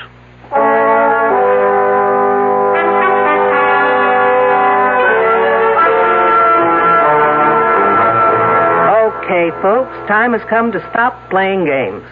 What kind of games? The game where one hand washes the other. Now, since you've got seniority, Professor, we'll start with you. What kind of a game could I possibly be playing? Well, as a professor, you're a great show. As a poker player, you're stupid. Oh, really? You don't know how to bluff. Remember how you insisted that spear point Wiley took from the shed had to be radioactive? Well, you were lying. How dare you? When it comes to the truth, Professor, I'm very daring. That spear point was in perfect condition. If it had been dated, a piece of it would have had to be missing. How could you know that? What do you think they teach us at the police academy? Home economics? Now, putting it simply, the less carbon-14 in an object, the older it is, right? That is correct. And the older, the more valuable. Sure, that's what we're here for, to find evidence leading back to the first human being in America. And when you can't find it, well, then you can fake it, can't you? What do you mean, Detective? There's no dating equipment in that shed. You are preposterous. Wait till you hear how preposterous I really am. Only 2 people have been allowed in that shed. You and Miss Boulanger. Yes, those are the rules. Well, a certain friend of mine broke those rules. Senor Tepex's pen, if you please. Fancy, how about that? Now, if you'll just get rid of those tired handlebars from under your nose. Glad to. They sure itch. Why? Mysterious. The one who asked me questions about Edith. Right. And he got into that shed not to take things, but to return them. Didn't you, Wiley? I sure did. But, what did you take that had to be put back? That old spear point and the nozzle on that machine. The head? The bombarding head? And I took them both to Tucson to have the experts there take a look at them. And they confirmed my best suspicions. Professor Wilkerson, you and Miss Boulanger were faking your specimens, making them older. That's one accusation I won't buy. You can always return it for credit when I open that department. Meanwhile, you were bombarding those specimens repeatedly, trying to get them to date more than 50,000 years. Professor, did you do that? I just can't believe it. Why not, Trumbull? You invented the machine. Well, only by accident. It was a fluke. And you told your esteemed professor about that fluke, and he told you to keep it under wraps. Yes, I did keep it under wraps. I never wrote a paper. Well, how'd they know about it in Tucson? Well, I sent them a report, but only for their opinion. Trumbull, you're a damn fool. You know, Professor, you're just plain not nice. Here we girls spend fortunes trying to keep young, while you try to make a fortune aging us. Which brings me to Edith Rogers. Of those present, only Wilkerson, Trumbull, and Miss Boulanger knew how to operate that machine. Oh, no, wait. They ought to be arrested at once. You'd like that, Miss Lathrop, wouldn't you? It leaves your hands clean, so to speak. Now, listen, Detective, I had no reason. Getting her pregnant and being blackmailed to marry her isn't a reason? Come off, Professor. He did? The professor? Surprised, aren't you, Miss Lathrop? But why would I want to hurt that Edith Rogers? You knew she had something on the professor, else she wouldn't have been here. But when you heard about the wedding ring, you thought you just might lose not only your professor, but more importantly, that machine. I'm sorry. What's going on here? I'm all lost. So am I, Trumbull, when it comes to you. I can't figure what you had to do with all this. Well, he may not be that innocent. He did try and make time with Edith Rogers until she dumped him. Well, that's not true, Susan. You're calling me a liar? I think you and your 2 pals are all to blame for that girl's death. You all deserve to be murdered. And this time, Miss Lathrop, you'd do it properly, wouldn't you? What are you talking about? Trumbull, did you ever tell Susan here about the machine? Well, yes, sort of, but not how to work it. I hadn't finished it then. But she was smart enough to know how it could be used. You're just guessing. True. But then came the monkey wrench. Trumbull began dating Edith Rogers. I didn't care. Not until she bought that wedding band. Now, why would that girl buy her own ring? You know why. Because no woman would go to a doctor for that kind of an examination without the necessary decoration on her finger. What's that to do with me? While Janine thought it was the professor, you thought it was Jimmy Trumbull, who might be the father. First, you threatened Edith Rogers. But when Jimmy tried seeing her again, you took no chances of ever losing that machine, and you just removed her from the scene. You're crazy. Not crazy enough to use a machine I knew nothing about, because that's what you did. You know, your biggest mistake was in tying Edith Rogers' hands over her head before opening that machine full blast. Those hands were protected by the lead shield over her head. Of course. Only the lead shield could have saved those hands, kept them from dating back. The result? A 2,500-year-old skeleton with Edith Rogers' hands. Okay, Detective. Who saw me? Where's your proof? Yours were the only fingerprints found on the bombarding head Wiley took to Tucson. Susan, You didn't work that machine without gloves, without protection. Why? What's wrong with that? Oh, good Lord. You didn't. What are you saying? Oh, no. Your body's probably got more than 600 radioactive units in it right now. You're trying to scare me. It's not true. Susan, 400 units are fatal. Help me. Someone help me. Or I die. Help me. Help. Help.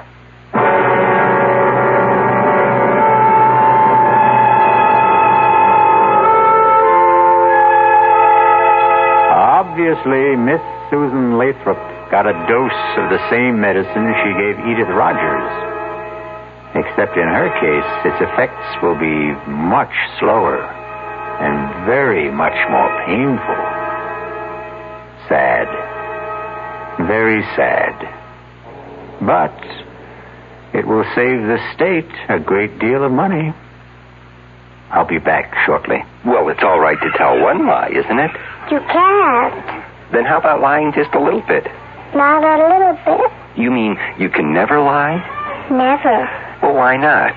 Because when you tell a lie, Yeah. it gets dark inside your heart. You mean that just one lie will make your heart dark? It makes you sad, too. Oh, then what should you do if you tell a lie? Well, you just say I'm sorry. And then what? Then the light goes inside your heart. Oh, the light goes on? Yeah. Oh, a light doesn't really go on in your heart, does it? Yes, it does. Well, how do you know? Because the light in your heart will shine in your eyes. Oh. And then you'll be happy. I wonder why people tell lies. I wonder why, too. From the Franciscans, with love.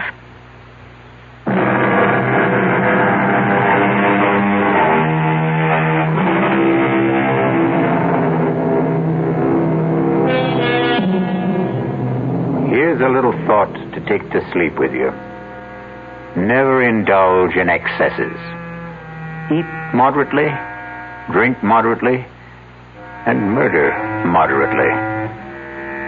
Our cast included Louise Larrabee, Mason Adams, Ralph Bell, Corrine Orr, Ann Costello, and Christopher Tabori. The entire production was under the direction of Hyman Brown. Now, a preview of our next tale. I saw the glowing tips of 2 flipped cigarettes. And then... Kiss me, Richard. I'm crazy about you. Stop it! Stop it! Tom! What are you... Marianne, go inside. Go inside, I tell you. Now, wait a minute. Why? If you have anything to say, you can say it here in front of Richard. Go inside. Let go of my Now, arm. listen, you leave her alone. Let go of her.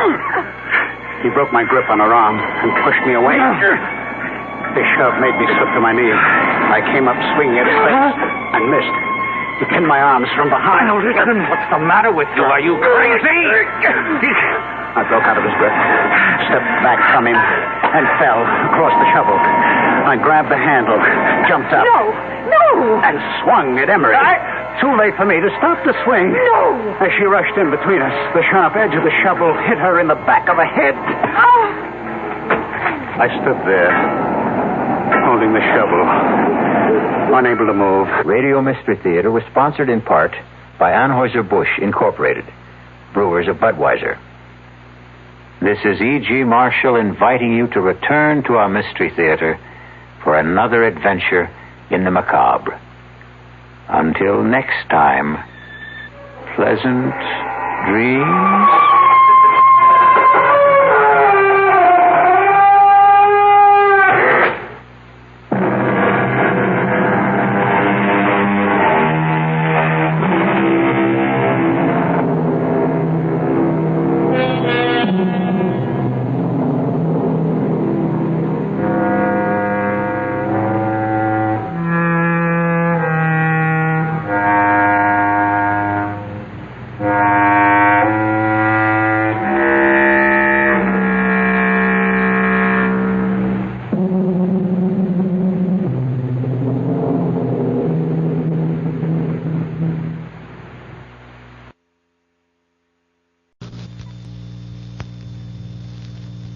Mystery Theater presents...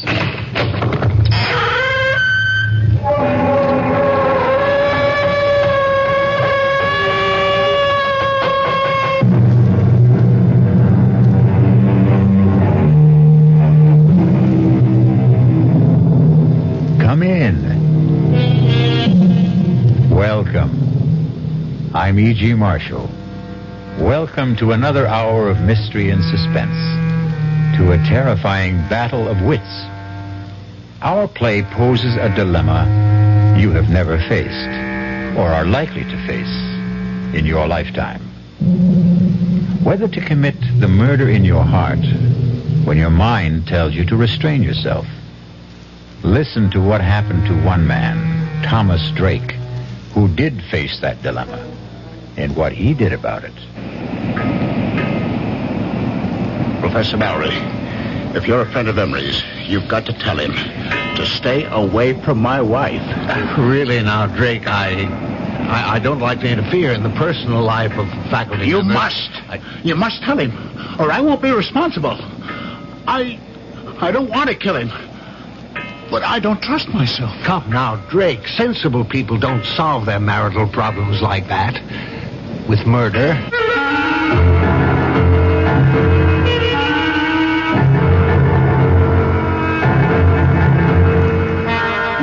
Our mystery drama, Under Grave Suspicion, was written especially for the Mystery Theater by Hank Warner and stars Ralph Bell. It is sponsored in part by the Kellogg Company, makers of Kellogg's Special K cereal, and by Anheuser-Busch Incorporated, brewers of Budweiser. I'll be back shortly with Act One. You've seen the Budweiser commercials on television, and maybe you've wondered how long people have been putting that famous Bud label on things. Well, not as long as the brewers of Bud have been putting things on the label. Things like a list of Bud's most important ingredients. Quote, brewed by our original process from the choicest hops, rice, and best barley malt. And things like the following statement. This is the famous Budweiser beer. We know of no brand produced by any other brewer which costs so much to brew and age. Our exclusive Beechwood aging produces a taste, a smoothness, and a drinkability you will find in no other beer at any price. Unquote. Yes, brewing beer right does make a difference. Read the Bud label. Taste the king of beers, and you'll agree, when you say Budweiser, you've said it all. Anheuser-Busch, St. Louis. A, we're the action corps. C, we contribute more. T's for the teamwork of our crew. I, our ideals are high. O, oughtn't you apply? Means it's now that we need you. A, C, D, boy, we could go on all day. Oh, here's why volunteers are needed right away. Action is VISTA, the Peace Corps, RSVP, SCORE, and other volunteer programs that are helping people to help themselves. If you're trained in a skill or just have a little love to share, Action needs you. Yeah, baby. Action really needs you. Don't crawl under a rock. Get into action. Oh, yeah. This is a public service of this station and the Advertising Council.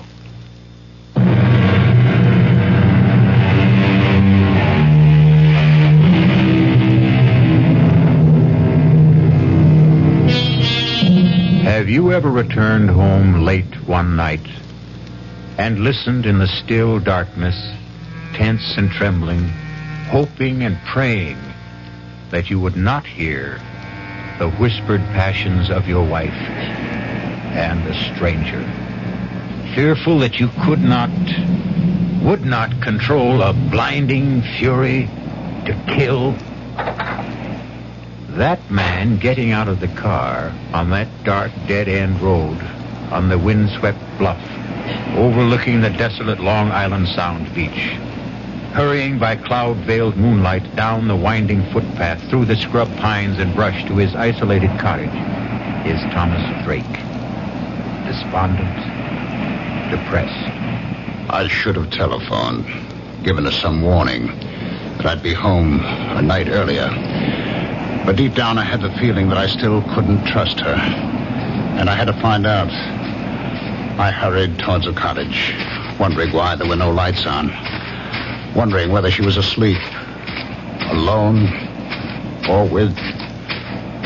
I walked around from the back of the house, across the gravel mound, toward the waterside porch steps, not caring whether the crunch of my footsteps could be heard inside. The only other sound was my pounding heart and the surf washing the loose gravel off the berm. The half-moon slipped behind a bank of black clouds, and in the darkness, I tripped over the shovel, left lying on the gravel. I kicked it away. I went up the porch steps to the front door. I tried it. It was not locked. I stepped inside and listened. I called out, "Marianne!" The bedroom door was closed. I opened the door. I stabbed at the light wall switch. The ceiling flooded. An empty made-up bed. I went to the kitchen. Turned on the light. It was swept and tidy. The counter, the sink, the stovetop, bare and dry. Not a trace of food particles. No lingering cooking odors. The dish mop, dish towel, bone dry.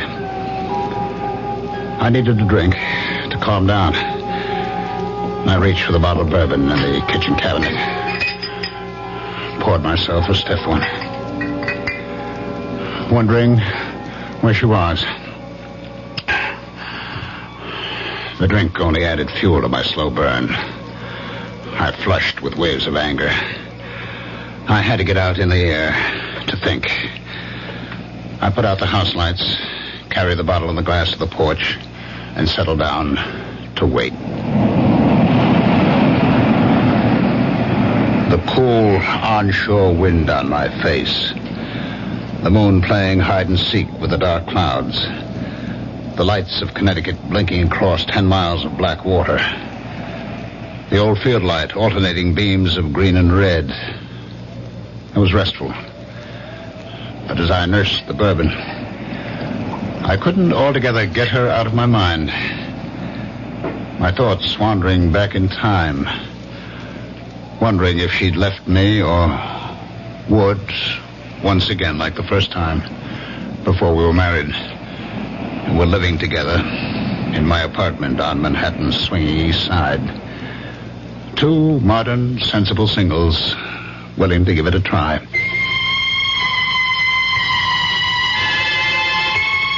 I had a job then. Good job. I was a vice president with electronics engineering. I got home that night. It was Friday night, about 8 o'clock. And as I let myself in... Yes, dear. I heard her talking on the phone. Come on up, Jack. Oh, ask the doorman to hold a cab. He just got home. Oh, who was that, Jack Harrison? Of course. Who else? You know, I'm getting tired of his hanging around. Why did you tell him to stop calling you? He didn't. I called him. You look so surprised, Thomas. You don't have the time anymore for anything but dear old electronics engineering. You did phone me you wouldn't be home for dinner, so I called him. There's a movie I want to see. That's the third time this week. Oh, I didn't know you were counting, darling.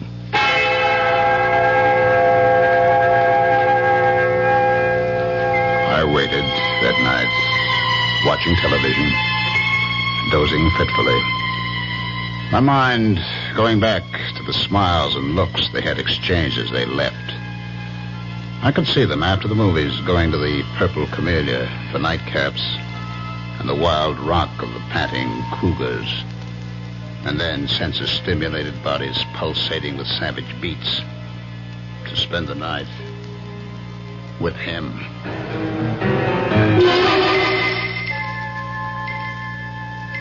I was awakened from my sleep in the chair. A by the buzzing TV set. It was 4 o'clock. I fought off the idea of phoning her at Harrison's apartment. I had no one but myself to blame. We had agreed, like two sensible moderns, that there'd be no strings, that we'd be free to live our own lives. And for the first time, I admitted to myself I didn't want that freedom. By 10 o'clock that morning, I couldn't stand it. I phoned Harrison's apartment. There was no answer. I went down to the lobby reception desk to get the mail. It hadn't arrived yet. But the clerk handed me an unstamped envelope. My name and apartment number on it, in Mary Ann's handwriting. I tore it open. Dear Tom, I'm sorry. I think it would be best for both of us to call it quits. I'm going away. There was no date on the plain white notepaper. No imprint of name and address, no forwarding address. Just signed, Mary Ann. I refused to believe it. I hurried right back up to the apartment, to her bedroom closet. Her clothes were gone. I got through the day somehow, in a daze. But the next day, when I went out to get the Sunday paper and returned to the apartment, there she was, unpacking. I changed my mind. Let's have a drink. Want to tell me? There's not much to tell.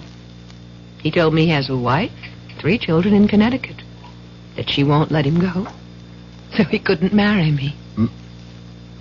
Marry you? You want to get married?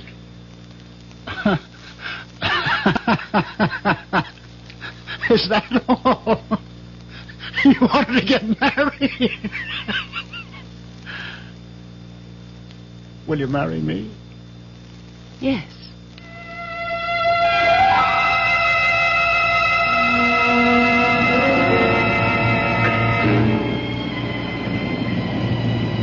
Now, here I am, waiting once again. Like two sensible moderns, we adjusted to marriage. We seemed to be making a go of it. Until I lost my job and the cutbacks of government contracts. We subleased the apartment, moved to the cottage to make the rounds of electronic firms on Long Island. I sat there on the porch, waiting once again, looking up and down the beach. And suddenly I saw a flashlight about 100 yards down the beach. It moved around, but it did not advance. And then it went out. I listened. The crunch of footsteps on gravel, carried by the wind, grew louder. I could make out the silhouettes of a man and a fishing rod on his shoulder. He was alone, hugging the waterline. As he came abreast, I called out, any luck? It was Professor Mallory of the State University Marine Laboratory at nearby Flax Pond. Oh, not a thing. I was hoping to pick up a striper. Line got snarled and the reel too tangled to bother with tonight. Well, I'm just having a nightcap. Did you join me, Professor? I could stand one short one. Getting a bit nippy. We talked. He sipped his whiskey. I don't know how many I had. He talked about projects at the Marine Lab, the need for more state funds for research on wetlands, water pollution, erosion. He knew I was trying to get relocated. Had given me a letter to an executive at the Grumman plant. Hear anything from Grumman? No, not a thing. I've about exhausted the job possibilities on Long Island. I spent yesterday and today in New England. Well, thanks for the drink. I'm sure the job market will open up. Say hello to Mrs. Drake. Thanks again. Dr. Mallory. Yes? Would you do me a favor? Favor? Well, you're a friend of Emery, Richard Emery. I know you know him. But are you a friend of his? Well, he's one of several new young chaps doing postdoctorate work at the Marine Lab. it's a small group, and we're all more or less friendly. I mean, will he listen to you as a friend? Listen? Yes. Tell him to stay away from my wife. What?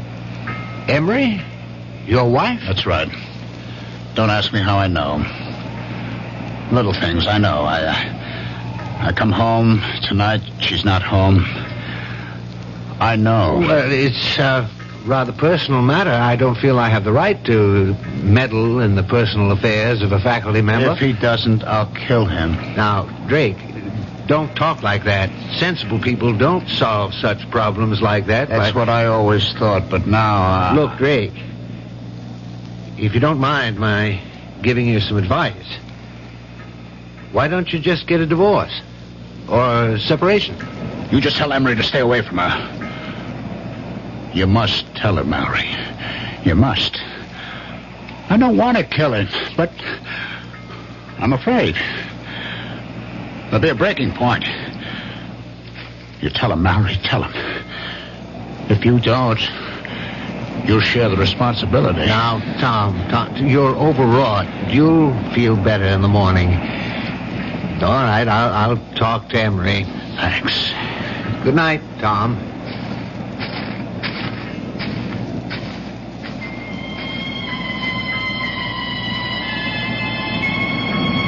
I picked up the bottle.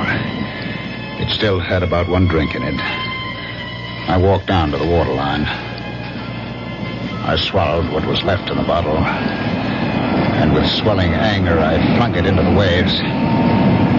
I turned back towards the cottage and stopped. I saw a flashlight down the beach. I could make out two persons walking towards me. And then the light was out, and silhouetted against the night sky, two forms embraced as one. And then, carried by the wind rising out of the northeast, I heard the teasing laughter of Marianne.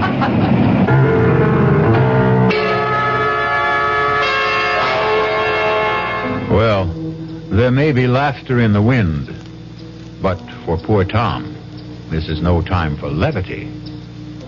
Wonder whether he knows that it's an ill wind and will blow him no good. I'll be back shortly with Act 2. Breakfast in the morning, Kellogg's has that wholesome taste to get you up and grinning. This is Jerry Coffer for Kellogg's Special K. You know, for years we've been talking about the Special K breakfast, a great way to start the day if you have a weight problem. You may have seen or heard our latest commercials, which symbolize the problem of being a few pounds overweight by using this ball and chain. That's the sound effect. But so many people have come to know the Special K breakfast that can help solve weight problems, they sometimes forget that Special K is America's favorite high-protein cereal. It has 8 essential vitamins and iron, and so delicious that lots of folks, kids as well as adults, eat Special K just for the sheer good taste of it. So we don't want you to think that you have to wear a ball and chain to eat Special K. All you need is an appreciation for the finer things of life, a 1-ounce bowl of Special K, 4 ounces of skim milk, tomato juice, coffee, and maybe a little sugar. The Special K breakfast can help you lose weight all by itself, but it really is a good start.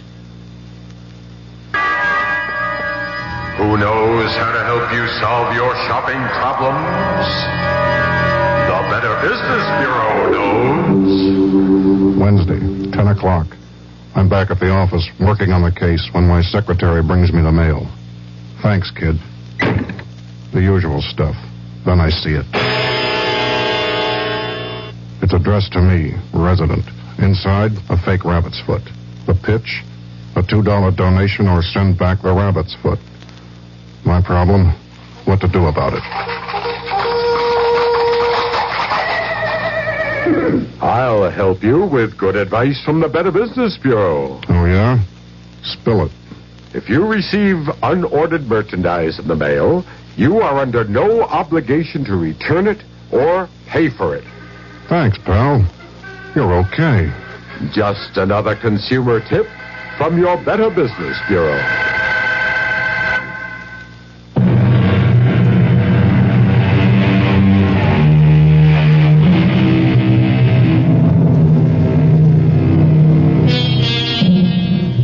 what's a fella to do? Poor Tom Drake is in the dark and all at sea, wondering where he ought to be or not to be.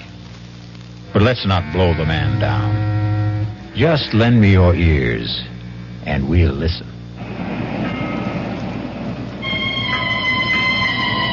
Their embrace in the dark was brief, and they started walking towards the cottage without using the flashlight. For a split second, I thought of walking towards them for a showdown. But Mallory's promise to talk to Emery made me put aside the impulse. I ducked behind a line of boulders that formed a breakwater above a high water line. They stopped in front of the cottage. From behind the boulders, I watched and listened. That was a good hike. Yeah. Let's go inside. Oh, let's sit out here for a while. It's such a beautiful night. I'd like a cigarette. Okay.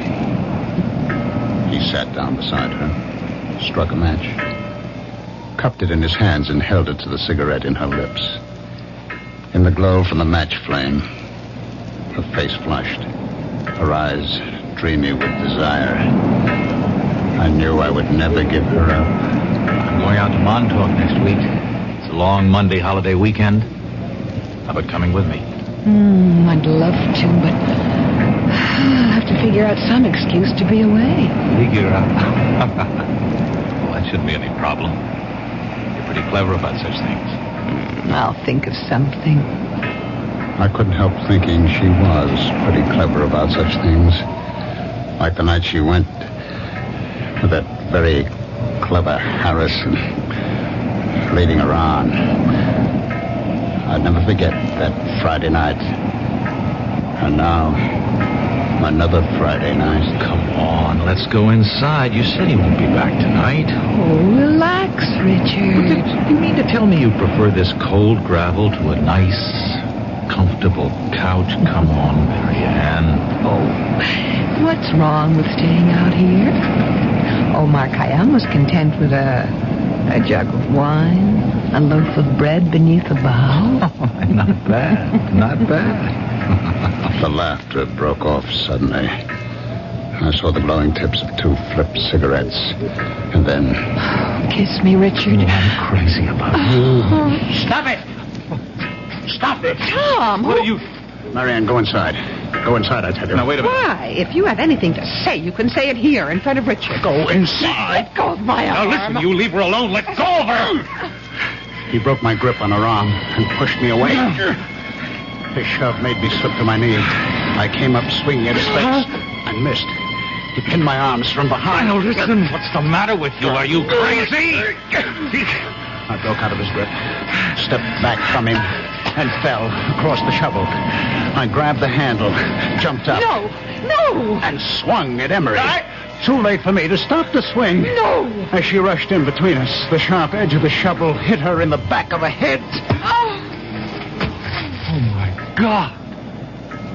I stood there, holding the shovel, unable to move, my eyes fixed on her face as Emery knelt down over her with the flashlight. I watched her face and prayed she wouldn't die. I trembled with fear and anguish, telling myself this couldn't be. It was a nightmare. Emery turned the flashlight on me, studied my trembling lips, my glazed eyes fixed on Marianne. She's dead. I heard him, but didn't answer. I couldn't take my eyes off her. Drake, did you hear what I said? She's dead. You killed her. You better go in the house and call the police. I looked at him, puzzled. My mind, my eyes, my memory playing tricks on me, wondering who he was. Harrison? Jack Harrison? Mocking me. The night he took her to the movie, telling me we'll be back. What's the matter with you, Drake? Don't you hear me? Call the police. I'll tell them. I'll say it was an accident. She tried to steal. I don't think you've heard a word I said. I'll call the police myself. Where are you going, Harrison? Call the... Who's Harrison? I'm Emery, Richard Emery. Drake. I'll be right back. Don't turn your back on me. What? He looked back as I swung the shovel, his mouth open, his eyes unbelieving. He went down. I hit him again. He was still, lying on his face. I staggered, gasping for air, my head pounding, thousands of pinpoints of light exploding inside my head. I sank down on the steps of the porch, holding my head in my hands, trying to clear my head, groping to recall, understand what had happened to me, to them. Slowly, the horror of it all returned. Marianne was dead. I turned the other body face up. It was not Harrison. It was Emery.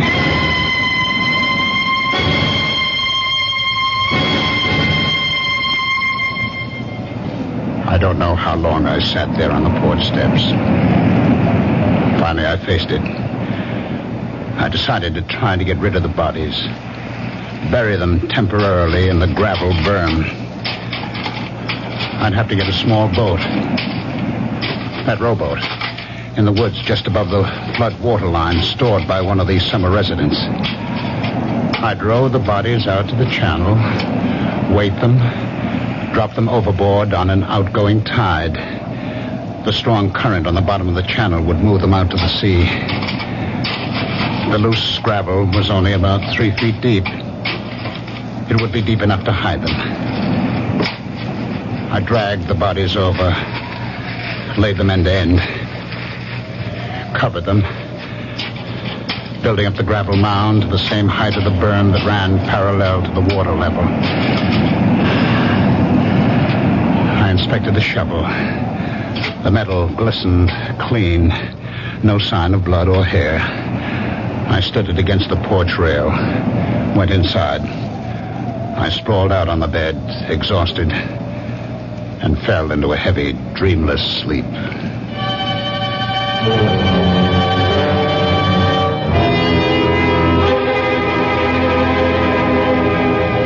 I woke up the next morning about an hour after sunrise. My mind clear, instantly aware of what had happened, what I had done. I jumped off the bed, went to the porch door, looked at the gravel graves on the burn. It looked natural, peaceful, like a cemetery. I knew what I had to do. I put on the coffee, showered, changed my clothes. Became aware that her clothes were still hanging in the closet. I got the old note she had left me on that weekend with Harrison. Read it over and over as I had my coffee on the kitchen counter. I turned on the radio for the weather. The Bureau reports Hurricane Gilda moving past Cape Hatteras, leaving a devastating I placed the note on the counter, carefully spilled a spoonful of coffee on the counter, wetting a large corner of the paper, and then blotted it with a paper towel. I knew I'd have to keep checking the weather, but first get rid of her clothes. I put them in a large plastic garbage bag. I knew I'd have to stay close to the cottage until I got rid of the bodies. Lay in a supply of food, so I drove to the supermarket, put the clothes into the collection bin of the Salvation Army on the parking lot. I did my shopping and was back in less than an hour. I went up to where the rowboat was on the bank of trees. It looked all right. Aluminum, light enough to drag. The oars were in it, and burlap fish bags, strong enough to hold the rocks I'd use for weights. I'd have to wait until dark to move the bodies. In the meantime, I could move the boat. It was a couple of 100 yards. I placed the boat on top of the grave. By nightfall, the Coast Guard was sending out small craft warnings, and all through the night, I was glued to the radio for weather checks, feeling trapped, helpless to do what I had planned. I finally fell asleep on the couch.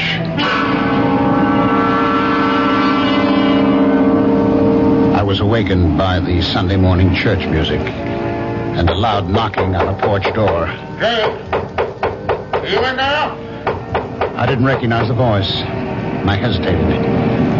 The knocking stopped. I heard him walk down the porch steps. I put on my shoes, went to the door. He was sitting on the edge of the transom of the boat, his back to me, smoking a cigarette, fishing pole across his knees. It was Mallory. He turned. Didn't wake you, did I? I heard the radio. I thought I'd stop by. Feel all right? Okay now, but yesterday, what a head. All day. How about some coffee? Oh, thanks, but I've got to get back to the lab. I didn't know you had a boat. Oh, it's not mine. Belongs to the Johnsons. I saw a couple of kids dragging it out of the patch of trees up there. They ran when I started towards them. Thought I'd better keep it here for them. I guess it's safe enough here. Unless we get that hurricane. I'd pull it up on higher ground if the weather gets worse and Gilda doesn't move out to sea. Well, I'm glad to see you feeling better. Dr. Mallory, did you get a chance to talk to Emery? No. Matter of fact, I haven't seen him. I stopped by his room Friday night after I left you. He wasn't in. I left a note to call me. I didn't hear from him all day Saturday. He wasn't in Saturday night. Not in his room this morning either. It's not like him to go off without a word. I've been thinking over, Dr. Mallory. It's no use talking to Emery. I can't keep it tied to me. She's left me. Oh, did she? I'm sorry. Perhaps for the best. Well, she didn't get home Friday night and left me a note. I found it in the kitchen Saturday morning. Is she leaving you for Emery? She didn't say. I see. Uh-huh. Well, I'm sorry, Drake. I really am.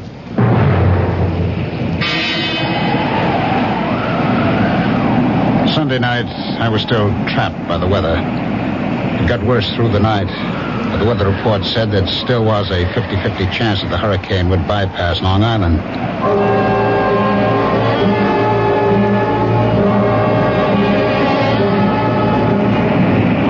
About noon the next day, the wind died down. I stood there by the rowboat, wondering whether I should take the chance in broad daylight. Long Island Sound was still, calm as a lake. I heard a helicopter coming across Crane Neck. Routine patrol of the shore. I could read Suffolk Police. And then Dr. Mallory coming down the beach towards me. I stood there waiting for him. Well, I'm glad I found you home, Drake. I've just been answering more job ads. Yeah, have you heard from Mrs. Drake? A letter, perhaps? A phone call? Why, no, I haven't. Well, I'm getting really concerned about Emery. No one at the lab has seen him or heard from him for 3 days. This morning, I looked through his room. His clothes, his suitcases were there. I can't understand. I was hoping if you'd heard from Mrs. Drake and knew where she was, I'd ask her if she had any idea about where Emery might be. Well, I do have her mother's phone number in Ohio and her sister's in Connecticut. If you don't mind. Do you want to call from here? Thanks, but I'm on my way to the village hall to see Police Chief Raymond. I stood there watching him make his way along the beach to the village hall at the old field lighthouse, wondering just what he'd tell Chief Raymond. Well, you know what they say. The path of gory murder leads but to the grave. What do you suppose will happen to Tom Drake? Will he be like that comedian who murdered people with stolen jokes and was hanged by his wits' end? I'll be back shortly with Act 3. Hi, Ms. Goldilocks here. Professionally, taste testing diet drinks can be very difficult, but I've just had to bear with it. Then I found sugar-free diet 7-Up. It doesn't taste like other diet drinks. It's fresh, light, natural, delicious. Sugar-free diet 7-Up tastes so good that I've taste tested it hundreds of times, and each time I've given it my seal of approval. Yes, this one's just right. You've finally made your gift list.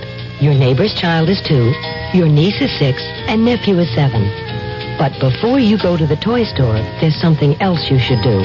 Write Toys, Washington, D.C., 20207 for a free booklet on toy safety.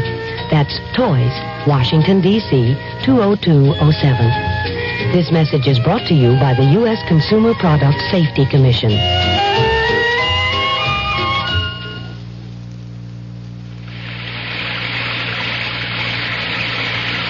Sometimes a gentle rain in one place adds up to a raging torrent in another. A torrent that can uproot lives as well as trees. To remedy the things that can be remedied in a disaster, America has a unique emergency force, the American Red Cross, America's good neighbor. Red Cross is on call 24 hours a day, every day, to cope with emergencies, whether they're on the next block or a continent away. Most of the help that's given is from volunteers. The money's from volunteers, too. Volunteers like you. If you need help, join us. If you can give help, join us. The American Red Cross. Help us help people just like you.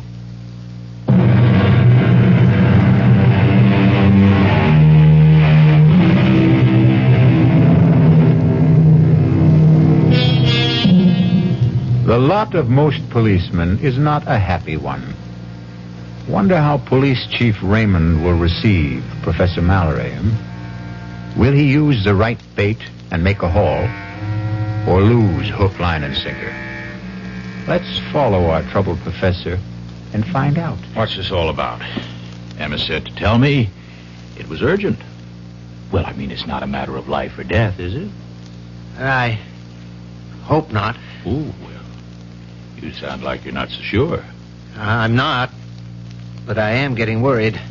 Somebody been stealing typewriters and lab equipment again? No, Chief. Well, this may sound odd, but a member of the lab faculty seems to be missing. Oh? That's what do you mean, missing? No one's seen him since Friday afternoon. Well, this is only Monday. Yes, but he was not in his room Friday night, Saturday night, Sunday night. He didn't show up in the lab today. Well, what about his weekends? Did he have them free? Oh, sometimes, when scheduled.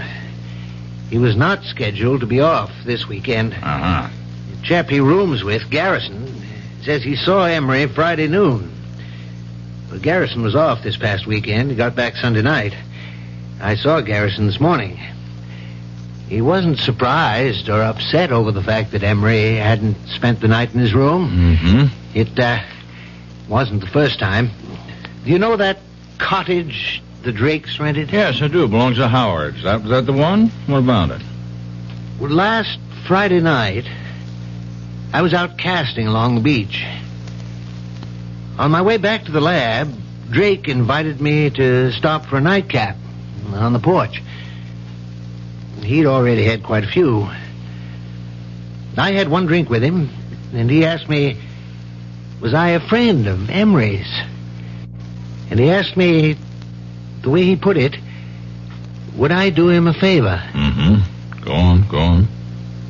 What he wanted me to do was for me to tell Emery to stay away from his wife. Now, did he explain that? Did he mean Emery was annoying his wife, or did he mean they were having an affair? Well, my first impression was that it was more or less a dalliance. Well, that's kind of par for the course in this university town, you know. Yes, perhaps, but I I told him I'd prefer not to get involved in personal affairs of faculty members. And what'd he say? He said if Emery didn't stay away, he'd kill him. His exact words. Huh? Of course, he was very drunk when he said it. I told Drake to calm him down, that I'd talked to Emery. Yes, I see. Well, now, what about Mrs. Drake? Was there anything said to indicate whether she was inside the cottage while Drake was blowing his top this way to you? No. There were no lights on inside. Matter of fact, Drake made it clear that she was not home. He implied, without mentioning Emery by name, that she was out somewhere with him. Well, in that case, she could have some idea about where he might be. That occurred to me. I went back there yesterday morning with that in mind. And did she? She wasn't there. Drake told me she'd left him. He said she didn't come home at all Friday night. He said he found a note from her in the kitchen Saturday morning. Well, that's quite a coincidence, to say the least. Did the note say she'd gone away with Emery? Well, Drake didn't show me the note, but as much as said there was no mention of Emery. Have you been to the cottage since yesterday? I stopped there on my way here. Drake says he hasn't heard a word from her. No mail, no phone call. But I asked him, would she perhaps have gone to her parents' home, to a relative? He gave me these phone numbers. Oh, yes, let me see that. Ohio and Connecticut. You think we ought to call them?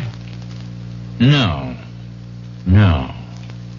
I'll drop in on Drake. I'd rather he made the call. You see, if we can't locate Mrs. Drake and you don't hear from Emery, that leaves us with 2 missing persons. We'll put out an all-points teletype alarm, full descriptions and photos. I'll keep you posted, Mallory.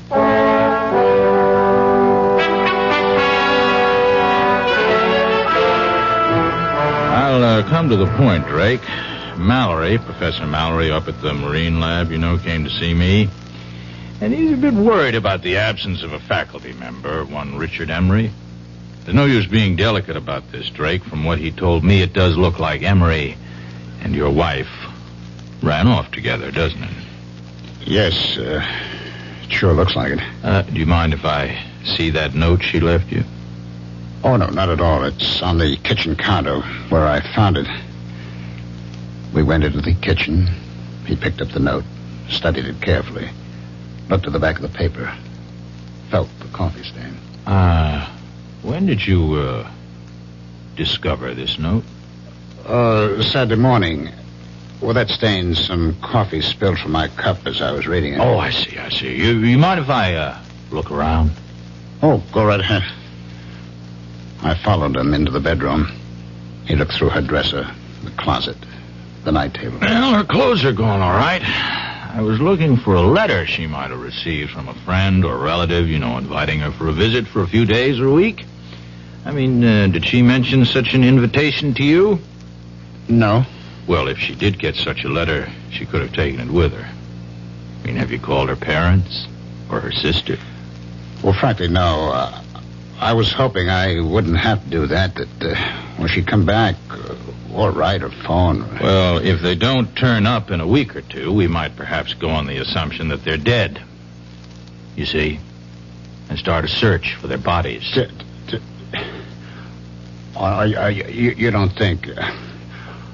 Well, look, Chief, I was drunk when I told Mallory... No. I don't think you killed them. Of course not. What would you do with the bodies? Bury them out there? Let's not get morbid about this. You don't think I'm going to call out the tractors to scrape down the gravel, do you? Oh, by the way, how long are you planning to stay on here? A couple of weeks. All right, fine. Well, now keep in touch. I'll call you if anything develops. Phone me if you get a letter or a call from your wife. I followed him out. He looked at the rowboat, studied the sky. I'd pull that little boat up higher beyond that low ground back of the house. I wouldn't be surprised if we get some of Hurricane Gilda before night's over. Better keep the radio set on the Coast Guard reports. I watched him go down the footpath across the low ground behind the cottage, and then uphill to where his car was parked, top of the bluff. It was not till he was out of sight that I stopped sweating.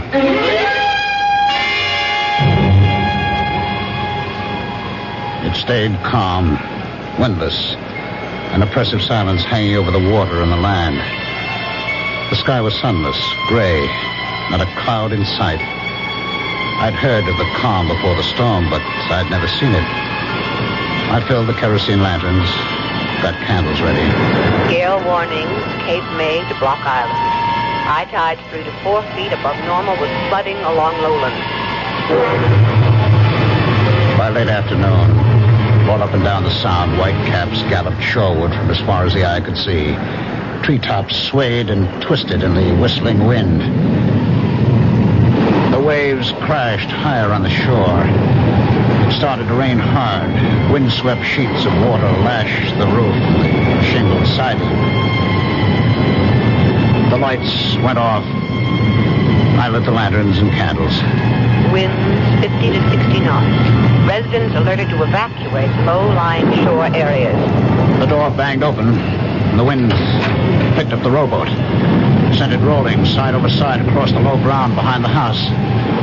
I stood with a lantern on the gravel berm, watching the waves inching closer, lapping the foot of the gravel mound, loosening gravel in the backwash. And then I heard the phone ringing.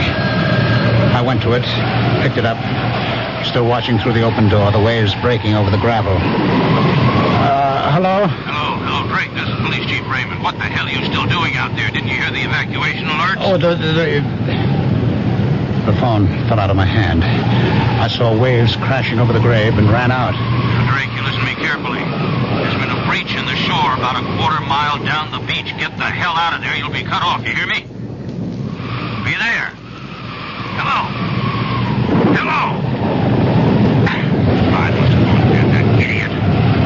Well, better get going with the motorboat.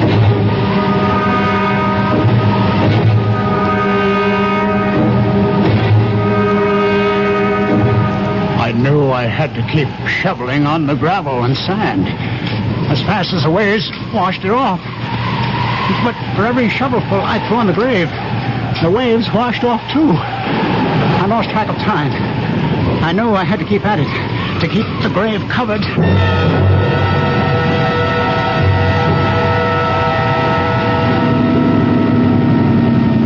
Heading close to the house, Mallory. Yeah.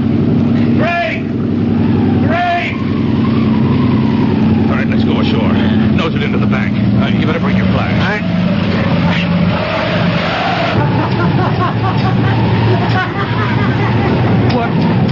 What the hell is he doing? No!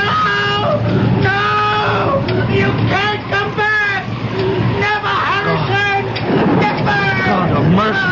It's Emery. Well, I better get him over to the Riverhead Prison Hospital. Tide will be going out in a little while. Let's put this rope around the ankles and secure it to the porch. Mallory, you stay here until the county police and the coroner get here.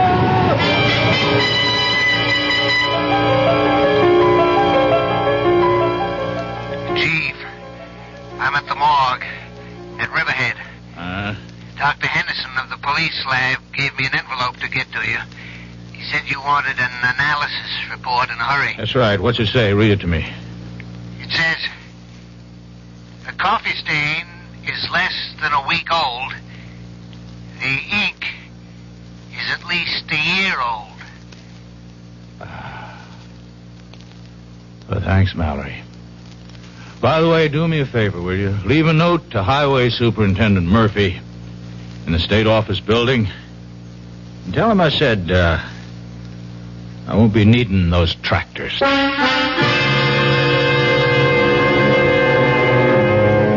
Well, imagine. What do you think of that police chief? Isn't he the fishy character? Anyhow, we didn't have to scrape bottom. I'll be back shortly. Hello, this is Goldilocks. It seems like only yesterday that I was a little girl tasting porridge. You know, this one's too hot. this one's too cold. And now I conduct taste tests on diet drinks. And there's one I must tell you about. Sugar-free Diet 7-Up. It has a fresh, natural, delicious taste. It drives my taste-o-meter crazy. Sugar-free Diet 7-Up. This one's just right. Answer on. I'm building a kite out of tissue paper, and it's beginning to rain. What do I need? Umbrella or plastic kite. Answer on. How many children are born with birth defects? 250,000 a year in the United States. What's being done? The March of Dimes supports research, medical service, and public education programs. How can I help? Answer on.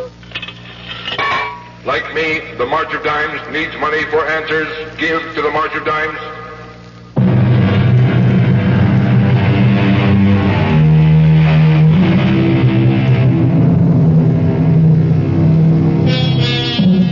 Still in a dilemma? We hope you never have to face it. We can offer some advice, though. When you are uptight about any matter, nothing like settling down at your radio and letting the cares of the day slip away as your mind and ears carry you off on a relaxing journey of mystery adventure. Our cast included Ralph Bell, Patricia Wheel, Robert Dryden, and William Redfield. The entire production was under the direction of Hyman Brown. And now, a preview of our next tale. No, I want to know. I'm afraid he had the head impaled on a pike and left to wither on the battlements. The body, of course, was interred. Oh, my God. Nasty types they were in those days. How old was she? Oh, see, I think I remember. Oh, yes, 24. Just my age. So young to die and be buried forever. Oh, well, the legend is, of course, that she hasn't been. You mean she haunts? Oh, rather. She was quite a horsewoman, history tells us. And any night, but particularly when the moon is full, she rides the grounds, searching for her lost head. Radio Mystery Theater was sponsored in part by new sugar-free Diet 7-Up. This is E.G. Marshall inviting you to return to our Mystery Theater for another adventure in the macabre. Until next time, pleasant dreams.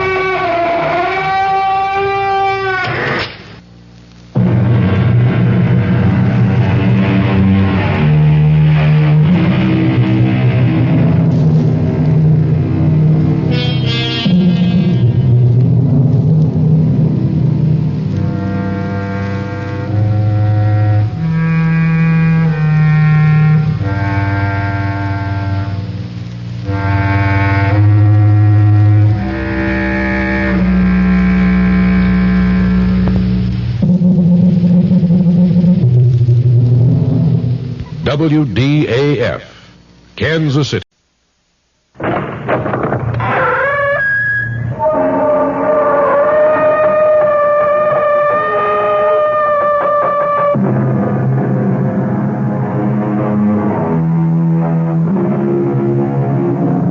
Come in. Welcome. I'm E.G. Marshall. Welcome to the fear you can hear. Welcome to the world of terrifying imagination. Our suspense-filled tale is about two ladies. One heedless, one, alas, headless. To meet them both, we shall have to span an ocean and several centuries. The story of both ladies comes from Rudley Castle in the Cotswold Hills of England. But the tale of the first lady belongs in this century, while the legend of the second comes riding to us out of the medieval past. Charles. Charles! What? Charles, wake up. Can't you hear them? There they are again. What is it, Beth? The hoofbeats. This time they're coming straight for the house. Where are you going, Beth? I've got to see. It's the dead of night. You can't see anything. It's bright moonlight. Oh, God. She's right in the courtyard below. She's stopping. You lost your mind. She's throwing back the hood of her cape. You come back to bed. Oh, she has no head. There's nothing out there. Oh, no. Her head in her hand. She's holding it up by the hair. Charles, come quick. All right, I'm coming. The face, it looks 1,000 years old. Oh, it's my face. Charles, help me. It's me.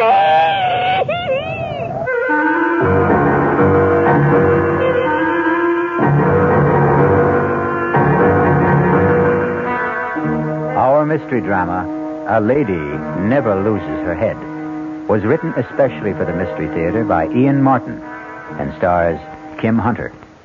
It is sponsored in part by the Kellogg Company, makers of Kellogg's Special K cereal, and by new sugar-free Diet 7-Up. I'll be back shortly with Act 1. Oh, somebody's been drinking my sugar-free Diet 7-Up, and it's all gone. Oh, actually, I saved a little. Oh, a bear! Hiya, Goldie. What's brewing? That's Miss Goldilocks to you. Oh, come on, kid. You mean you don't remember me? The cottage, the 3 chairs, the porridge? Baby bear! In the fur. Been a long time, Goldie. But Baby bear... Just call me BB. You drank all the sugar-free Diet 7-Up, and I have to conduct another diet drink taste test today. Well, yeah, I saw the sign on the door, a professional taste tester, huh? But how can I conduct my taste test now? Why bother? I tried those other diet drinks, too. You'll notice there's still plenty of them around. Why not ask me? Well, okay, BB. Tell me, why did you drink all the sugar-free Diet 7-Up? I like the taste. Light, fresh, natural. Sugar-free Diet 7-Up is definitely unbearably delicious. Mm-hmm.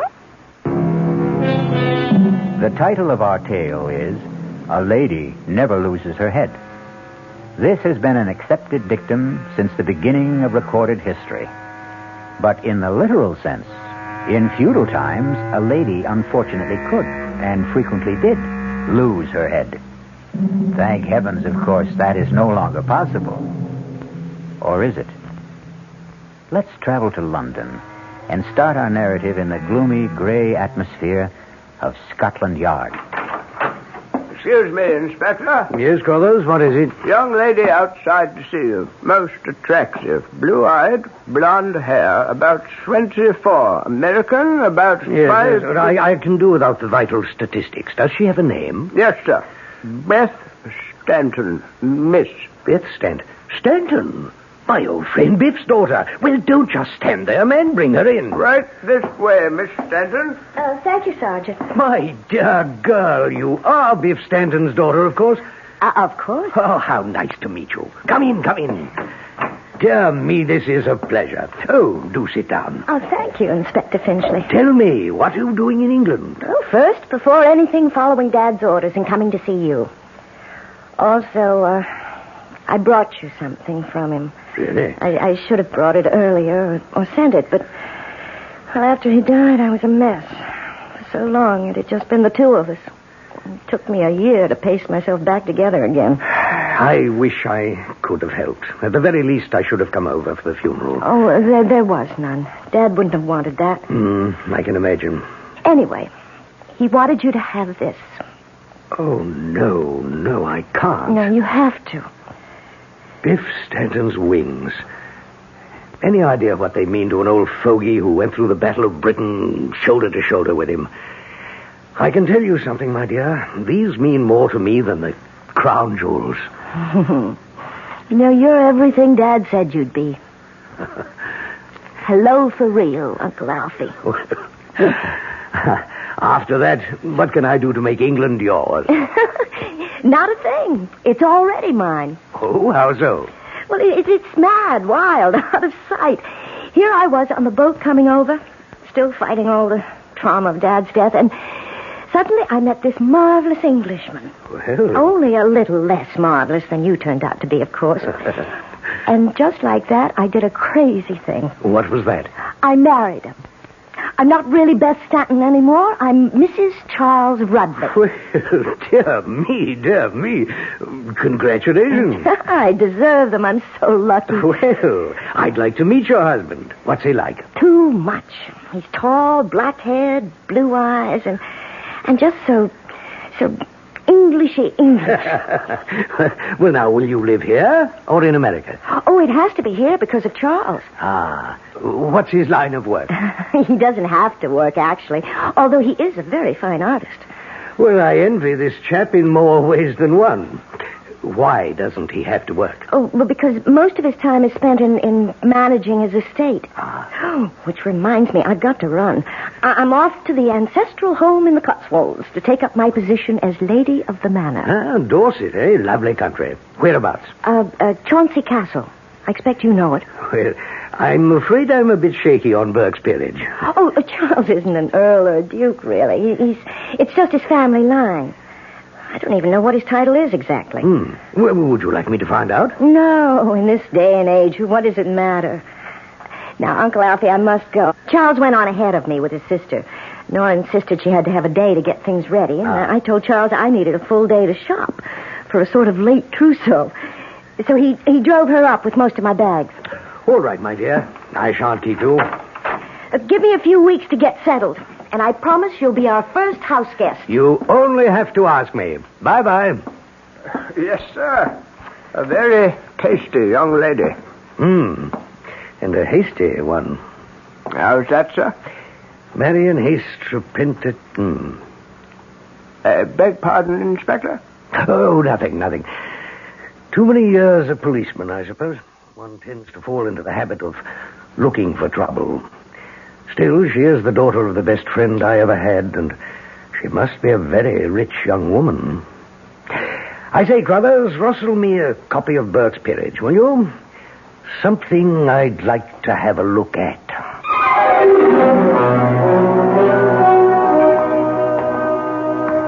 So, milady, how do you like your castle? Oh, Charles, it's something else. It's what? I mean it's too much. It's magnificent. It's breathtaking, thrilling.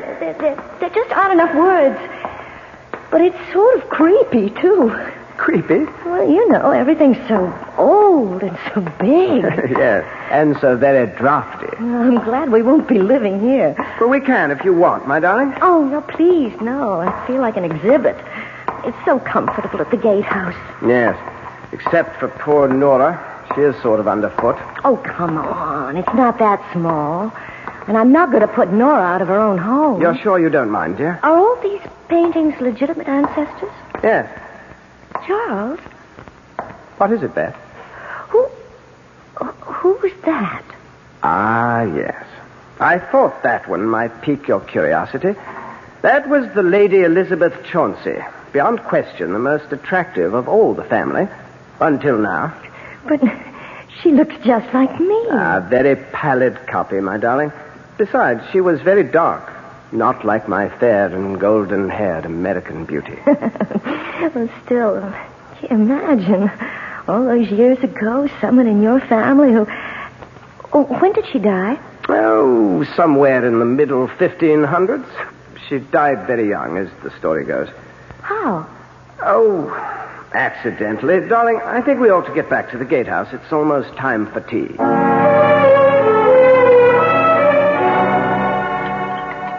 Do you have milk in your tea, Beth? No, thanks. Oh.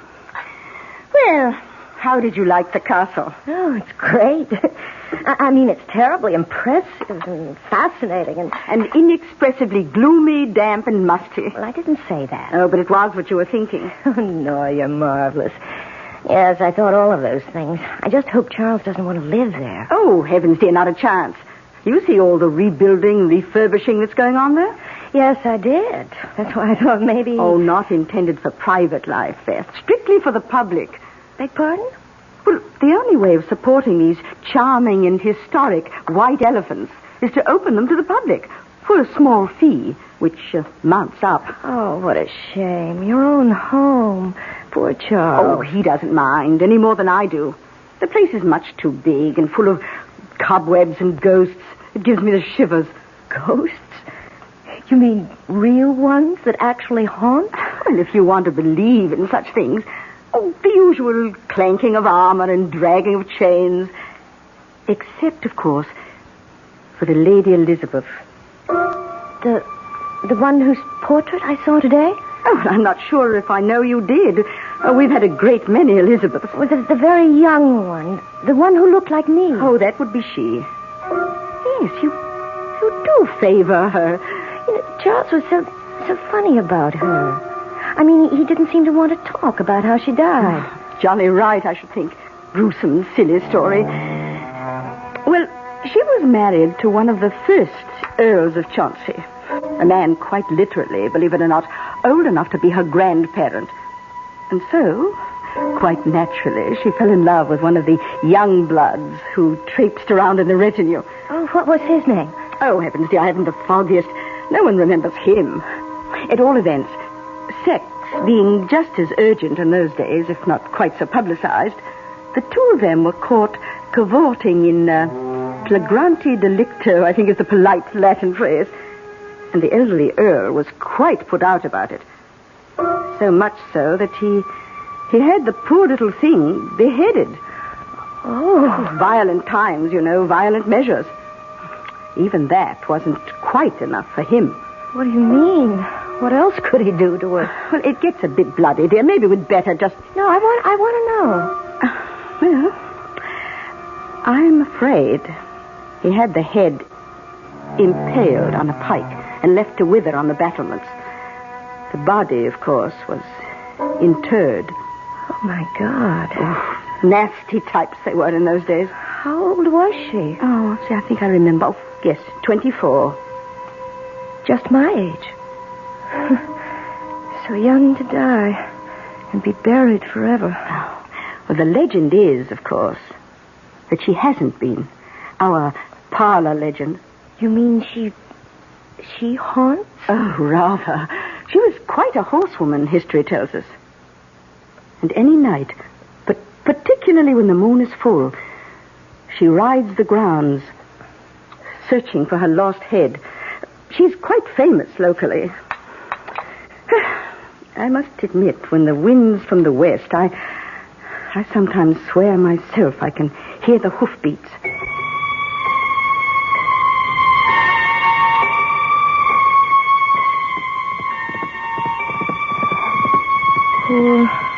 Poor Elizabeth. Poor... No. What's that? Charles, wake up. What is it, Dolly? Do you hear them? Why? Somebody riding a horse. It's 2:30 in the morning. But can't you hear them? You don't suppose Elizabeth... Oh, that stupid legend. I'm really quite furious at Nora. No, don't be, please. I expect I'm the stupid one. It's all so new to me. I'll settle down. Let me assist in that process. Darling. I don't hear the hoofbeats anymore. You never did. Just the excited beating of your husband's heart. Oh, I love you. And I love you. You're so lovely. I can't wait to paint you. I'll sit for you. Do you know what I'd like to do tomorrow? What? Make a life mask of you. Oh, how do you do that? You'll see. Tomorrow. You'll see. Charles really has something more sinister than history lurking in the dark corners of Chauncey Castle.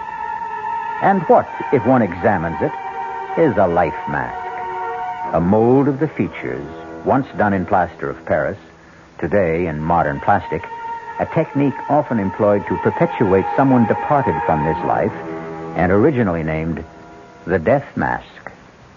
I'll be back shortly with Act 2. Ever had a tall, frosty glass of Amplitude?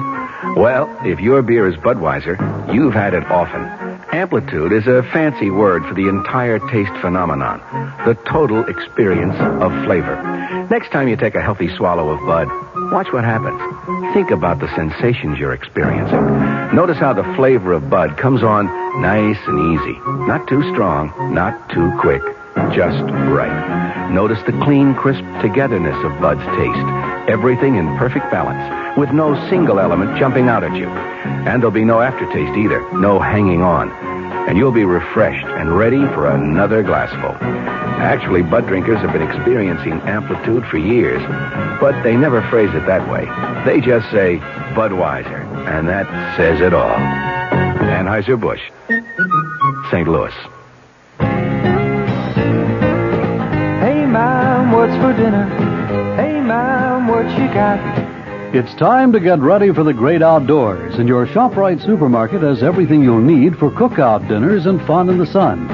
And for this week's dinners, ShopRite is featuring whole grade A frying chickens just 37 cents a pound. Roasting chickens up to 4 pounds, 47 cents a pound. Choice beef rib steaks $1.19 a pound.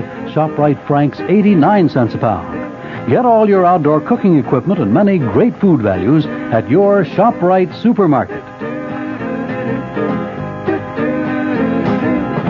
She loves her family. She wants the best. She does all that she can do. She lets ShopRite do the rest. Hey, Ma, what's for dinner? ShopRite has the answer.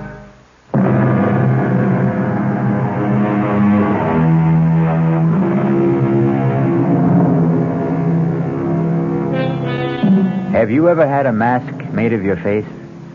It's a quite terrifying experience. The material is laid on like shaving soap or a mud bath, and you lie there while it hardens and sets. In the last moments, there is an excessive heat and a feeling as if you will be buried forever in concrete or stone. You can breathe, but the shut-in feeling, the claustrophobia, suggests you can't.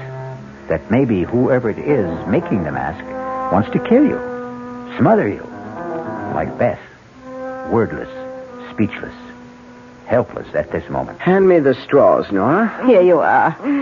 Oh, what a really dreadful thing to do to the child. Now, don't try to talk, dearest. The plastic is just beginning to set. It won't be much longer. I'm going to have to cover your mouth now, so I'll put these straws in your nose, and you'll be able to breathe. Now, the thing is not to get panicky. Oh, the whole thing is perfectly barbarous. Shut up, Nora. There's not a thing in the world to worry about, Beth.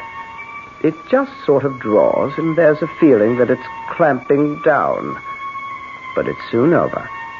Trust me, darling. Please don't worry about a thing.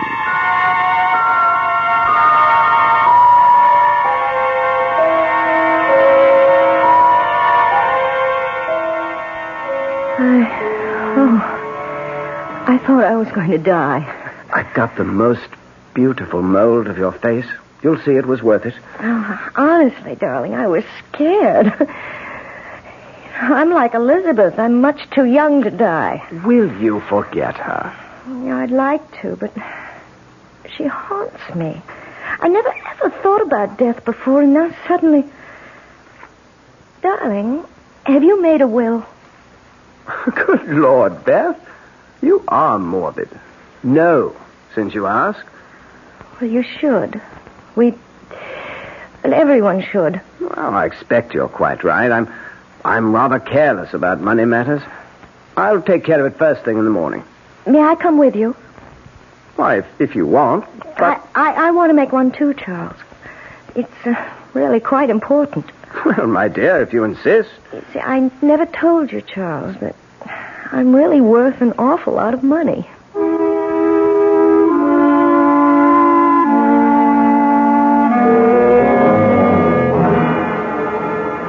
Carlos. Yes, Inspector. Remember that chap in Margate we had to look into because he kept getting rid of well-to-do wives at quite a clip? That'd be Humbert, sir. Yes. Tall, dark chap with a thick beard. Made a joke about Bluebeard. Oh, did I? Have we a photo of him handy? Oh, I think I could dig one up. Why don't you? And, by the by, next weekend's Halloween. I think I might leave crime to the small fry and take a busman's holiday. Oh, you deserve it, sir. Where away? Well, I might take a run up to the Cotswolds. Sort of a sentimental journey, you might say. Morning, Beth. Special today, kippers. Oh, no, thank you. Not for me. Oh, out of sorts, dear. I didn't sleep so well. Just a little orange juice and coffee. Oh, absolutely. Well, anything wrong? Oh, no, not really. I guess maybe I ought to look out for those toddies of yours. Why, Beth, nothing but a little Scotch, sugar, and lemon. I didn't mean I suspected the ingredients. It's just that maybe I can't handle quite so much whiskey. Oh, there was only a nip in there. Child, you do look a little wan. Should we have Dr. Yule in to have a glance at you, do you think? Oh, I can't need a doctor. I'm always so healthy. Oh, change of clime and all that, dear, and damp old England. Flu is always floating around. Why don't we just play safe?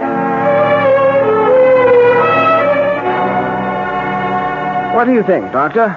Oh, well, nothing serious, of course, but a high-strung young lady, you know. Well, sensitive, naturally, but high-strung. Well, you know Americans very suggestible. What is this notion she has about somebody on horseback without a head? I beg your pardon? Some legend about a girl who looked like her centuries ago. I haven't the foggiest idea. Yeah. Well, for the moment, there's no real concern. I've left a sedative to be filled at the pharmacist with your sister. Convenient thing she happens to be an RN.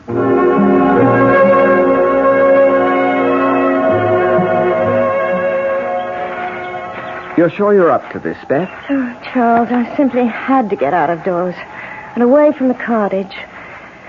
Let's just enjoy a walk into the castle and pretend it's all the beginning. Well, now, just stay well in the center of the drawbridge. Needs a lot of repairs.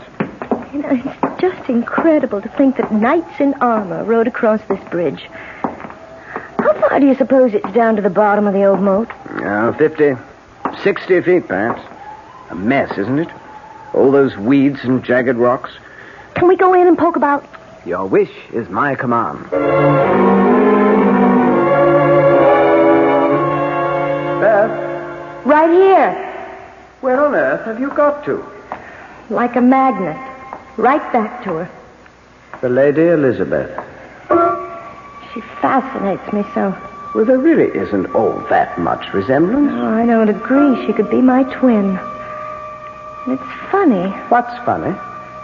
Well, it's so hard to put into words, Charles. It's just a feeling. I mean, her portrait is just as old, and the paint is just as cracked as all the others, but somehow she feels so immediate, so today. Almost as if she just sat for the portrait, and the artist had just finished it. That is rather strange. You can see that the pigments are medieval. The patina is centuries old, just like the model. I know. I should stop identifying myself with her just because of a chance resemblance. Oh, Charles, I'm cold. Let's get back to the gatehouse and that nice living room fire.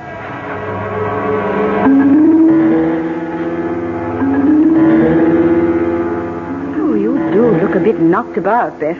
Perhaps you ought to turn in a little early. I guess so. On top of everything else, I do think our damp weather does take a bit of getting used to. I have the kettle on the boil to whip you up a nice stout toddy. Oh, I don't want anything to drink. Oh, just a bit, love, to disguise the taste of old Dr. Yule's sedative. Why he has to stick to powders instead of up-to-date pills is beyond me. Oh, while you're brewing that toddy, I have some letters to finish. Letters? Oh, I've been very remiss. I have all sorts of friends and half-relations in America who don't even know I'm married. I've got to write them. Oh, of course. You go and get them finished. And I'll brew you up something nice to put you to sleep.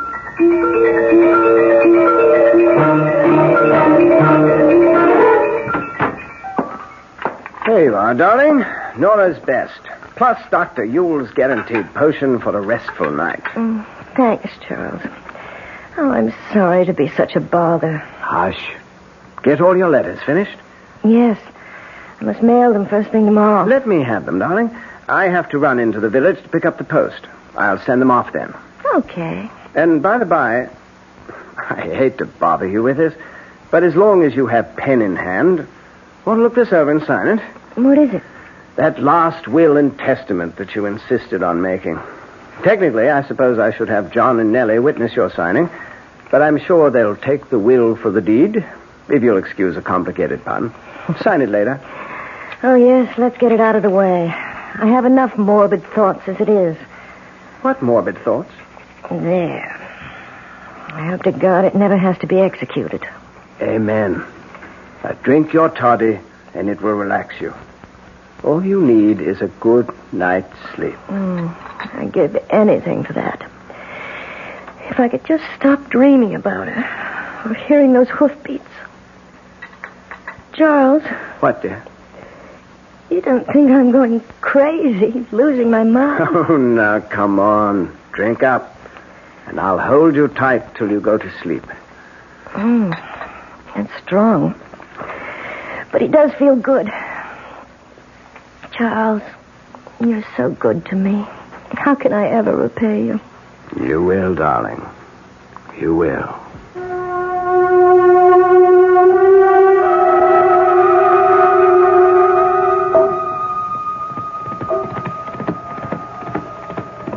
Charles. What? Charles, wake up. Can't you hear them? There they are again. What is it, Beth? Hoofbeats.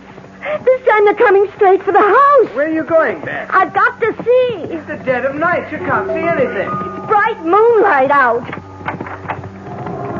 Oh, God. She's right in the courtyard below. Stop it, Beth. She's throwing back the hood of the case. Will you come back to bed? She has no head. There's nothing out there. Oh, no. Her head in her hand. She's holding it up by the hair. Charles, come, quick. All right. It looks 1,000 years old. Oh, but it's my face. Charles, help me. It's me.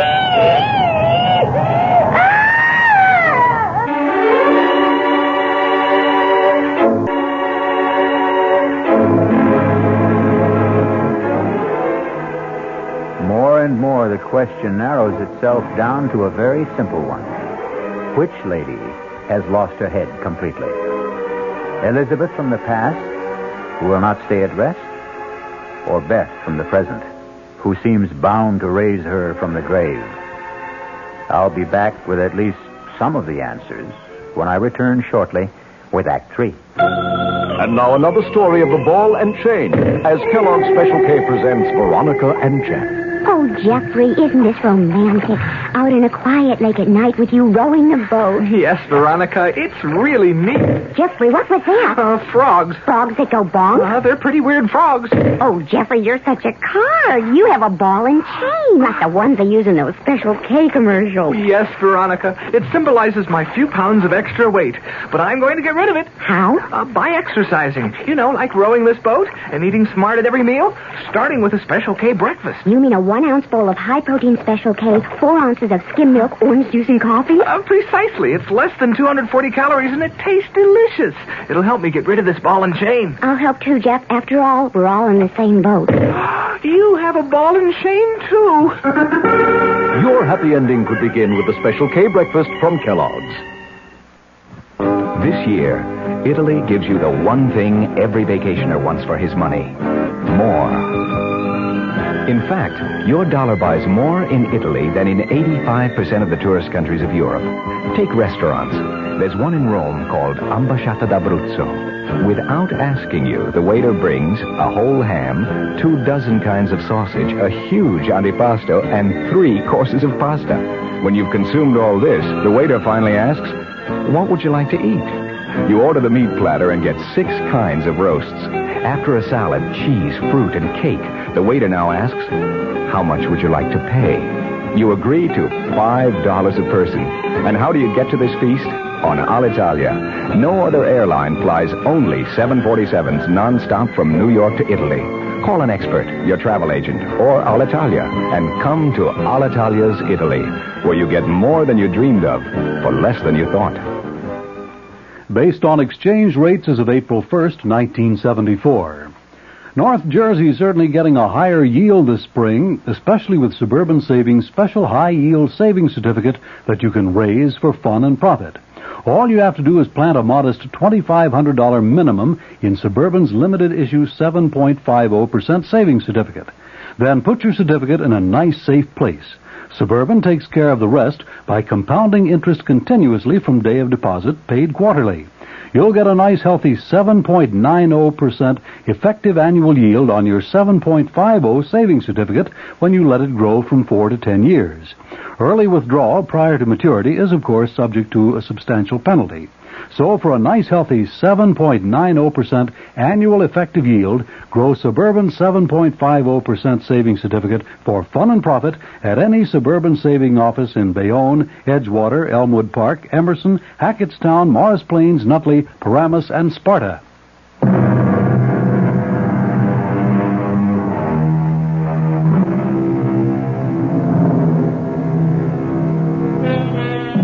So, back once again to the problem of our twin damsels in distress. The medieval one has vanished into thin air by now, if indeed she ever materialized from there, while our modern Beth has confounded us and her husband by doing something quite medieval, or at least old-fashioned. Beth? Mm-hmm. Beth? Yeah. Beth, it's Charles. Wake up. What? Charles? Oh, what happened to me? What happened to her? Charles. Now, darling, listen to me. There was nobody there. Oh, but I saw her sitting side saddle on the horse, and when she dropped the hood... Beth, it was a dream. She had no head at all, except in her hand. You've got to stop it, Beth. She was holding it by the hair, and the face was all wrinkled like a mummy. Beth, And it was my face, just like me. And do you know what she was doing?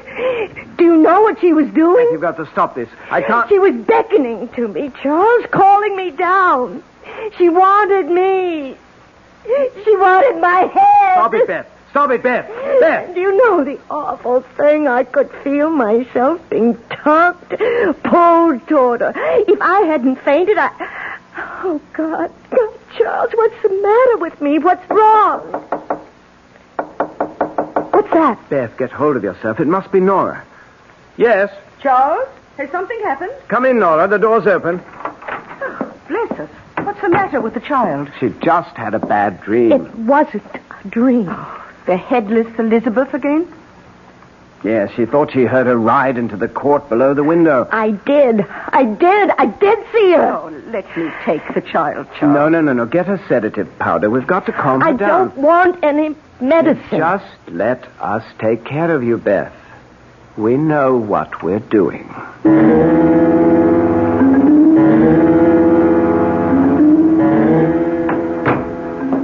Well, I think we've got her under control now. I'm so sorry to rout you out so early in the morning, particularly on All Hallows Day. Oh, that's quite all right, Mr. Rudley, quite all right.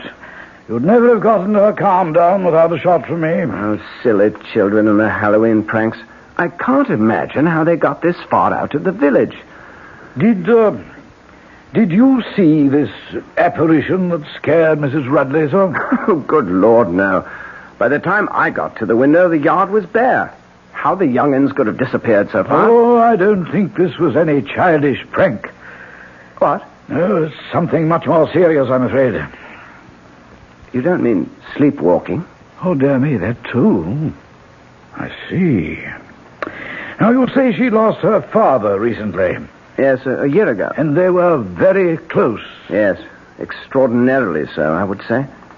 What is it, Doctor? You don't think... I'll tell you what I do think, Mr. Rudley, and I'm going to be very honest.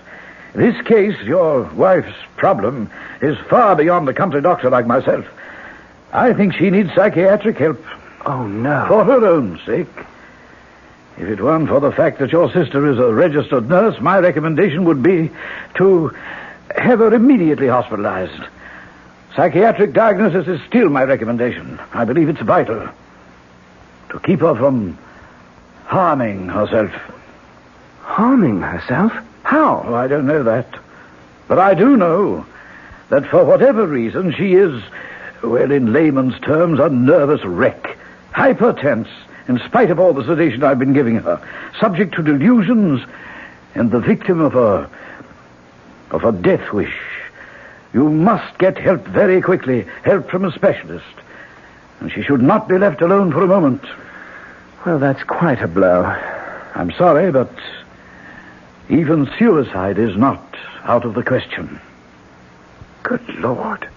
I wonder, could I talk to her now? Well, she may be a bit drowsy, but if she's not asleep, yes.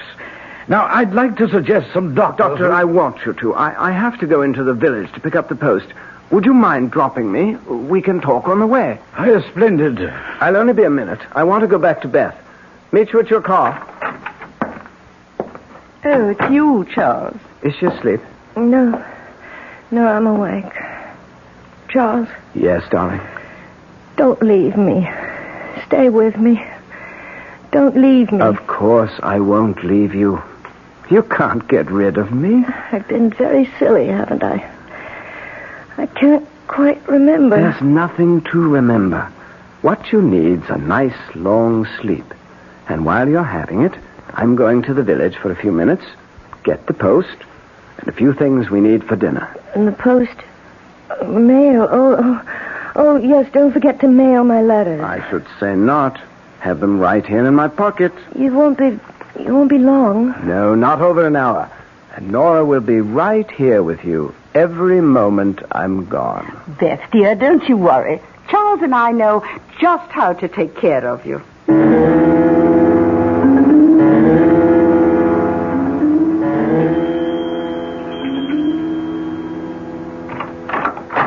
Yes? Oh, how do you do? Are Mr. and Mrs. Rudley at home? Oh, no, I'm sorry. Mr. Rudley's off to the village, and I'm afraid Mrs. Rudley is indisposed. Oh, I'm sorry. Not serious, I hope? Oh, no, just a little bout with the flu. May I say who was calling? Oh, yes, of course. Alfred Finchley. Oh, well, are you a friend of Mrs. Rudley's? No, not really. Old army chum of her father's. Oh. Just happened to be driving by, and I'd heard she'd been married, and I wanted to, well, you know, pay my respects. Oh, well, I know Beth will be so sorry not to have seen you. I'm her sister-in-law, by the way. How'd you do? Now, perhaps later this afternoon, if there was some place she could call you. Oh, no. I'm driving back to London.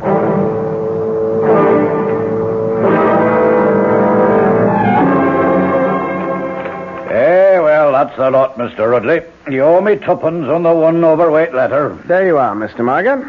Anything to go out, sir? No letters this time. I thought I saw some in your pocket. No, these are not going to be posted. I'll take care of those myself. As you will, sir. It's just opening time. Want to step in the pub and have a nice warming beer? Not this time, Mr. Morgan. Got quite a long walk home. That'll be on my way if I hope to make it by lunch. Good morning. Good morning, sir.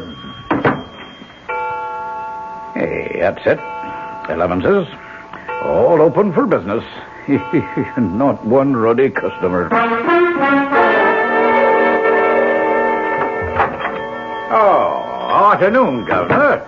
Just 10 minutes before 2, so if you want one, better step lively into the bar before closing time. Thank you, Barkeep. I think I will. Name is Margate, sir. Donald Margate, proprietor.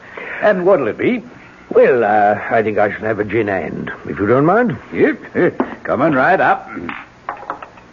Just passing through? Yes. Lovely country. Oh, we like it. Quite a bit of work going on at Chauncey Castle. There's the gin and, sir. Oh, thank you. Oh, yes. Going to be good for business. Oh, so? Going to open it to the public, the family is. Make a tourist attraction. Well, I thought it was because the present incumbent had got married. Present incumbent? Oh, you mean the doddery old Duke? Oh, no. I meant young Mr. Rudley. Oh, him? Why, Lord bless your soul, he's not family, sir. Oh, really? No, he's just renting. Lease is almost up, I think. Rudley, I think I once knew what's he look like? You should have been here when I opened. You could have seen for yourself. Tall, dark chap he is. Yes. He wouldn't by any chance be this chap in this picture, Well, now, that'd be hard to tell. I mean, Mr. Rudley's clean-shaven and a lot thinner than this chap. Still, take away the beard, cut off some of the hair. No, I just wouldn't know. Do you have a doctor in town? Oh, yes, sir. That'd be Dr. Udall. You'd find him right across the green, sir. Good timing, too, because I have to close. Timing couldn't be worse, Nora. She never mentioned she knew anyone in England. Oh, I don't think we have to worry. He was just a little wisp of a man, very inoffensive. You doctor her food at lunch. Get another of your special toddies into her before she goes to bed. We'll do it tonight. Well, it seems a bit soon. A lot faster than usual. But if you insist, darling, naturally we'll go ahead. Kiss me. Yes, sister, dear. Well, at least she is the last one. She has enough money to leave you. So I can stop sharing you with the pigeons. Inspector Finchley, Scotland Yard, Doctor. My credentials. Oh, dear me, a policeman, but why on earth? Could you answer my question? Well, of course. Yes, I've called on her several times in the last 10 days or so. What's the matter with her, Doctor? Well, that's rather difficult to say. She has delusions. Caused by what? Oh, now, Inspector, that would take a psychiatrist to explain. She couldn't be under the influence of drugs, could she? Why, does this man look at all familiar to you, Dr. Ewell? No, I can't say. Just a minute. Let me get my magnifying glass. Now, where did I... Oh, yes, here it is. Yes. Oh, yes, by George. Partly the facial structure, of course, but this is what did it. You see that old scar there bisecting the left eyebrow, more or less? Yes. Something a doctor would notice because it wasn't a very good job of suturing. Yes, I think I could swear.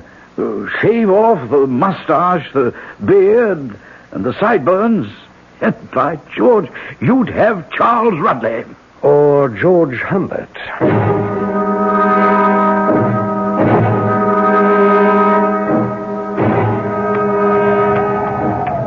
Thank God for the help of Elizabeth's phantom steed. I thought we'd never get her downstairs. You wouldn't think she'd be so heavy. Dead weight, brother dear. Not quite yet. Poor Beth. A pity. No time for sentiment. She's worth a lot more to us. Dead. Now help me get her off the horse and then get him back to the stable and call the doctor. After you throw her over into the moat, you'd better make very sure she's dead. I'll make sure. All right. I'll get her off the horse. Stand still, Rudley. Just hold it right there. What? I've got you covered. This is the police. Don't move. Oh, you fool. Well, they're not going to get me. It's too late. Get out of my way. Watch it. Don't shoot after the horse. We don't want to harm the girl.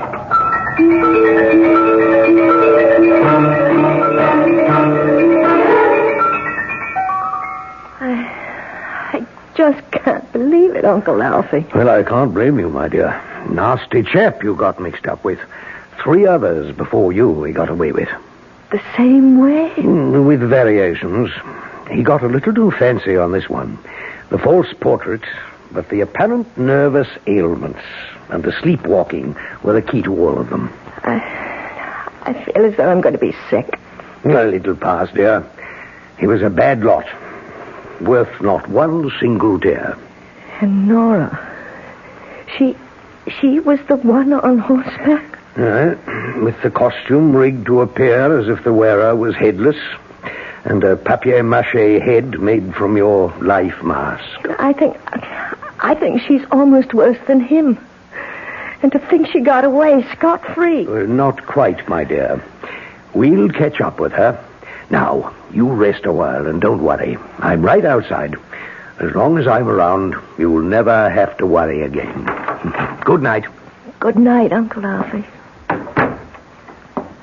All right, Doctor? Oh, yes, she'll be fine. You say you did catch up with the woman? Nora. A lot more than just police caught up with her. You know the work they're doing on the castle? What's it called? Well, apparently they found some structural weakness in the arch of the main gate. So they supported it by stretching a thin steel cable from one side to the other.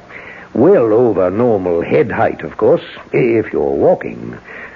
But unfortunately, not high enough to clear someone on horseback. Good Lord, no. Oh, yes. Cut her head off as clean as a whistle. Charles Rudley was eventually convicted of murder of one of his earlier wives. He was sentenced to life imprisonment. His common law wife, Nora, lost her life and, of course, her head. It's nice to consider that, in her case at least, the punishment fit the crime. I'll be back shortly.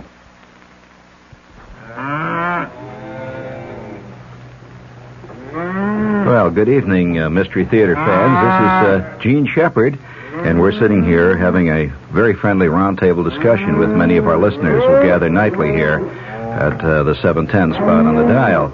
And if you'd like to join our little evening gatherings, I'm on every night at, it's 9:15 now. 9:15. You write that down. And make sure that you bring all the things you need to be prepared for a fantastic evening. I'm on every night from 9:15 until 10. Join our little group some night. We sit around and discuss the world and enjoy life and walk around in the weeds and just be people. 9:15 on WOR. From the WR newsroom, the winner of the 100th running of the Kentucky Derby, Cannonade. Details upcoming in the news at 6 with Roger Skibonis. An invitation. This is Peter Roberts. Join us Sunday morning, 8:15 to 10 here on WOR for Rambling with Roberts. 2 hours of music, specially selected for Sunday morning listening pleasure, along with bits of weather information, news headlines, bits of trivia, such as the fact that a man from Onowa, Iowa, received a patent for what he called Eskimo pie, which was ice cream coated with chocolate. It all happened in 1922. It may not seem like very much in the way of history, but it does take place, these little bits of trivia and information, on Rambling with Roberts. So, of a Sunday morning, make a note. 8:15 to 10, right here at 710 on your dial. Come Rambling with Roberts. You don't have to give us an RSVP. Just be on hand. Thank you.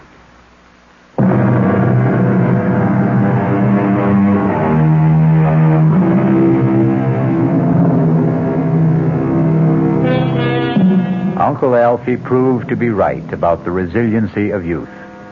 It took a couple of years, but eventually Beth settled down and is happily married to a psychiatrist in Duluth. As for this fable itself, it also goes to prove that time not only heals all wounds, but eventually wounds all heals. Our cast included Kim Hunter, Nick Pryor, Bryna Rayburn, Ian Martin, and Court Benson. The entire production was under the direction of Hyman Brown. And now, a preview of our next tale. This is a voodoo doll. All of him is made with things that once belonged to Truedo. Only one last thing I needed to make the spell work. The weapon. Now at last I have in my hand the instrument of destruction. I straighten out the circle, turn the head to the sky, and death the tail towards the ground, and strike! What have I done, Mr. Ramsey? You drove the bracelet like a knife straight through the doll's head. From temple to temple. Hernando Truedo will be dead by midnight.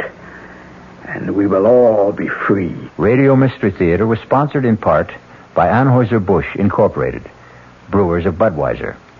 This is E.G. Marshall inviting you to return to our Mystery Theater for another adventure in the macabre. Until next time, pleasant dreams.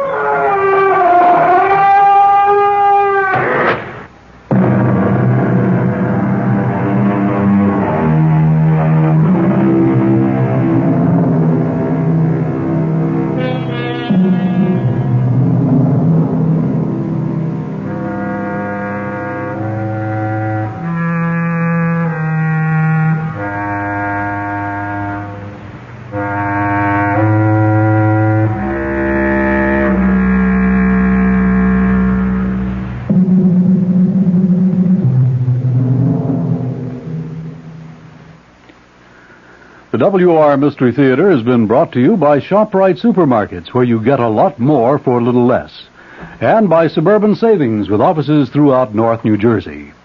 The preceding Mystery Theater program is furnished by the CBS Radio Network. 5 o'clock, time for the news on the hour from the WOR newsroom. This is Roger Skibinis reporting. Under sunny skies, 60 degrees now in Midtown Manhattan. Clear and cool tonight with the low 40 to 45 degrees. And it's going to be sunny and cool tomorrow with the high near 60. Fair, not as cool tomorrow night. More on the weather later on.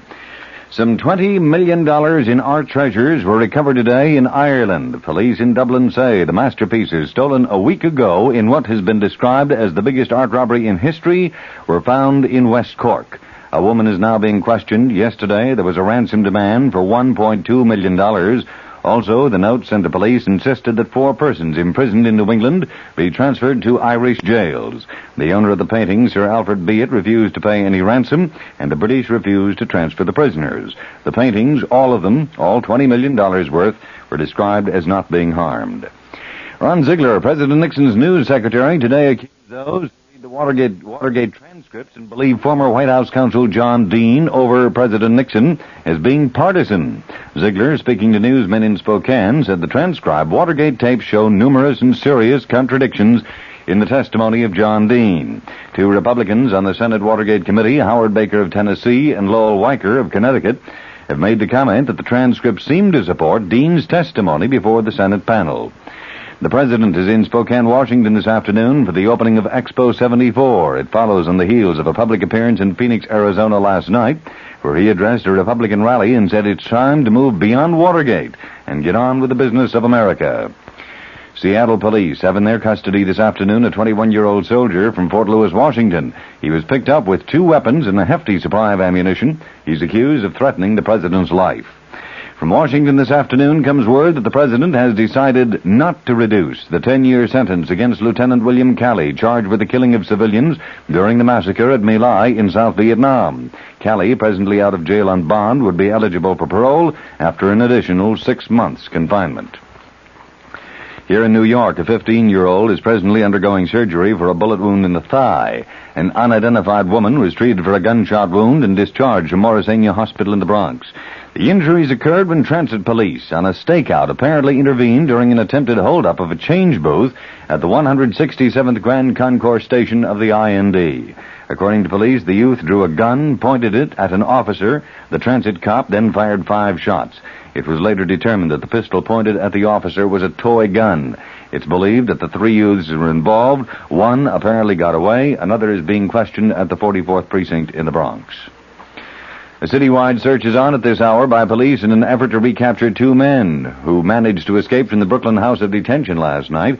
The 2 are 26-year-old George Harper of 1463 Pacific Street in Brooklyn and 42-year-old Stephen Fraser of 132-05 155th Street in Queens. Harper is charged with murder. Fraser is accused of assault and kidnapping. Both men are considered dangerous.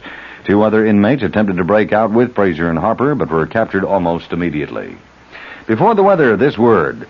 What's so special about tomorrow's New York Times? Well, for one thing, the Sunday Times Book Review features a special 36-page section entirely about children's books. And besides this feature, which includes reviews of nearly 100 children's books, the travel section of tomorrow's New York Times is also special, because tomorrow it previews summer vacations. You'll get some great ideas on where to go this summer and how much it will cost. Even if you're staying home, you'll find excellent reading in the Sunday Times travel section, including a fascinating story of a man and his dog who sailed the dangerous route completely around Long Island, and in a 12-foot sailboat. Also in tomorrow's New York Times, colorful coverage of the Kentucky Derby. A first-hand report on what life is like in Israel today.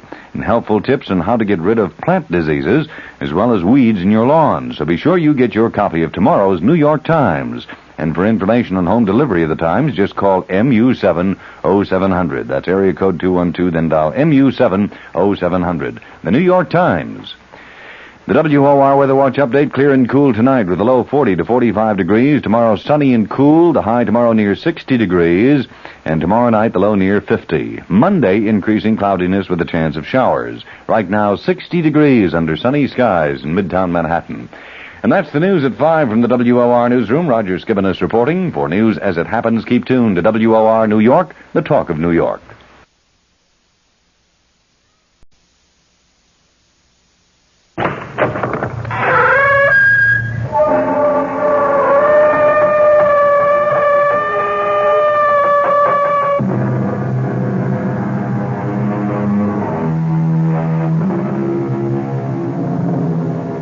Come in.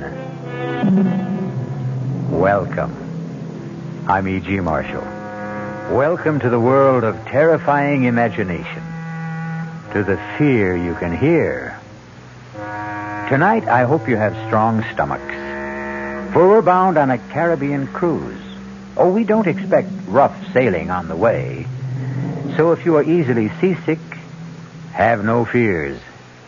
Save them all for your landing on the twin island of Mauritia and Sandorin. For it is the home of voodoo and the living dead. The soulless legions of men who are called zombies. That's it, compadres. That's the coffin we seek. Scrap away the earth so we can get the lid open.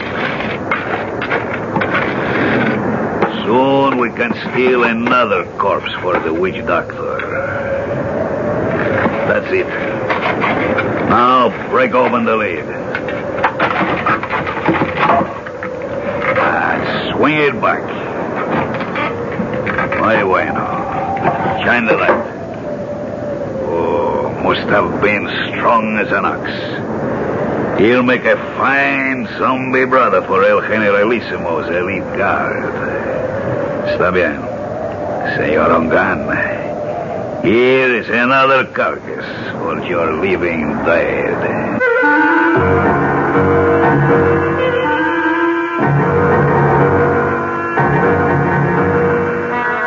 Our mystery drama, The Walking Corpse, was written especially for the Mystery Theater by Ian Martin and stars Tony Roberts.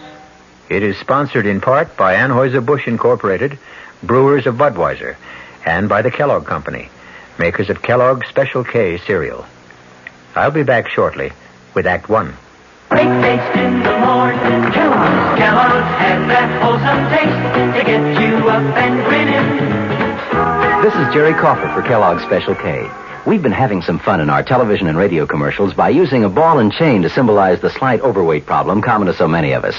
We point out that being a few pounds overweight is just a little more difficult for you. Climbing stairs, just walking around, even sitting down can feel, well, like you're wearing a ball and chain.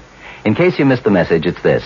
If you really want to get rid of that extra weight, you really have to work at it by exercising and with sensible meals like the Special K breakfast. A 1-ounce bowl of Special K, America's favorite high-protein cereal, 4 ounces of skim milk, tomato juice, and coffee. Less than 240 calories. Nutritious and, by the way, delicious. So why not begin each day with a Special K breakfast and then keep up the good work? Special K can't help you lose weight all by itself, but it really is a good start. Hey, Mom, what's for dinner? Hey, Mom, what you got? What's for dinner? Your ShopRite is featuring ShopRite or Shenandoah brand Grade A Rock Cornish hens, a real family treat at just 47 cents a pound. What's for breakfast? Listen to these ShopRite values. ShopRite Grade A large eggs, 59 cents a dozen. ShopRite sliced bacon, 1 pound package, 79 cents. ShopRite Grade AA butter, 1 pound brick, 69 cents.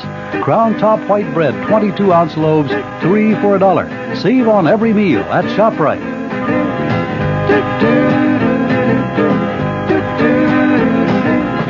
She loves her family. She wants the best. She does does all that she can do. She lets ShopRite do the rest. Hey, Ma, what's for dinner? ShopRite has the answer.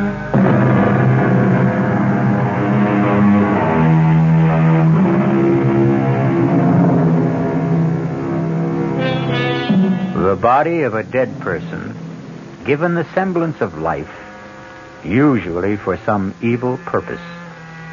That is a zombie. The very name itself is calculated to make the flesh creep and the blood run chill.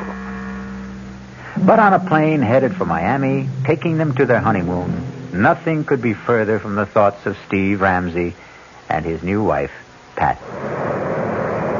Oh, I can't believe I have you to myself for these few hours, Steve, let alone a glorious 2 weeks. I don't know what the other associate professors go through, but my first 2.5 years teaching parapsychology have laid me out. I can't wait for those hot sands and warm water. Can I serve you a drink, sir? Oh, now that's what I call perfect timing. Why not? One more, and I can fly solo to Miami without the plane. Well, then I'll join you. I can't have you orbiting alone.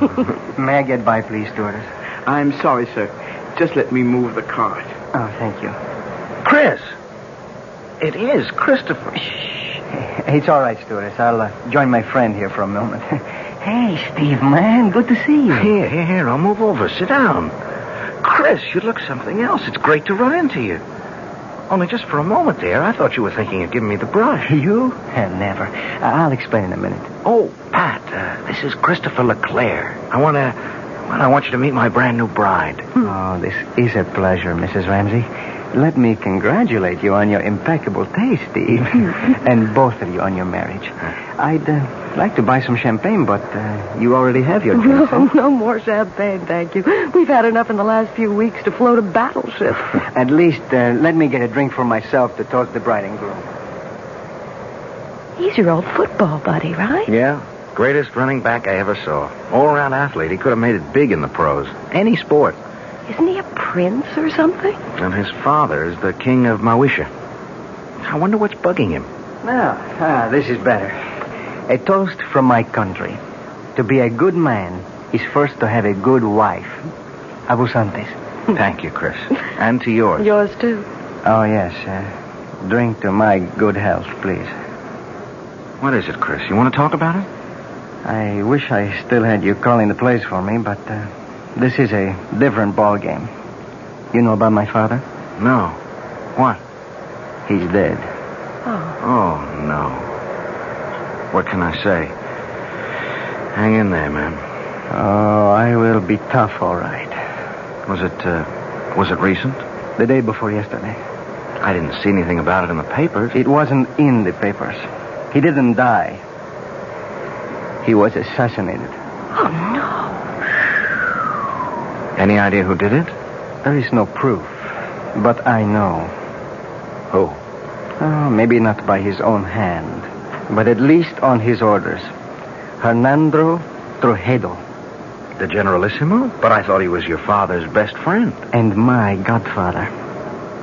His gift to me on my 21st birthday. His own good luck charm. The bracelet of the sacred serpent. The head, the voodoo symbol of life. The tail, the symbol of death. You see, they are woven together. But then why should he? Because, Mrs. Ramsey, my father gave our people freedom. A freedom the Sand or Indian cannot share.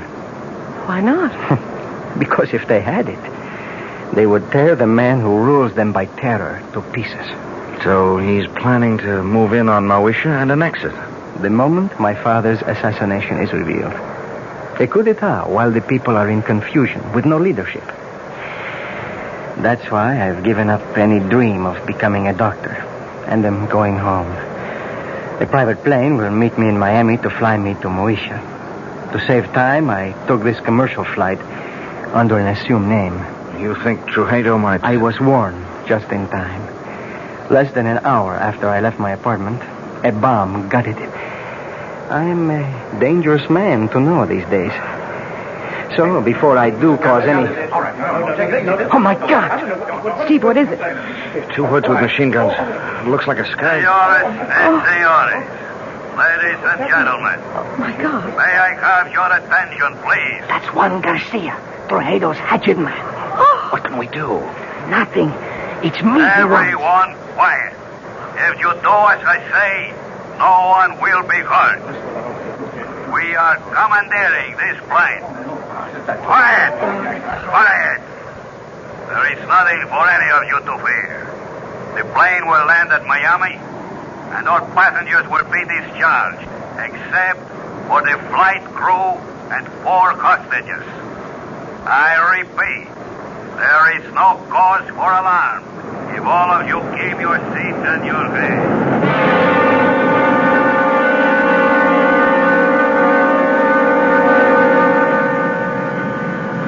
Hold still, everybody. Just follow orders. Anyone who doesn't will be shot. Okay. All right. You 3. Up, point into first class. Look, Garcia. No names. And no wrong moves. My orders are to bring you dead or alive. I was only going to ask that my friends... Your friends can identify you. We don't want that for a few days. They will only be held as hostage till we are ready. If they do as they are told, they will be released unharmed. Now move! Join the other hostages you were sitting with in first class. Steve, I'm so sorry. It's not your fault. You okay, Patricia? Ready, unwilling, but able. That's my gal.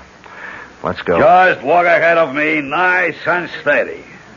Muy bien, mis amigos. Zanka, Roban. Nobody moves till I come back. Okay? Inside. That's it. Go sit by him. Quito, don't let them move till I come back. I'm sorry I got you into this. Yeah, we'll make out. Are you okay, honey? Well, a few butterflies in the stomach. What does he want? To move in and sit down, I think. Better keep him happy. He's a surly character at best. Why don't we sit in these 4 together? Our friend's a little deaf. If we keep far enough away, we can talk safely, if we keep our voices down. Why are you being held hostage? Any number of reasons. I'm U.S. government. I know who you are. They took a dim view of me for carrying a gun, and they have a pretty good idea of who I am, too. Well, who are you? Hawkins will do. Bill Hawkins. What branch of the government? Well, I think I won't reveal that. I was assigned to see that you cleared the country safely, Your Highness. Someone slipped me a knockout drop in the coffee. That's when I lost consciousness and my gun. You were asleep when I came back. This is Mr. and Mrs. Steve Ramsey. How do you do, Steve, ma'am? Yeah, hi, Hawkins. How do you do, Mr. Hawkins? Any idea what their plans are? Refuel, clear the rest of the passengers out. Then we head straight for San Dorinde. That's the notion.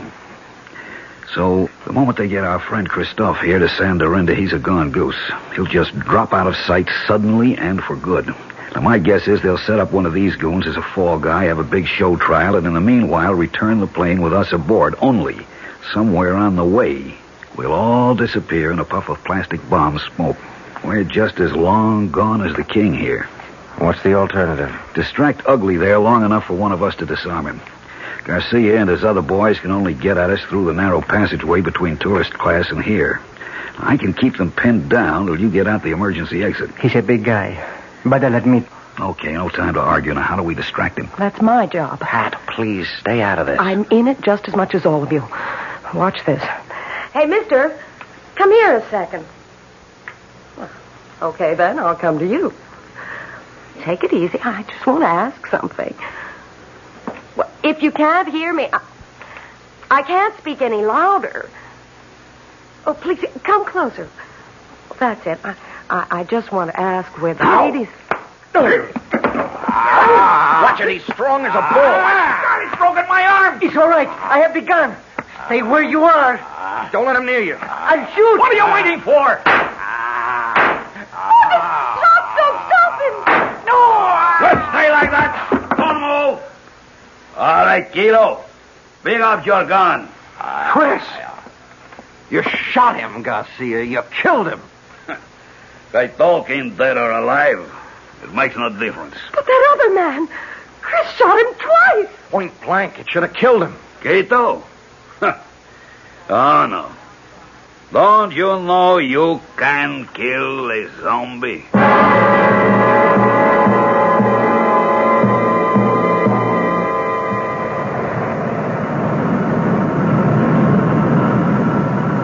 in for the landing now. How's Chris? He's alive, but just barely. If he can just hang on, maybe when we land, a doctor can help him. Too late for me. Don't give up, Chris. Take snake. What? The snake bracelet. He wants you to... Here. There. Steve has it, Chris. Good. Listen.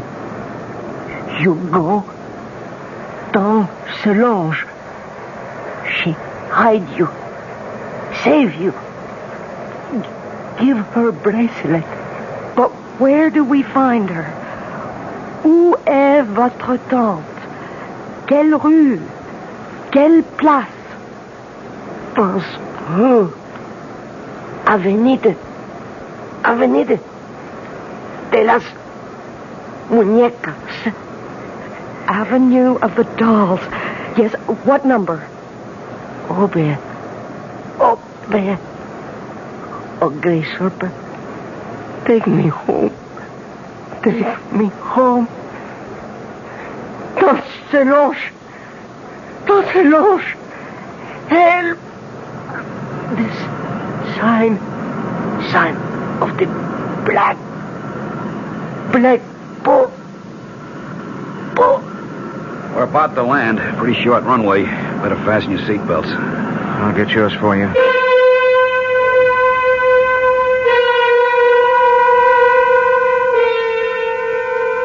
Not the most promising way to begin a honeymoon, particularly when it seems there is more than a little chance of ending it, even before it's begun. Who knows what kind of reception is ahead for the newlyweds?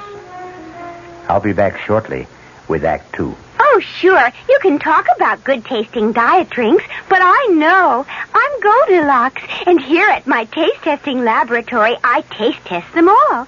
And nobody's been drinking my diet drinks until I tested sugar-free Diet 7-Up. And then, kabloomy, every bear wanted some. Diet 7-Up is fresh, natural, delicious. Sugar-free Diet 7-Up. This one's just right. There's a very special deal going on at all offices of Suburban Savings throughout North Jersey. It's called Suburban Special Interest Deal. And you'll be especially interested in these savings you get. A top 7.90% effective annual yield on Suburban's limited issue 7.50% savings certificate. And Suburban guarantees it from 4 to 10 years, minimum deposit $2,500. Early withdrawal prior to maturity is subject to a substantial penalty. Suburban compounds interest continuously from day of deposit, paid quarterly. So you not only get interest on your savings, you get interest on the interest. And Suburban offers you the highest interest rate allowed by law. Here's your chance to get a great savings. A top 7.90% effective annual yield on Suburban's limited issue 7.50% savings certificate. Why not deal yourself into Suburban Savings Special Interest Deal in Bayonne, Edgewater, Elmwood Park, Emerson, Hackettstown, Morris Plains, Nutley, Paramus, and Sparta. There is no mystery about the morning when you come rambling with gambling. Good evening mystery fans. This is John Gambling, and every morning, Monday through Saturday, here at WOR from 5 a.m. till 10, we get the crew together to try to put the morning together for you, to tell you what the weather's going to be like, whether there's heavy traffic coming into the city, whether the subways and the commuter trains are running. Bob Harris is in WOR's Weather Center every morning with all that very complicated equipment that he has to help prognosticate the day's weather. We cover sports completely with Don Cricky. In the news department, Peter Roberts, Henry Gladstone, and Harry Hennessy. And up in the helicopter, George Meade or Fred Feldman, keeping an eye on the traffic scene. So altogether, we do try to take any mystery out of the morning. And just to brighten up the beginning of your day a little bit, I think we have some kind of nice, listenable, and tuneful music. So tune in tomorrow morning or any morning for Rambling with Gambling. Now, back to the mystery.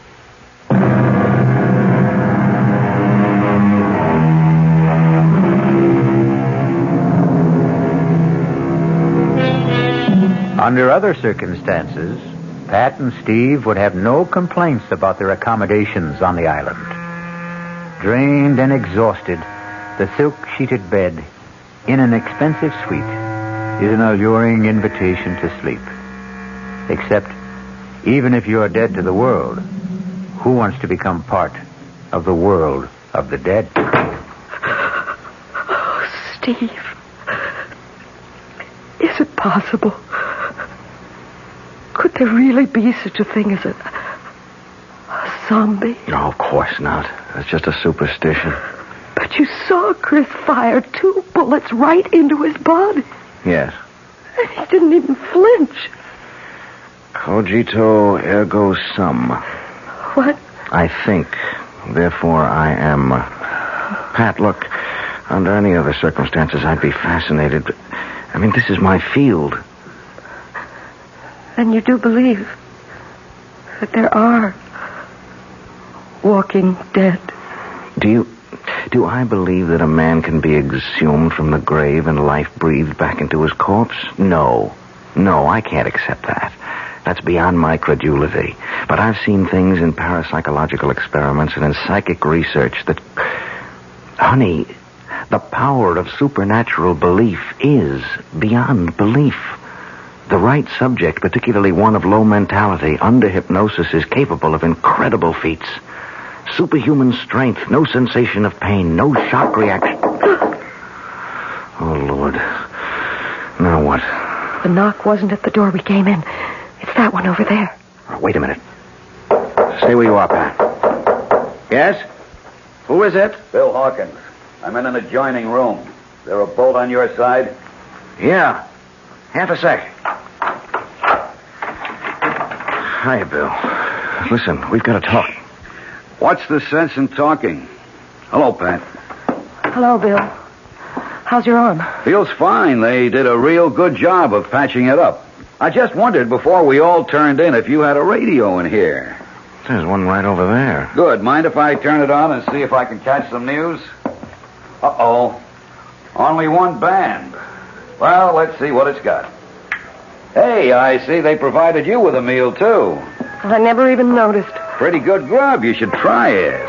I wouldn't touch it. Nor I. Look, I don't see how well. All right, we can cut the comedy now. This place is bugged. The radio ought to block us out. Now, we've got to plan some kind of escape. How? I may have that lined up. It's where to hole out after we bust from here that's got me stumped. I've got a possible answer to that. What? Saint Solange. Who? Chris's aunt. She lives here. Where?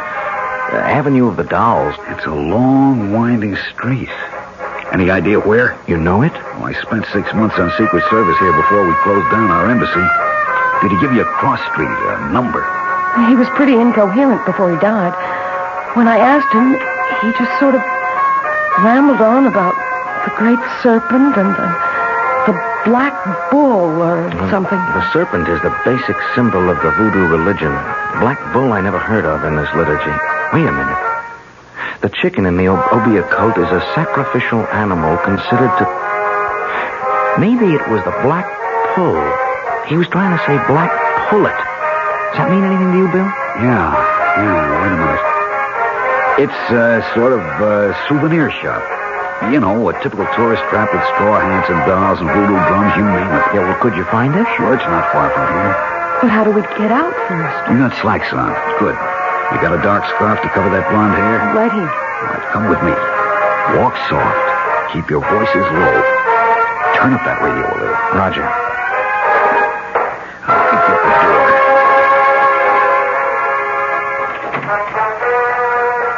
Good. Come on. Leave it open. I'm over here to my window. Now keep off to the sides. Now look down. There's one of those zombies down there. But you see, there's a balcony and steps that lead to the street. With something subhuman, or maybe I should say superhuman, armed with a gun right at the bottom of them. If he's cold-cocked, it isn't going to do him any good. Bill, you have a lot of guts, but you're no Muhammad Ali, and the only strength I have is in my brain. Hold out your hands. I'm going to give you the equalizers. Steve, with his fist wrapped around a roll of nickels or quarters, a 13-year-old boy could deck Joe Frazier, given the chance to blindside him. Yeah, but we haven't got... Keep your hands out. Now, this is a salt cellar. Same difference. I'm spilling the salt into your left hand. Wrap the other around this heavy crystal. I'm doing the same with the pepper. Now, you, Pat. Oh, I wouldn't know You're how going to cover us by making a diversion. Pick up that glass water pitcher there. Too heavy for you to throw? No. Throw where? We turn off the lights, turn off the radio, make like we're turning in. Then we sneak out the French windows onto the balcony. You go off to the right, opposite end from the steps. When that zombie reacts to the crash of that pitcher on the flagstones on your side, Steve and I go down the steps and take him out. Then we go look for Tante Solange. How? But he'd see you. Of course. So we wait until dark. And that won't be long now. Now! You take him, Steve. He's still not out. I'm throwing the pepper. Throw the salt in his eyes. There you are. Watch it. I think I killed him. Well, don't stop to find out. The light's going on. Come on, Pat. We'll have to run for it.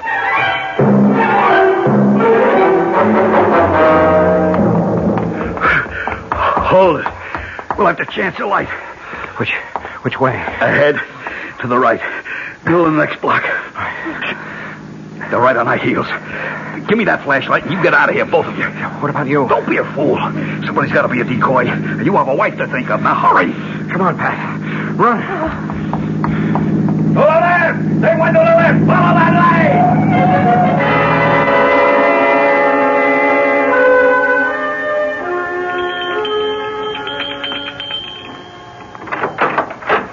Yes?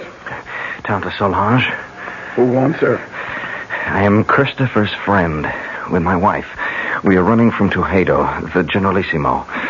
Christopher told me to seek refuge here and to bring you this. The great serpent. A moment. Enter, my children. Quickly, quickly. So, turn out your lights also. We must hide like cats in the dark.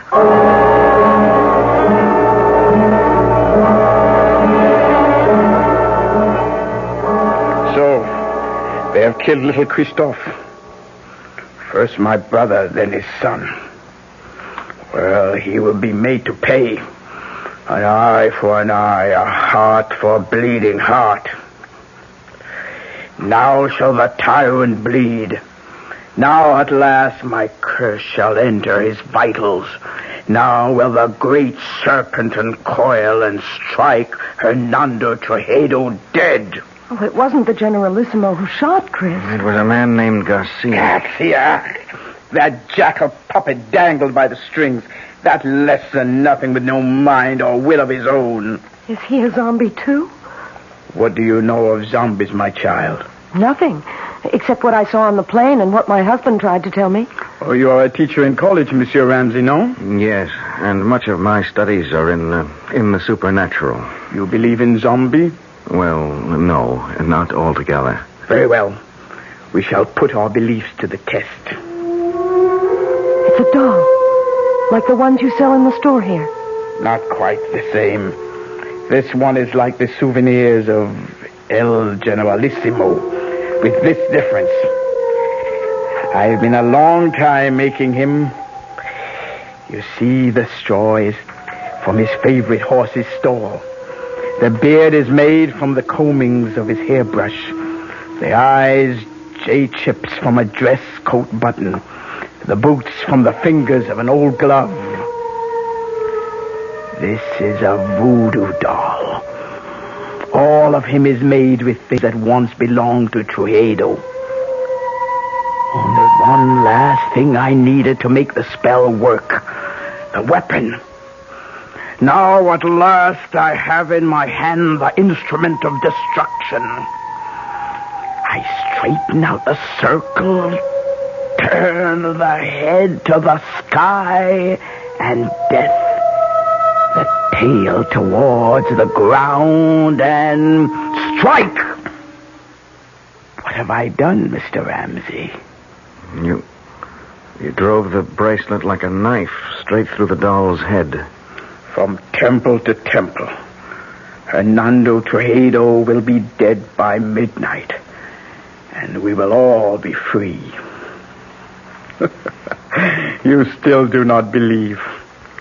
Let us find how strong your science holds against my faith. What's that? hey, those men. The doll. They must not find the doll. Help me pin it under my skirt. Oh, my hands are shaking so much. Bon, just in time. So, we meet again, Senor Ramsey. How did you find us? Your friend Hawkins. He gave us away? Senor Ramsey, every man will give anything away with the right persuasion. Senor Hawkins took longer than most. He was very foolish. What do you mean? Since in the end he told, why was it worth dying for? Vamos, we must not keep the Generalissimo waiting.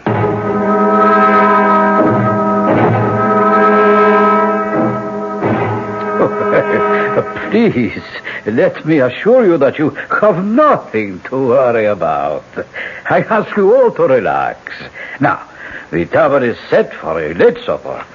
I am sure you must all be famished after a long and difficult day. Won't you be my guests? Prisoners, you mean? Sohedo. Ah, yes. La bonne Princess Solange, I am honored.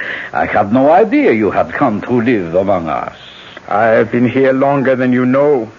Ah, yes, I must speak to my secret police about that. Had I been told you were honoring our country with a visit, I would have arranged a more suitable welcome. I am sure you would, by disposing of me as you did my brother and my nephew, Christophe. I suppose it would be impossible for me to convince you that I had no hand in the death of King Francois. The sad truth is that his heart failed him. His death was a natural one. Lie upon lie. But one truth you cannot twist. The death of my nephew. Did you see him die? There are 2 witnesses before your desk who did. Excuse me a moment. Garcia, are you ready? See, now. We must wait for a moment. For what? You will see. Senora Ramsey, let me ask you a question. What? Did you see Christophe Leclerc die? Yes. And you, senor? Yes. You are quite sure? Of course. Yes. Look, what are you trying to prove? Not I. I will let him show you that for himself. You see? Chris. Monsieur Baby. Steve. He's alive. It's Chris. Chris. Is it really you? Sure, man. Sure. Don't you know me? There is no mistaking the tall, lithe figure, the regal bearing, the proud, handsome face. All those belong to Christophe Leclerc. He might easily have remarked, as Mark Twain once telegraphed, "The reports of my death are an exaggeration." We'll return shortly with Act 3. Some research experts say you can't taste the difference between beers. Well, if they're right, then Anheuser-Busch wastes a barrel of time Beechwood aging Budweiser. Only they don't think so. Brewing beer right does make a difference. And they're betting a bundle that you can taste the difference in Bud. When it comes to brewing Budweiser, the Anheuser-Busch choice is to go all the way because they still care about quality.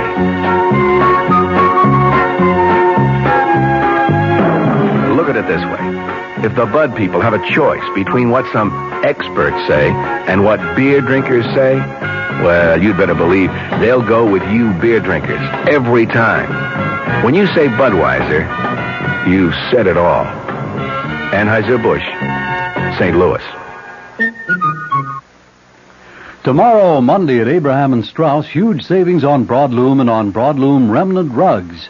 From one of America's top carpet mills, A&S snapped up a very special purchase of mill trial velvet broadloom. The tiny imperfections certainly won't affect wear, and you'll pay just $8.99 completely installed with deluxe padding. $8.99 a square yard for lush all-nylon pile velvet broadloom. If perfect, the price would be $14.99, so you save $6 on every square yard. Save on other fried fine broadlooms, too, like a fabulous all-wool pile gold shag broadloom, reduced from $21.95 to just $11.99 a square yard installed. Plus a huge A&S sale of room-size remnant rugs, all at one single sellout price, $69. Take your pick of a tremendous assortment of nylon pile rugs in room sizes up to 12 by 14 feet. Originally $99 to $119. Tomorrow, your choice, $69. Tomorrow, Monday, at your nearest A&S store except Garden City. Come early.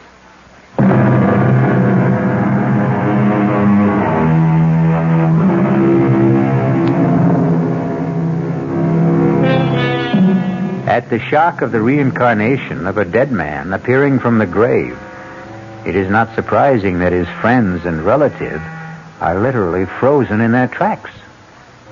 Under the circumstances, then, it is only decent courtesy for the returned corpse to break the ice. Tante Solange, qu'est-ce que c'est? Have you no greeting for me? Ah, mon pauvre, je te remercie, pardon. Forgive me. I thought never to see you again. But here I am. Ah, mon cher bébé, mon cher bébé. Well, now, here is a reunion worth celebrating. That was a pretty rough wound you had, Chris. Worse than it looked. Thank God. It was mostly flesh damage. The doctors tell me the bullet bounced off my sternum and never entered the chest. But should you be on your feet? Long enough to ease your minds about me. I'm still a bit woozy. It was like the time you took the XB2 slant off tackle against Ohio State and that big linebacker, Sawchuck, kicked you in the head. Something like that. Tell them the good news, El Generalissimo. Set my aunt's mind at rest. Well, I know you hold out my motives, even Christophe did. I can hardly blame him, since I took such extreme measures to bring him here to Sandorinde before his planned arrival at the Moesia. What was your reason for that? We walk a tightrope on this shared island of ours. 2 cultures, 2 languages, 2 forms of government, perched precariously on a ever-increasing population in a far more ancient and primitive culture than either of ours. Your brother and I, each in his own way, preserved that delicate balance. With his unexpected death, steps had to be taken. Why? You know his plan was to return the government to the people. That would not have worked, not even for them. We would have ended both of us in anarchy. Fortunately, my godson was perceptive enough to realize that. We have worked out between us a better plan. A compromise? I would prefer to call it an entente. Tell them, Christophe. It's quite simple. Tomorrow, together, my godfather and I shall proclaim a union between Mauritius and Sandorinde. A trilingual state with one government. Ruled by whom? By the Generalissimo and myself. I as president, and my godfather as prime minister. Trujillo in second place. We elders grow no younger, Solange. Someone must take our place. I am happy to yield to the future. What better hands could this island be in than in Christophe's? So, now I think, Mr. Presidente, you should rest. Doctors can do only so much. Nature handles the rest. Yes, I would like to lie down. I am sure you will be excused. I beg you not to wait for me to enjoy your supper. The Presidente and myself have a few matters to settle about the announcement tomorrow before he goes to sleep. Forgive me, please. I'm tired, and tomorrow's a big day. Good night. Good night, Chris. Good night. Adieu, mon bébé. Goodbye. Forever. What is it? What's the matter with you two? You saw? You know? Do you now believe in zombies? What are you trying to say? That wasn't Chris who was here just now. I don't understand. You don't know him as I do. First, he never would accept this deal. The guy's too decent, too honest to be part of it. But there are other things. What? Well, first off, our school never played Ohio State. Second, Sawchuck was no linebacker, but a running back who murdered us on the only loss we had together. Third, XB2 wasn't a run play, but a deep pass play that had nothing to do with Chris except as a decoy. I don't understand the things your husband says, but I tell you, that was not Christophe Leclerc, who just left. Not my nephew. They have stolen his soul, and that I cannot allow. Well, what can we do about it, Tante Solange? It is a very few minutes to 12. I told you Hernando Trujillo would be dead by then. Remember? Yes? Here is a conjured doll which will make his death. I place it on his desk so he can see it. For it is by his own guilt he must die before the end of this day. But if he doesn't return? He will return. It is written in the dust. Oh, nobody feels like eating, Well, I don't suppose I can altogether blame you. Shall I have you shown to your quarters for the night instead? Where is Christophe? Oh, I should never really have allowed him to overtax himself after being wounded. He was absolutely exhausted. I saw him to bed. And you return to suggest the same to us? I think we are all tired. Whatever discussion there may be between us can wait for tomorrow. For you, there is no tomorrow. What do you mean? Liar, cheat, thief, murderer. Look, on your desk. A conjured doll. Your image. Made piece by piece from your belongings. Fashioned in your likeness. Christened in your name with the blood of the black pullet. Your own bracelet of the sacred serpent driven through its brain. Do you think I could buy such childish superstition? I am no savage. What a man thinks is what he is. This primitive mumbo-jumbo will have no effect on me. Are you sure? How large is a bag of guilt you carry? Will nothing convince you, woman? Your nephew and my nephew. Christophe. Christophe is dead. How can you say that? You have just seen him. I saw a walking corpse. More idiot superstition. Like my conjured doll? Of course. You don't believe in it. No. And you believe in zombies. You know the power of voodoo can create them. You know the power of voodoo can kill. What is it you want? Too late for that. I will give you anything. I offer you, and these two, safe transport now. No strings attached. How can you guarantee it? I am head generalissimo. My power is infinite. Not anymore. The clock is ticking your life away. No. 12 o'clock. Only a few seconds left. Help me. Help me. I cannot help. The die is cast. No. You cannot even help yourself. I will give you money, jewels, anything. Name it. What do you want? But you cannot give me what you stole from my nephew. His soul. I want yours in return. And die. By the power granted me as an Obia woman, vested in my hands by the uncoiling sacred serpent, to take the place of the voodoo doll. As it should to all tyrants, so comes a violent death to you.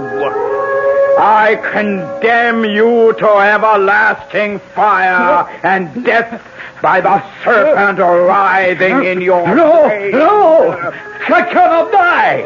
I am the dictator! I am supreme! I am the law! No one can touch me, do you hear? No one! You condemn me! Why, all I have to do is raise this pistol and you...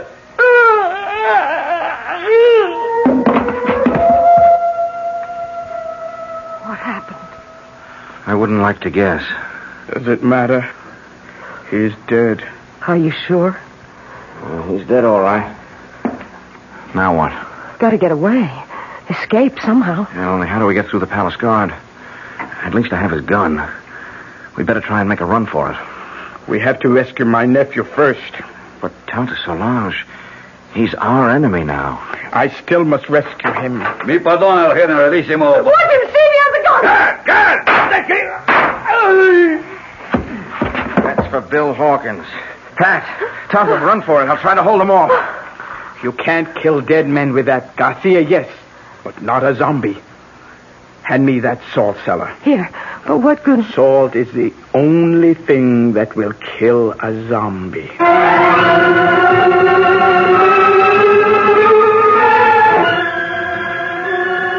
Chris. Lying on the bed.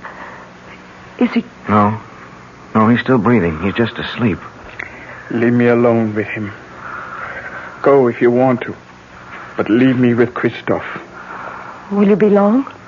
As long as it must take. Go. Well, we can't find our way out of here without you. We'll wait. Oh, great serpent who coils about the sky and holds our world together. Help me now. Help me to break the black magic that chains my baby to a living death. Help me to bring his soul home to you. Christophe. Listen to me. It is Tante Solange who speaks. You know me as an Obia magician. My magic is greater than the magic of the Hugan who made you what you are. He summoned you from the grave and stole away your soul. Now I must summon you back to the grave. Back to the dead. The everlasting dead. So that your immortal soul may live. But only you can break the bonds. Rise, zombie. Rise. And cross to the window. Open the shutters. Now, open your eyes and look at the sea. No! In the name of the great serpent, I command you, open your eyes. Tante, I'm going home. My baby.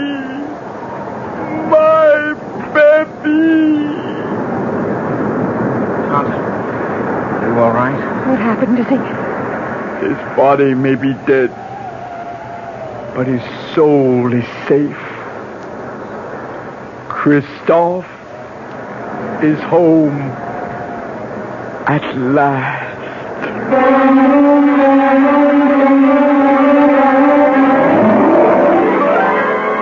The death of the dictator set a people free in a mad orgy of festival and delight. In the wild celebration that lit up the city, no one had time to pay any attention to the three somber people who found their way back to the hotel. For Pat, Steve, and Tante Solange, there was sadness, but solace, too. The king was dead, but so was the zombie who might have held him prisoner for eternity. I'll return shortly. Hi, Ms. Goldilocks here. Professionally taste-testing diet drinks can be very difficult, but I've just had to bear with it. Then I found sugar-free Diet 7-Up. It doesn't taste like other diet drinks. It's fresh, light, natural, delicious. Sugar-free Diet 7-Up tastes so good that I've taste-tested it hundreds of times, and each time I've given it my seal of approval. Yes, this one's just right. United Airlines steward Jack Nestor talks about friendship service to California. I our 747 to LA, we have a movie. We have a stereo and a choice of 3 different hot meals plus a deli plate. United's Californians. Another reason more people choose the friendly skies than any other airline in the land. You know, we have people that come up to us and say, I'd like to play bridge. Do you know if anyone else is interested? So we'll make an announcement and get a group together. Or people who like to play chess. It seems like on a 6-hour flight, you can do a lot more for people. You know, you get off feeling like you've done something. Come along, sing a song, people down the line. The friendly skies of your land, United Airlines. United has 7 daily non-stops to California, including wide-body jets to Los Angeles and San Francisco every business day. This is Patricia McCann, and we'd like to tell you what the McCann program is all about this coming week. Monday, Dora McCann gives some good ideas on how to prepare the best food buys of the week. Tuesday, we begin a 2-part series on nutrition against arthritis, diabetes, heart disease. Our guest, Nathan Pritikin, will discuss research that shows diet can prevent and sometimes reverse some of these degenerative diseases so common in this country. Thursday, Dora McCann interviews Bob Reinhart and Dick Woods on how to prepare elegant meals in very cramped quarters. And Friday, the program will be in praise of mothers and housewives when Ariana Stasinopoulos, author of The Female Woman, gives her argument against the women's liberation movement.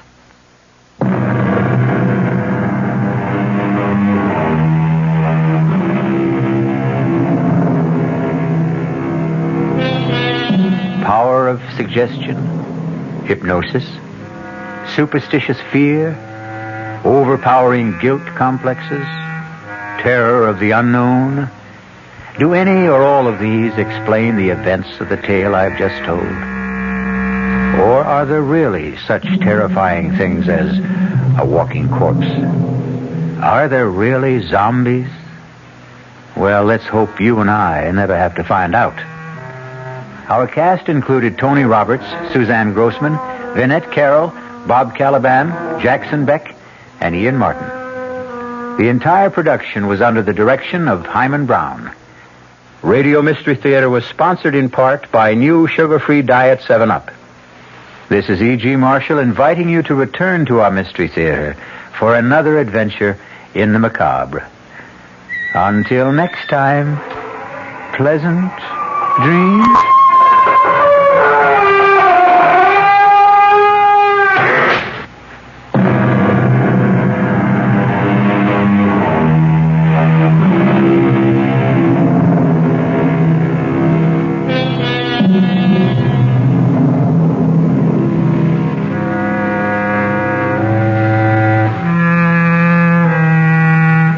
The WR Mystery Theater has been brought to you by ShopRite Supermarkets, where you get a lot more for a little less, and by Suburban Savings with offices throughout North Jersey. The preceding Mystery Theater program is furnished by the CBS Radio Network.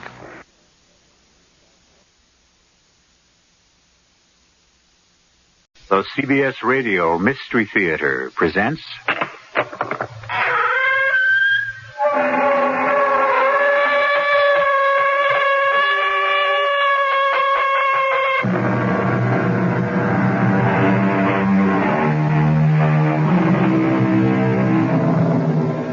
Come in. Welcome. I'm E.G. Marshall. Have you ever known terror? Have you ever come up against something that so threatened you, so horrified you, that it stopped your heart for a moment? If you never have, count yourself lucky. But don't count on your luck too much. After all, who's to say that terror may never touch you, huh? Consider Helen and Jim Crane. They never thought it would ever touch them. Blood. Jim, there's blood all over. And the axe. Did you see the axe? Come on, let's get out of here. Blizzard, we can't stay here either. There must have been a terrible fight in that kitchen, and I'm not waiting for the winner to come back. You don't suppose... What? The murderer the police are looking for. The man who slaughtered the Grant family. They said he was holed up somewhere on the mountain. This cabin, maybe? You don't think... All I think is that we'd better get out of here.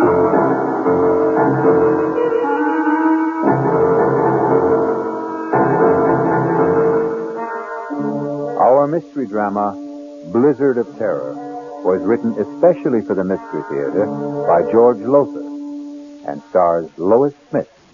I'll be back shortly with Act One. More of the Mystery Theater on WABC.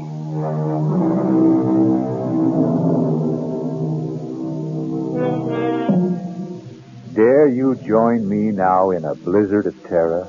Not so fast, not so quick to answer yes. Are your nerves in shape for what lies ahead? Have you promised yourself a good night's sleep? A promise you want to keep?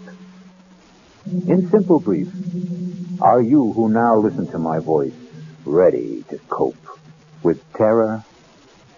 Very well. You made the choice, not I. Come along, then.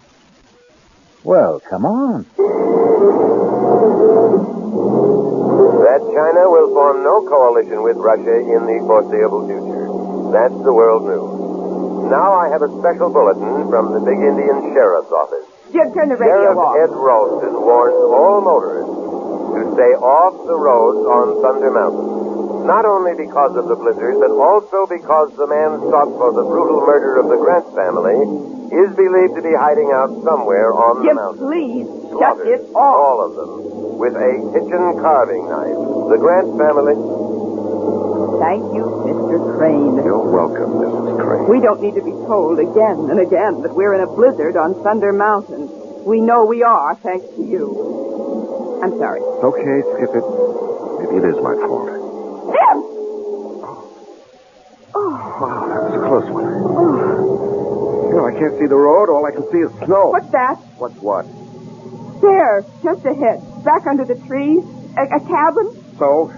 We better stop. Oh, no way. Jim. We're just managing to make it up this grade now. If we stop, we'll never get started If again. we keep going, we're sure to get stuck. Those snowdrifts out there are getting worse. Yeah, I know, We'd be safer in that cabin. we could freeze to death. Jim, please, for once, listen to reason. Okay. You win. You always do. Don't stop here. The cabin's over there. If we drive in there, we will get stuck. You really are going to have to get new glasses. Can't you see the road? Oh, yeah. Tire tracks. Snowed over, but tracks. Those tire tracks, they mean somebody's there. Yes! Look. Smoke's coming out of the chimney. Ah, now, are you glad we turned in? Swooning with delight. You're angry because I was right. When are you wrong? When are you ever wrong? Oh, you are something. You are. You are really Why do we quarrel like this, fly at each other every time? Well, maybe if you weren't so darned independent. Forget it. Okay, come on. Ooh. Oh, nice. It's so cool. Yeah, all right, let's get inside. Fast.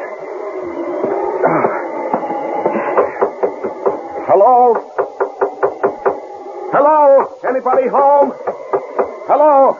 Just open the door and go in. Well, I don't like to just barge in. Jim, under the circumstances. If you won't, I will.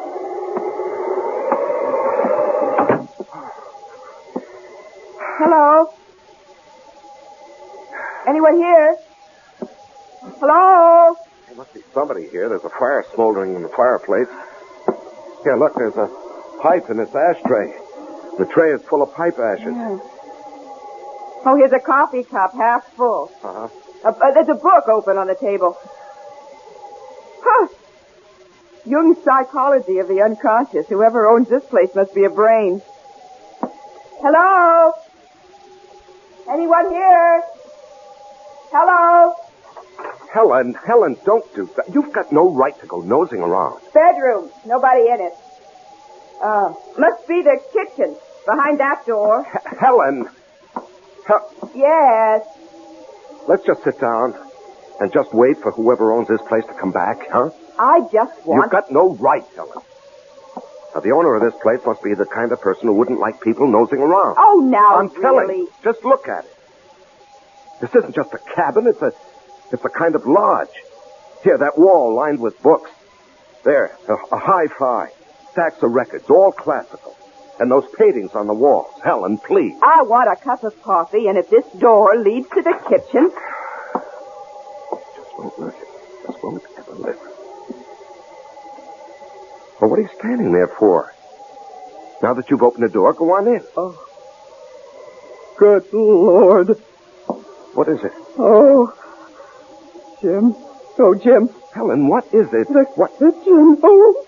The kitchen. Ah. Here, Helen, here. You better sit down. You look like you're going to faint. Now, you just sit there. I'll have a look.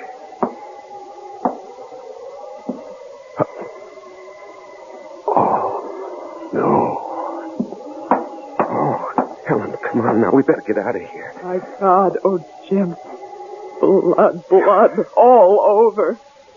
And the axe. Did you see the axe? Yeah, that's the first thing I saw. Come on. Blizzard. We can't stay here. There must have been some hell of a fight in that kitchen, and I'm not waiting for the winner to come back. Oh, you don't suppose... What? The murderer? The murderer they're looking for, that man who slaughtered the Grant family? They said he was holed up somewhere on the mountain. Helen, I don't know, and we're not going to hang around to find out. Now, come on, let's get out of it. Hello. Hello.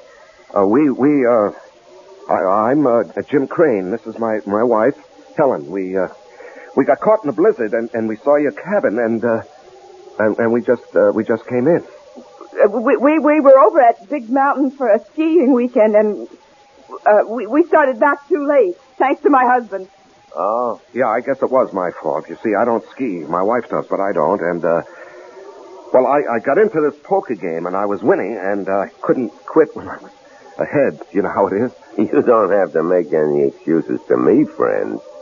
Maybe to her, but not to me. Well, I was just explaining. Like ice in here. Better get that fire going again. You needn't bother on our account. I'm not. Well, what I meant was we were just leaving. Not in that blizzard, you're not, Mrs. Crane. It's Miss Morgan, if you don't mind. I thought you said she's your wife. Well, she keeps her maiden name. You kidding? No, You marry a doll and give her your name and she won't use it? What's the matter, excuse me, Ms. Morgan, you said, huh? What's the matter? Your husband's name isn't good enough for you? It isn't that. Then what is it? I prefer to keep my own name, that's all. A lot of women do these days. Yeah, they call it women's lib. Women's what? Lib. For liberation. You know, they keep their names, their independence, their jobs, everything. Everything, eh? That's too bad. You were my wife, doll. You wouldn't keep your name or your job or, anything. What do you do besides letting her get away with all this? Engineer. I'm an engineer. You drive a train? Oh, no, not that kind of engineer. Hydraulic engineer. Water power. Oh. Cigarette? No, thanks. I don't smoke. You? I don't smoke either. And I thought you... Huh? Nothing. You thought I was? Well, I noticed the pipe in the ashtray, so... Oh, well, yes, I do smoke a pipe now and then. Cigarettes, too. You haven't told us your name. Jake. Jake what? Jake's enough. We need more wood. I'll get it. Let's get out of here. No, we can't. Well, we've got to. He doesn't own this place. He doesn't live here. And from the looks of him, oh, good Lord, what a bruiser. He could be the murderer the sheriff's looking for. The blood on his clothes, it's all over his parka. Helen, we can't be sure it's blood. What else could it be? And what about the cigarettes? There's not one cigarette in that ashtray. There's nothing but pipe ashes. Yeah, that's true, all right. And he's stupid. Totally uninformed. He couldn't be the man who reads these books. Listens to that music. He never heard of women's lib. He thought you drove a train. Helen, we can't leave. We could die out there. we can die in here. And I have a feeling we will, if we don't get...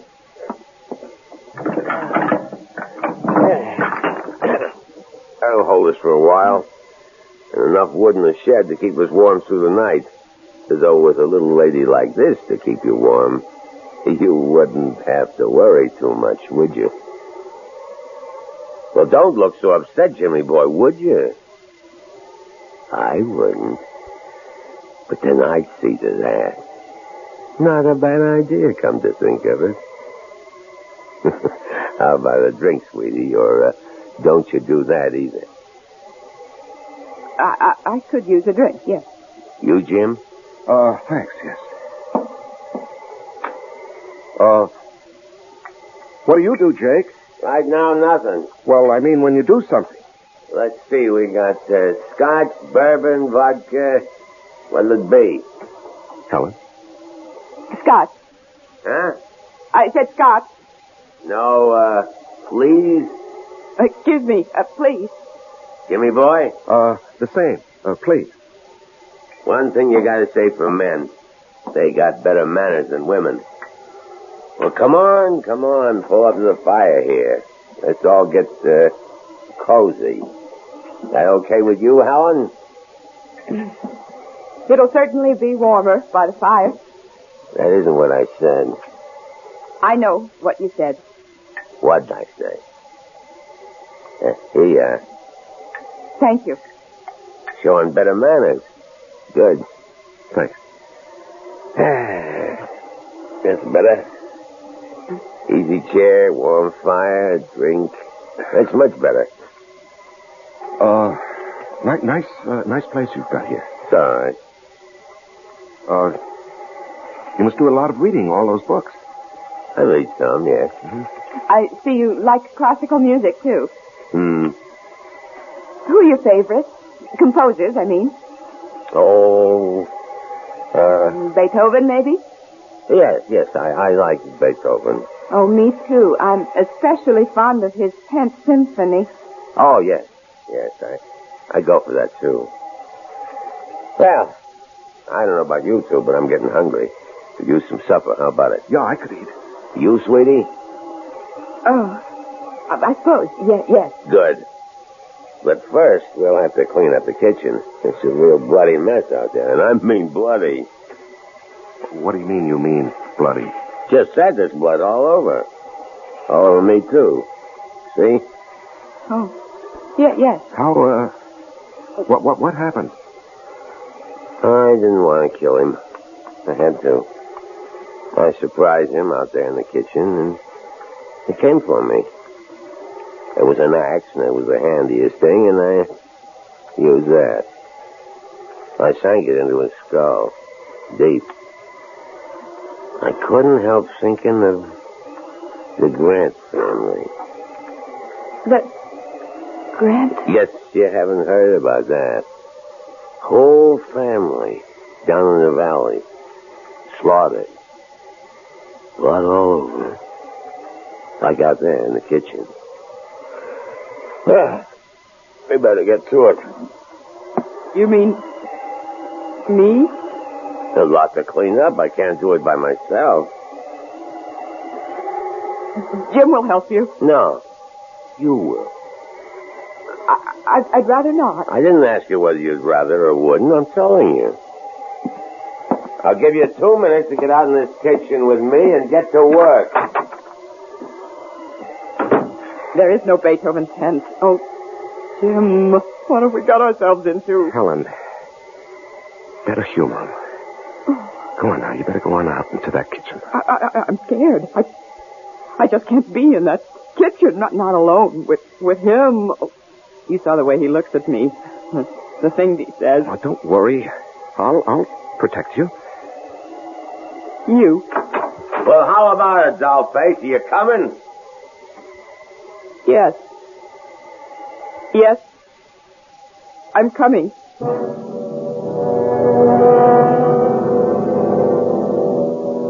Helen and Jim feel the first stirrings of terror. But worse, much worse, lies ahead for them. I'll be back shortly with Act 2. on WABC.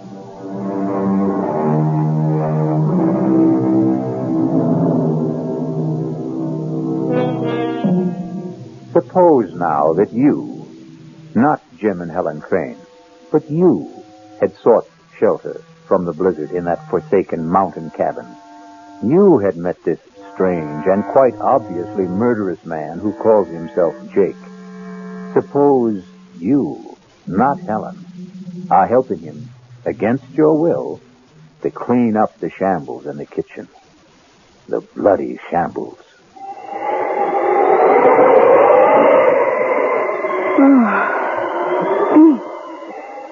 Well, that's it, I guess. The axe needs to be washed. There's blood all over it. Well, go on, wash it. I can't touch it. And not as liberated, wasn't that the word, as you thought? I don't see what that's got to do with it.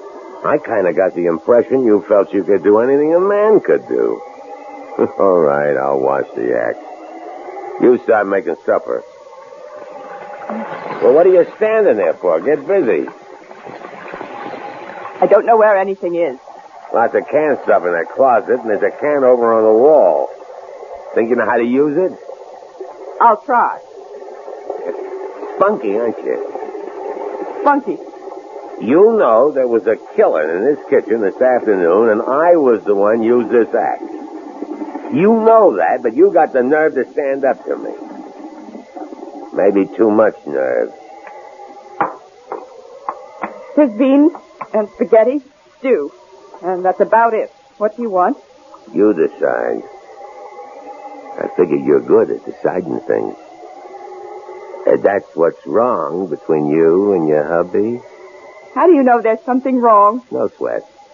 5 minutes with the two of you, and anybody could see you're too pushy. And him, he's too much the other way. Yep, like I said, you're too spunky. Somebody ought to take a little of it out of you. Get your hands off me. Oh, come on now. Now let me go. Oh, stop it. Stop it. Hey, what's going on? Oh. What's going on? Well, you might say I was, starting to do what you should do, Jimmy boy. Well, don't try that again. You do. And you won't do any more than you're doing right now. Oh, no? Oh, no? Oh, Jim, please. It's all right now. No harm done. I'm not hurt or anything. What's the big deal, Jimmy boy? Little kiss between friends. What's to get psyched up about? Come on, chum. Let's you and me have a friendly drink while Helen gets supper ready. No, I don't want to. Come on. You know how to use that can opener, sweetie? I'll manage. That's my girl. Scotch, right? Yo. Oh, I see you tried to use the phone. Don't look so surprised. You put it back the wrong way around. The phone's dead. I could have told you that. The wires are down, I guess. No. I cut the wires. You cut? I see. Well, you drink, Jimmy boy. Cheers. Oh, and by the way, in case you've got any other ideas about getting help, those guns over the fireplace are loaded. And neither is that revolver on the mantel. Jake. Yeah? I'll make a deal with you. What gives you the idea that you're in any position to make a deal? I'm not, but you've got aces back to back. I know that, but I'm still in the game, Jake. You're a good poker player. You're bluffing, but I'd never be able to tell it in your face. Are you going to listen? All ears.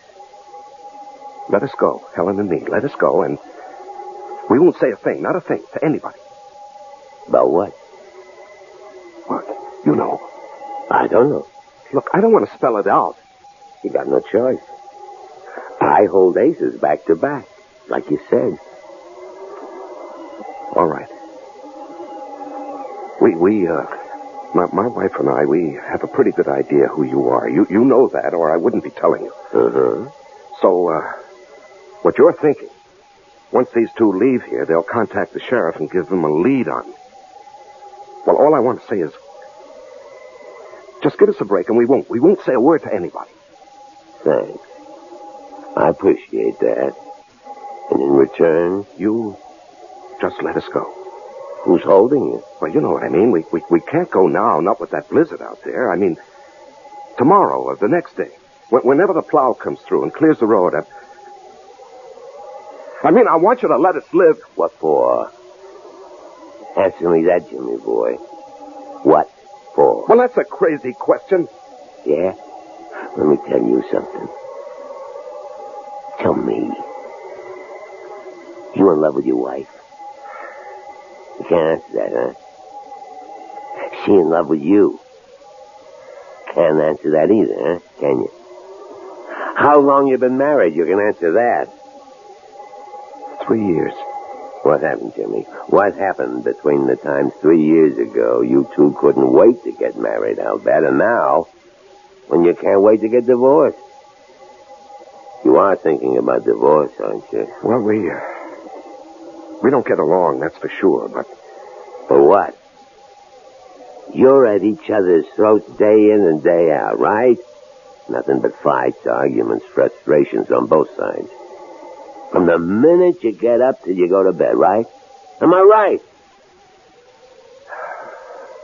Yeah, you're right. And you want to live? For what? Well, you keep hoping things will change. They won't. Unless you make them change. And very few ever do. They keep hoping right into the grave, hoping. Like the Grants. Why did you kill the Grants? They killed themselves. They were dead long before they were put out of their misery. Like you and her. I'll make a deal with you, Jimmy. I'm listening. You give me a good reason why you should go on living. And it's a deal. We want to. No. You just don't want to die.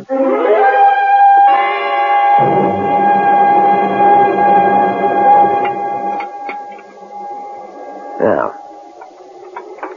it wasn't a bad meal, sweetie. You're real talented with a can opener. Thank you. Storm's getting worse. Yeah, we're really snowed in now. Drifts above the windowsills. Better build this fire up, and then I guess we'll hit the sack. Where do you want to sleep, sweetie? Come on now. You shouldn't have any trouble making up your mind. Oh, I haven't. I'll sleep with my husband, as usual. As usual?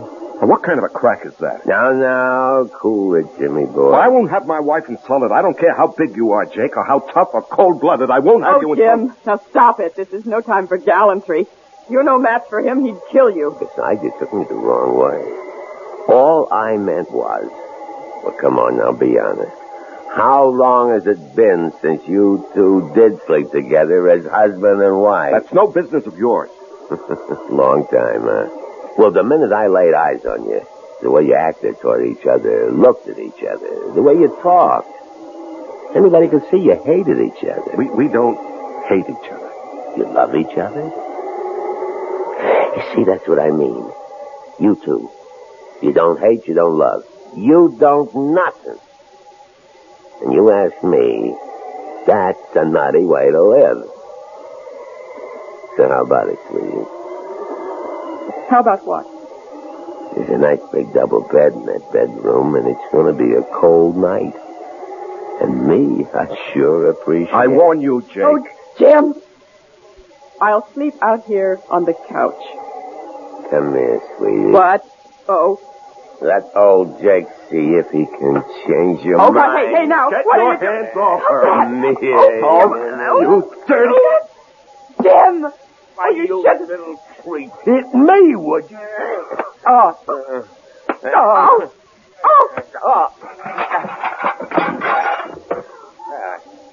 I guess that'll hold you for a while, Jimmy boy. Now, you, dog. Oh, no. Yeah. You can kill me if you want to. You could torture me for hours, but I would never... Never. Suit yourself. Now I think about it. What would I want with you? Oh, when Jimmy boy comes to, tell him not to get any ideas in the night about escaping or overpowering me. He hasn't a chance. Jim? Jim? Oh, I'll be okay. He sure packs a mean wallop. We shouldn't have even thought of standing up to him. Some things a man will take and some things he won't. And manhandling his wife is one of them. Jim, can we get out? Do you think? Would there be any way? No. We're snowed in. Even if we could get to the car, we wouldn't be able to drive it afoot in those drifts. What about telephoning for help? Well, the phone's dead. He cut the wires. Oh. But don't you worry. Don't you worry, Helen. There's one thing he overlooked. What? That revolver on the mantelpiece. This. It's loaded? Not yet, but it's going to be. He made a big point about those guns over the mantel and this revolver having no bullets in them. I knew that without being told. Those guns were the first thing I went for when you two were in the kitchen. But if they're unloaded... Well, I nosed around. I couldn't find any ammunition for the guns on the wall, but I found these in that drawer. Do they fit? Looks as if they ought to. We'll soon find out. They do. They fit. Yeah, thank heavens. What do we do now? We'll wait till morning. But we're safe now, Helen. Safe. Thanks to you, darling. You know, you haven't called me Dad in I don't know when. Jim, it's something I forgot to mention. I kind of figure you must have found the bullets for that revolver in the desk drawer. You did, didn't you? What of it? Don't bother loading that gun. It doesn't work. The trigger's broken. Nice.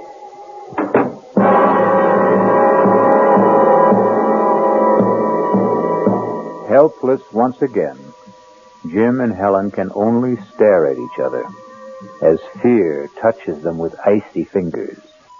I'll be back shortly with Act 3.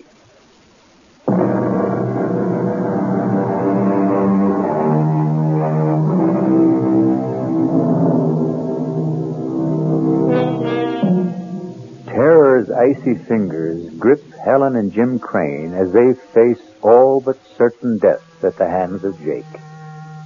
Curious, though, isn't it?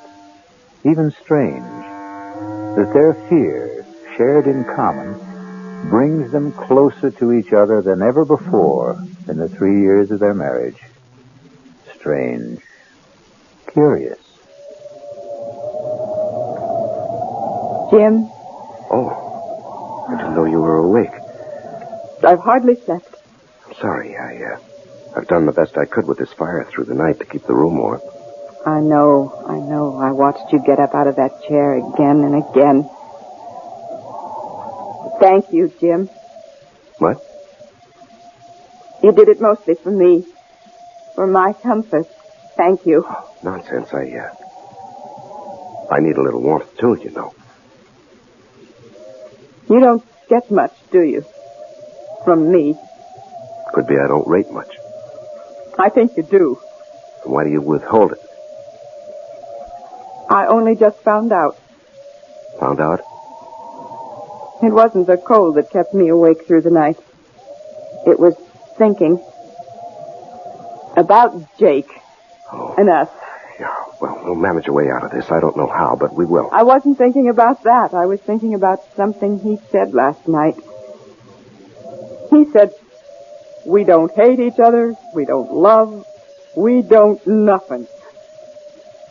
And then he said, you ask me, that's a nutty way to live. Well, it is, isn't it? If what he said was true about us, but it isn't. It is. Not for me.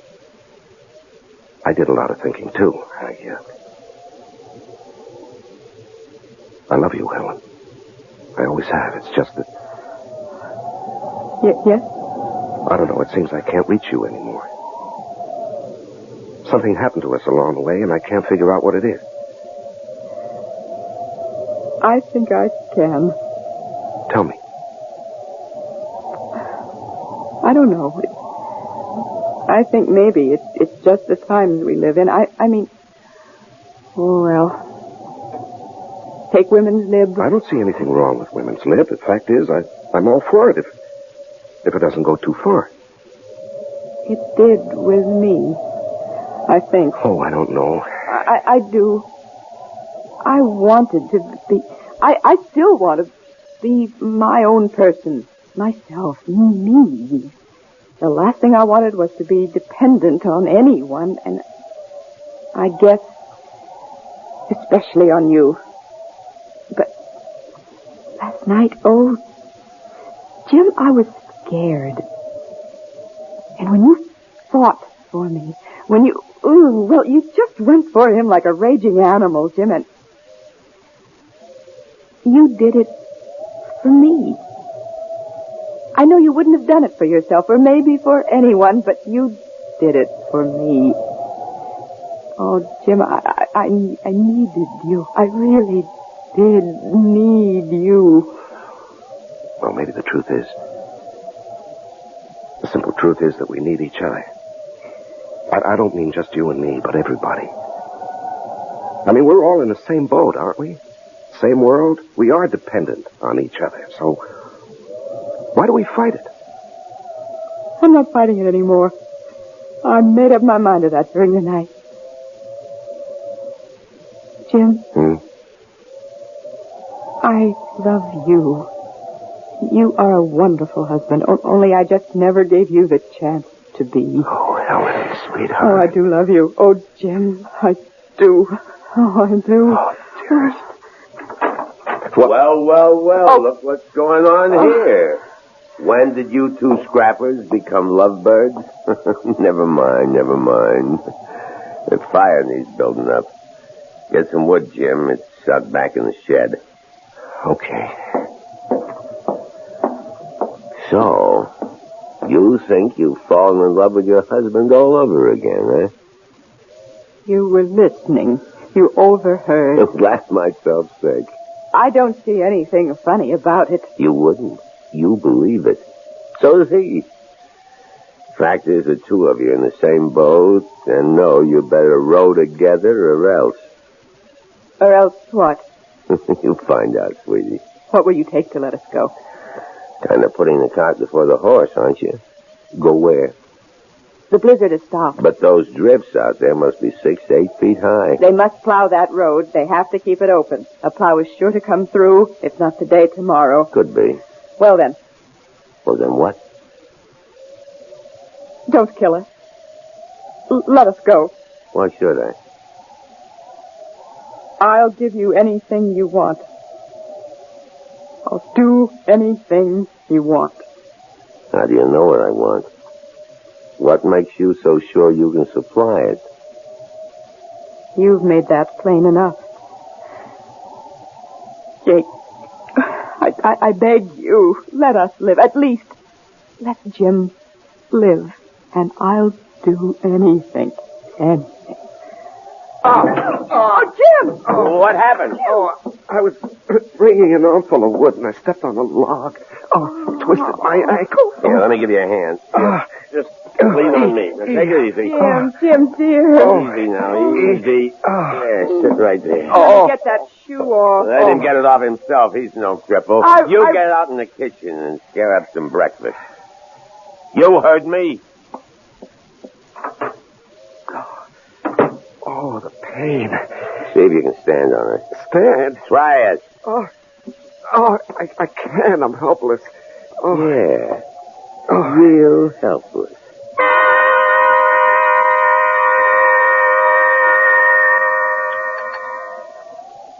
Hey, you make a good cup of coffee, Doe.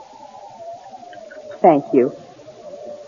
I'll get another cold compress for your ankle, Jim. He's all right. I said he's okay. Let him worry about his ankle.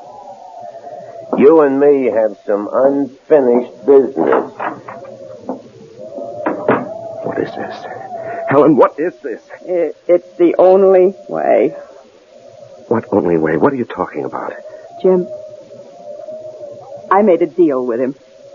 A deal? I said I'd do anything if he'd let us go.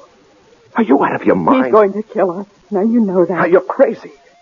He'll get what he wants, and then he'll kill us. No. Yes. No, because I'm going to kill him with this kitchen knife. All I want is to get close enough to him. No. And then No, you can't do that. It isn't in you to do that. It's got to be. There isn't any other way. What's keeping you? I'm coming. And leave the knife, doll. These petitions are awful thin. You ought to know that by now. Put the knife down, I said. Stay where you are, Helen. You made a deal. And she's going through with it. Over my dead body. No, you fool. Over your live body. Over my live? He said he'd spare you. Spare me? He said us. She lied. She made the bargain to save you. Helen, you would... I love you. I love you, Jim. I told you that. I love you. And I love you, Helen, a lot too much to let you go through with anything like this. What you figure you can do about it, huh? You can't even stand. Not on that bad ankle, you can't. Oh, yes, I can. Jimmy, boy, not you. Now, doll. No. I can't. I can't go through with it. Oh, yes, you can. Leave her alone. Leave her alone. Oh, please, I can't. Stop it, you hear me? Stop it. Oh, Jim. You... How did you? I don't know, Helen. I somehow grabbed the poker and made it across the floor and hit him with it. I don't know how I did it. Oh, I've got to sit down and get off this. Oh, here. Oh, lean on me. All right, now. Easy. Yeah, thanks. Better have a look at him, Helen. See if he's breathing. I may have killed him. He's breathing. His head's bleeding. Where you hit him. All right, get something to tie him up with. See if there's some rope around. And snap it up. He's coming Oh, to. yes. It's a phone. He said he cut the wires. He couldn't have. It was a bluff. Hello? Sheriff? It's the sheriff in Big Indian. Who? Professor Moran. No.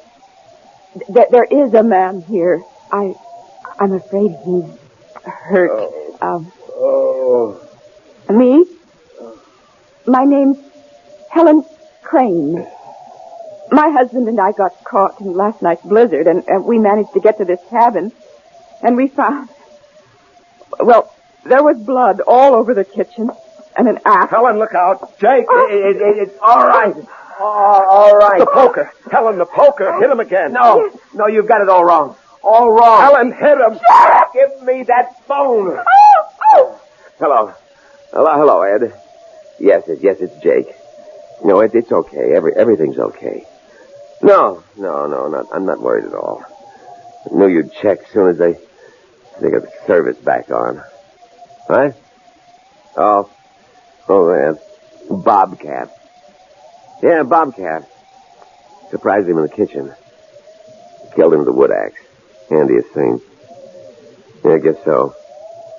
Prowling for food, sure. Oh, well, a nice young couple. No, I'm very much alive. I'll explain when I see you. The plow. When? Good. No, we're okay. Plenty of wood, plenty of food. Thanks, Ed. So long. You... Professor Moran? Yes. Why? I don't get it. We thought you were the killer they're looking for. Yes, I know. Why didn't you tell us who you were? Why didn't you explain about the blood in the kitchen? Oh, more important, why did you act the way you did? You acted the part of the killer. Yes. Why did I act the part? Well, you were guinea pigs, I'm afraid. guinea pigs. Yes, I'm head of the Department of Psychology at City University. I sized you two up the minute I saw you. Your marriage was headed for the rocks, and like most couples, you didn't know it.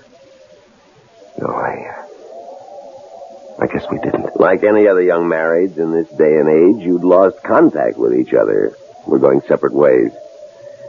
Well, I set out to bring you back together, and as I said before, people in the same boat have to pull together. All I did was put you both in the same boat by making you face a common danger. A danger that never existed. Well, I'm hanged. You carried things pretty far, Professor Moran. Too far, my dear, much too far. You'll find aspirin in the medicine cabinet. Bring me a couple, would you? On second thought, bring the bottle. And so terror turns to surprise and relief. Pretty shrewd fellow, Professor Moran, wouldn't you say? I mean, realizing that Jim and Helen were headed for divorce, that took keen insight into human nature. But then, he was, after all, a trained psychologist. I'll be back in just a moment.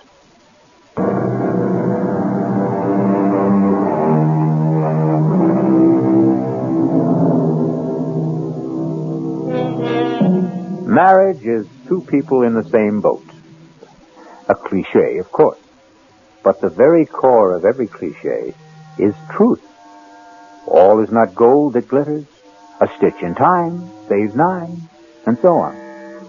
I couldn't help thinking that all humanity is in the same boat. And what an infinitely better and happier world it would be if we all learned to pull together. Our cast included Lois Smith, Larry Haynes, and Leon Janney. The entire production was under the direction of Hyman Brown. This is E.G. Marshall inviting you to return to our Mystery Theater for another adventure in the macabre. Until next time, pleasant dreams.